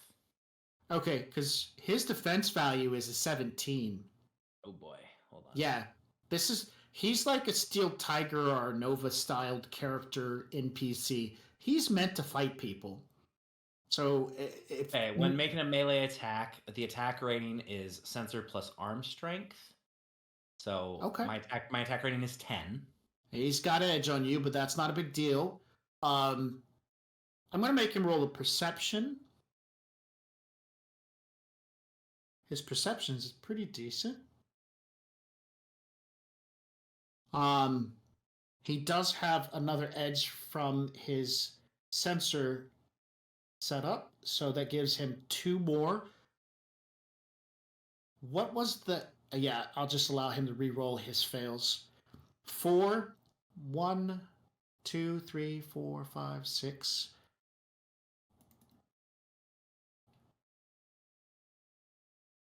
Seven successes. He is definitely aware that the arm's coming after him, so he's going to get his full defense. Oof, not great. His combat suite of cybernetic modifications allow him to gain an edge if somebody engages him in melee combat. 3 successes.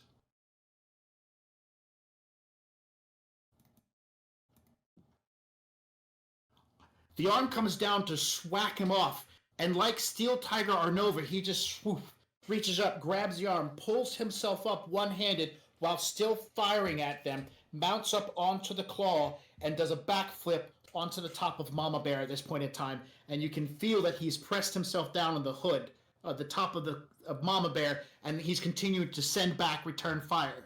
One of the trolls is moving incredibly fast toward the back of your vehicle, like you are driving into the streets at this point in time, coming up to the first intersection.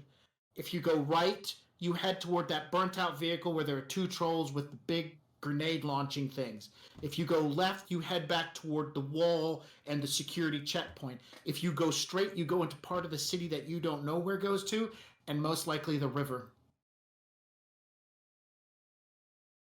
Okay. Security checkpoint, trolls with guns, unknown. Or you could go backwards. Well, There's if a you'd been paying attention to what Carol said to us, you would know it was on the river.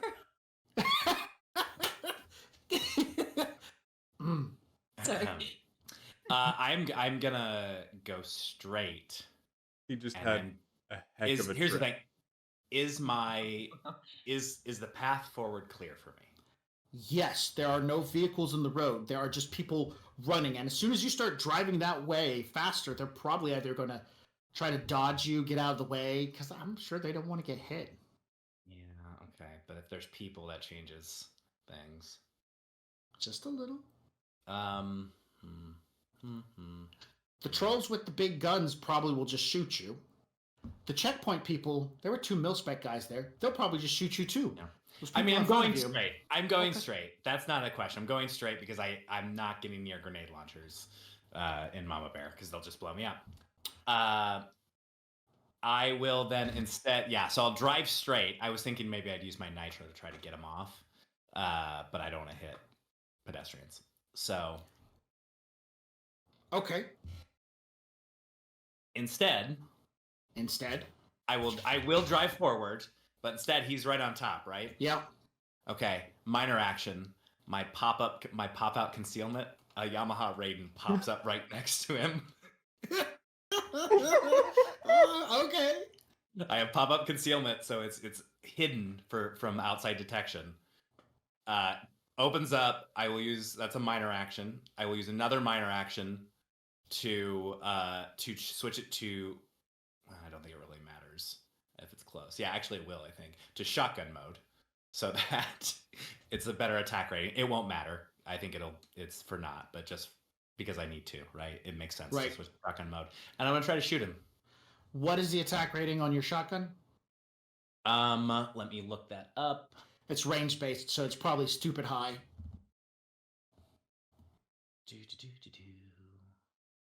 Oh shoot! Of course, it's Yamaha Raiden, so I've got I think it is. I want to say it's not as good as it should be for a shotgun. I'll be honest. I'm a little disappointed on the shotgun options.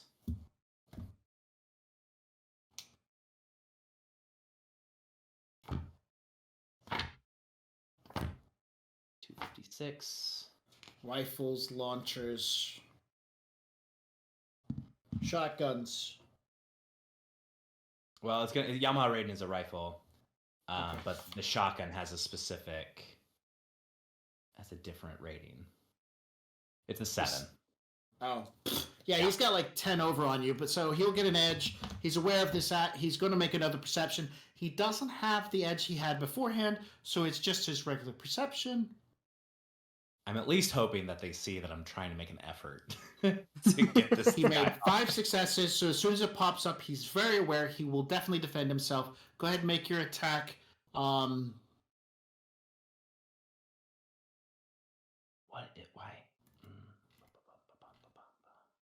Ooh, only 2. Why am I blanking on what the skill is? It's engineering. That's it. Okay. Yeah. Sorry. I was just like. He's going I went to brain dead for a second. spend 2 to change that to a 3. That puts him at 1 edge right now.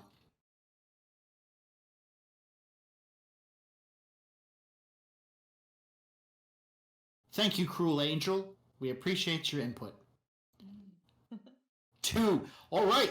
So it turns, and as he's and he looks, he doesn't even look. He just leans, grabs, rolls over to the side, and he's hanging off the side of Mama Bear. So his face, he can look into the vehicle, and now he's hanging off the side, shooting still back at the people that are pursuing you guys.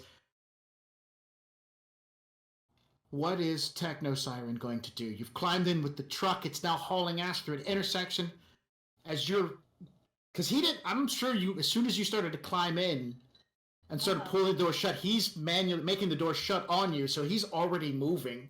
And then there's this person doing ninja all over the place. Well, my first reaction, to be honest with you, is like, am I sitting in the back seat and can I just open my door on this person that's like hanging off the side of the car to like knock them off? He's on top now. No, but he hung her off. As soon as the gun rolled over and Mhm. turned to face him, he rolled off the side of the truck. Okay. And so Yeah. he's hanging on the side of the truck. Yeah. On So can I just like open the door on him? He's in a position, the weight's not going to work. You could roll down the window and like do something. There is a gun port on both sides. Oh, There's a gun. But you don't have to shoot a gun out because you got your fingers. I do. All And right. a sword. I was gonna. I don't know what to do with a sword, but like, could I? Yeah. Wait, you said it was gonna help me. What happens if I like take the plastic off? I know what happens. You don't know what happens. I have You no idea. I Probably wasn't have to there. experiment and take the plastic off. Okay, you take do the it. plastic off the Yeah. sword. The attunement begins. You're not fully attuned, but you're very aware that this foci is powerful. It is a 2, so that means everything you use this sword to do has 2 extra dice to it. What kind of focus is it? Spellcasting focus. And a stabbing focus. And a stabbing focus. Yeah. Okay, but with the spellcasting focus, don't you have to choose like a type too? You do when you've attuned to it. I do. When you attune to it, right now you've got 2 extra dice to stab people with it, which you have close combat of a 1, so that makes it close combat of a 3. Is that enough to stab him off the car? Sure. I mean, you add in your agility, and your agility is a 5. I do have so a that 5. gives you 8 dice to work with. Okay, so how do I roll close combat? I click it. You make sure to have modifiers turned on, and when you click on it, make sure to give it a +2. +2. All right, I'm going to see if he's aware. You're inside the vehicle, so he's not going to get the benefit of his motion sensors. Oh my god. So he is not aware of the sneak attack because he didn't get a 5 or higher. So that means he doesn't get his defense dice. So you hit. The damage of the sword, I do believe swords are a 2S. Oh, sorry, 2P.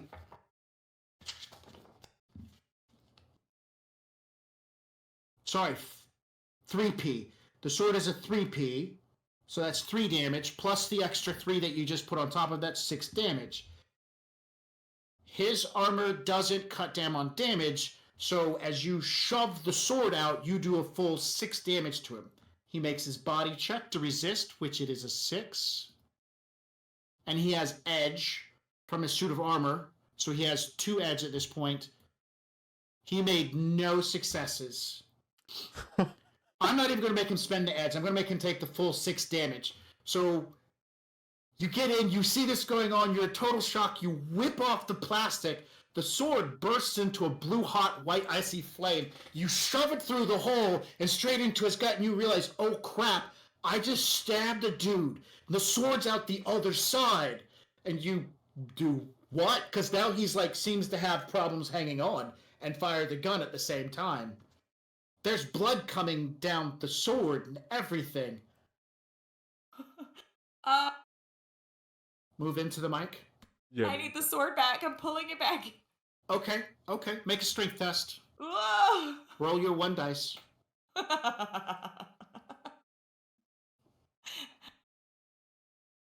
Nothing.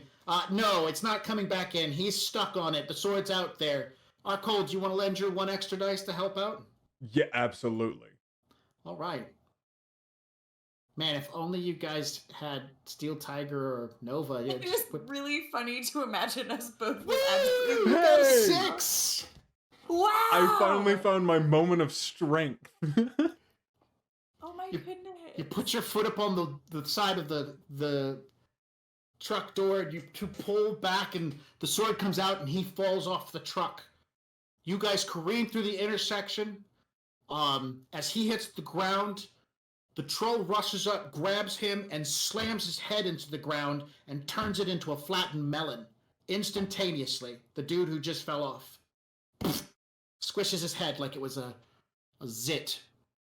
You fly through the intersection, the other 2 trolls are like, oh, they bring the guns up and start like aiming toward Mama Bear. All right. With 8 dice. 4 successes, 3 successes.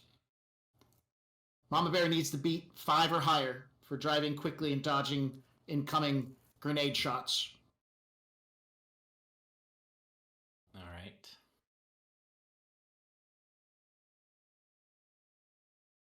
Woof. Ooh. You need 2 more, man. This was an intuition check, so... You know, I have a backseat driver. Hold on. Wait for it. There's a special edge move that is called backseat driver. If I can find it. And I believe... Maybe? I was about to say, I know our Cole's not helping. He used strength once today, and he's tuckered out already. There's no shot. Woo. Oh no, I don't think it works in this instance. Specifically, an outdoors perception, influence, or engineering skill test for a non-combat action. So never mind. I only have one edge. Can I gift maneuverability? Wait, wait, what do you need? Wait, maybe my overclock spell can help with this. Can my overclock spell help with this? Yes. Ooh. Okay. Then I have to do magic now. Cool. Let me remember how that goes. Okay, I'm gonna find my spell. It's on a different page. I will use my one edge to do the rigor's advantage for this piloting test. Okay. I can add my Rig's rating to my total hits on this test, which is, if I can find it, If she overclocks your 6. Rig's rating, so that's going to add 6 successes or 6 extra dice. It says 6 successes. Let me double check though. Yeah, because if it gives... Rigor, feel the way. Use this action to show what that's the case. Add your control Rig's rating to your total hits on this test. Okay, then you'll pass and you don't need overclock.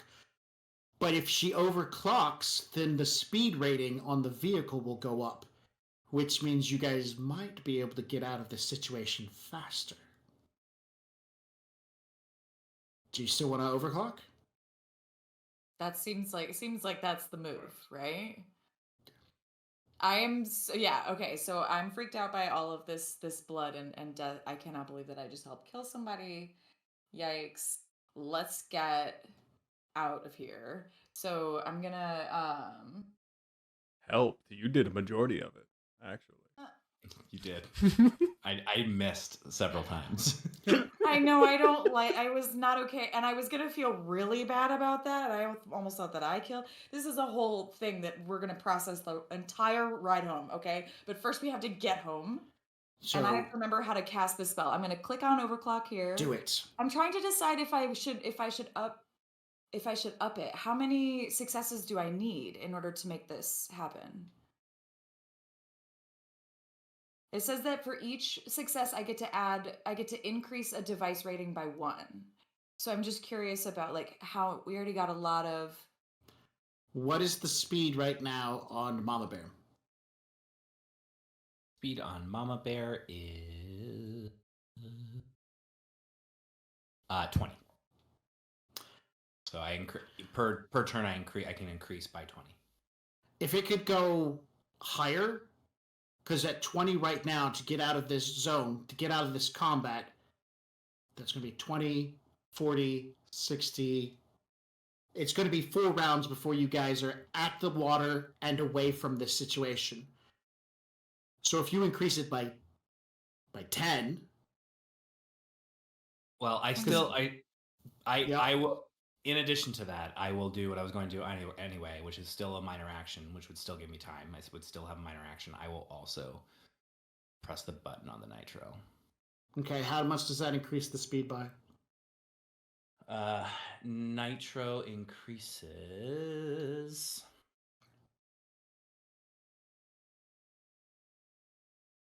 When triggered, nitro boost doubles the acceleration of a vehicle for 1d6 rounds, so it doubles it. Okay, so it goes from 20 to 40, so that'd be 40, 80. That would be 3 rounds. So if you can overclock it by at least 5 or greater, you guys will be out of the threat range of the bombing run in 1 round. Okay. And then I get to roll my... What is this? My spell casting, so sorcery plus my attribute that it goes. So spellcasting, sorcery plus charisma, right? That's how many dice I get to start. The attribute should be magic. Magic. Oh, right. Okay. Why? Oh, there you are. I see you. Okay, I'm with it. I know how to play this game. You got it. I'm figuring it out. Okay. So I am going to bump it up a little bit, and every time I bump it up one, I increase the drain by one, right? What are we doing to it? I'm increasing. Hang on. I'm trying to do this off of memory. There's a step in the spell casting where I get to decide if I want to boost it, if I want to adjust it. So if I amp it up, it's for combat spells only. Let's see. For each net hit, you increase the attribute for the device, such as device rating, attack, process, firewall, sleeves. By one, the caster can decide to not use some of the net hits if they want to reduce the wear and tear of the device. Use the magic strain the device. After the spells drop, the device must make matrix damage equal to the net hits resisted by the firewall. You're going to do sorcery with magic versus the object's resistance. I was thinking about the adjust the spell step, which I just read, and it's only for combat spells. So I actually can't do what I thought I was going to be able to do. I understand what you're saying. Yeah. So I'm just going to roll it. We're just going to do the thing. We're going to roll it and cast a spell. Going to cast. And you still got that 4 edge if you wanted to utilize that. Oh, hell yeah, I do. Oh, is that a curse? Oops. No, it's fine. Great. That one's fine. Oh, good. Well, maybe I should. Oh, I can add edge to my dice pool in advance and make my sixes explode. Yes, Let's 4 do that. edge. Okay, That sounds fun.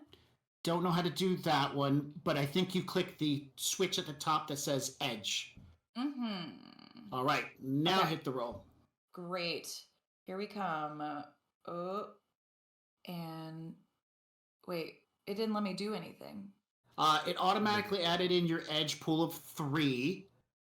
Because you rolled, it said you rolled 18 dice. That seems like too many, right? No, because you had a 5 from your sorcery and 6 from your magic. It's 11.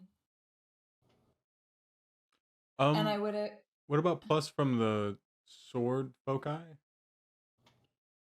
She hasn't attuned, so it's not going to give a bonus to casting yet. It's just going to give a bonus to stabbing. So then when I spend the 4 edge, that's not how many edge get added, it's just my base level? Correct. Okay, got it. Gets added in.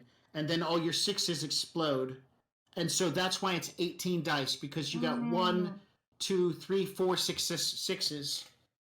So it rolled 4 extra dice. That still misses by 1, why there's an 18. But nonetheless, you got 6 hits. So that means the speed will increase by 6, which more than enough will clear you guys out of this area. Okay. And you just have to make a roll versus the drain. Yeah. You got 4 hits. You needed 4 hits. You were successful. Great. And you should turn the edge off. Mm-hmm. Thank you. Arcole, did you want to do anything now that you've helped with the sword situation? Or is it just chill out and wait? You know, if we're clear from getting fired at right now, we're cleared from being bombed. All I'd like to do is look a little bit further in the direction that we're heading. That's really about it. It looks like they've got the rest of that covered. Just I just like to do a general matrix perception on just like just looking down the way. What is your intent? Just to make sure the road is clear? Making sure that it's clear of like any sort of radio chatter or just... Definitely. 4 or greater. You get a 6 or greater and I'll give you a more beeline direction to get the heck out of this section of town that seems to be dangerous. So following what Convoy had done and said earlier, you take a longer, erratic looking route and are able to plan out a way to completely circumvent using the river, an extra bridge, coming back around and heading toward another checkpoint to get out of the walled-in section of Portland. People are all panicking. They are rushing to places. Security forces are on the move.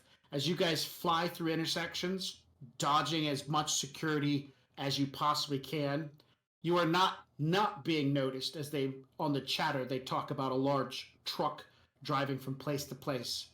You get to a point where you are near a security checkpoint and an exit out of the walled section of Portland.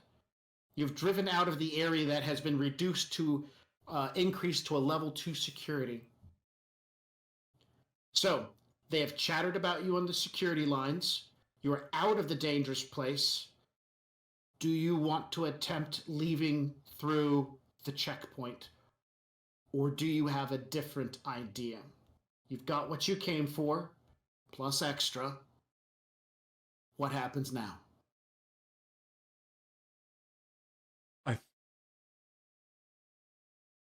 I think our Cole would say to the other two, we should probably try to just lie low for a little while and see if we can't get a hold of Nova and Steel Tiger, because I don't think that we can handle what's about to come across us right now if we try to go through one of those checkpoints. Yeah, at the very least, we gotta lay low and clean this truck, make it look different. They probably saw the tag. They probably saw the tag though. Like a little bit of a swap up may be able to get us through if if I work on the matrix side and you work on the physical side, I maybe. All right. So you guys begin making efforts to lay low. The city is a twisted labyrinth of roads and buildings that have been crammed together. People shuffle from place to place. After a little while, it seems to pick back up. Life seems to go back to a bit of normal. You're much farther away from Kiki's place at this point in time, and you've found a nice abandoned wrecker's garage filled with old damaged cars where you were able to get the fence open and pull into it. Our Cole secured all the local cameras and started doing a loop on the feed. A quick magical perception showed that there are no watchers hanging around. It seems safe and quiet, and probably the best place to give a call out to get some support. And we'll find out about that next time on the Emerald Glitch. The eyebrows.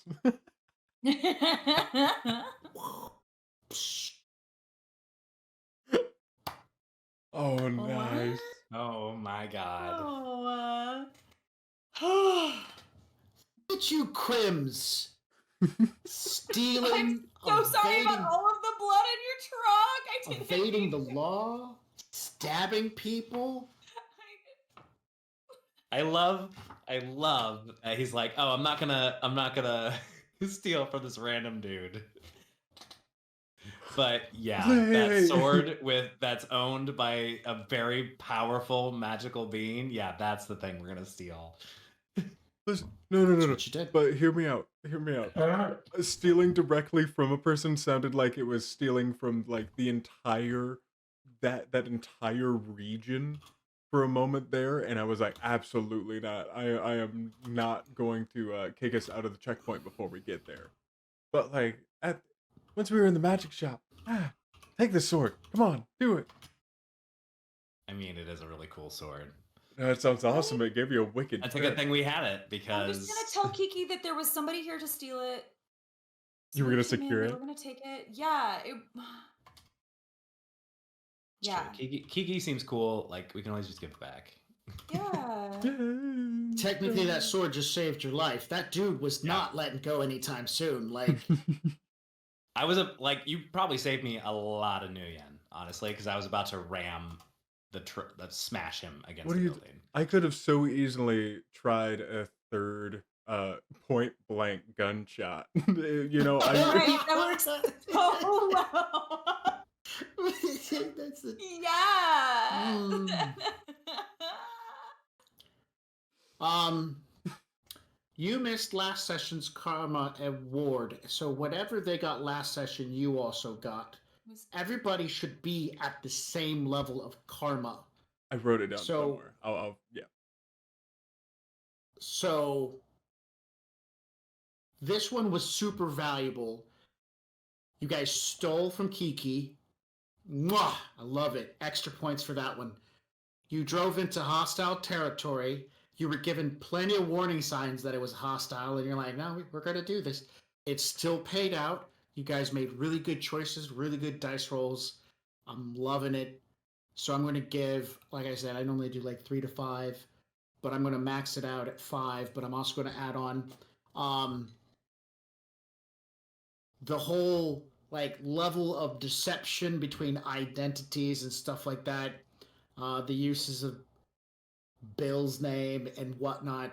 I've got 1, 2, 3, 4 more karma here, so the total for tonight is 9. And then I'm going to add in 1 more because I really love tonight's game. So you guys get 10 karma. We'll make sure to put it in the chat. 10 karma so that Steel Tiger and Nova know. And we need to find out what Last Convoy's session. missing. Yeah, I think it was like 7 or 6. It was 8. It was You gave us 8? 8 last time, yeah. Okay, so 10 for this session. Beautiful. Now we've got to call Steel Tiger and Nova and be like, we need to pick Dad, up. Come pick us up. Yeah. Who, boy. Oh, We have but one more thing to do. at least one more thing to do. Yeah, let's do that one more thing. Everybody, congratulations to everybody. Hey there, everybody. This is Real Time R. Cole back in here. And what past R. Cole was about to say was a lie. The winner of the RIM PC giveaway is Beats and Beat Makers. You've won the RIM PC giveaway. Let me throw that right in here. For the 3-book digital bundle of your choice from Surbrook Press, please leave your whispers on and we'll be reaching out to you. Thank you so much, everyone, for watching.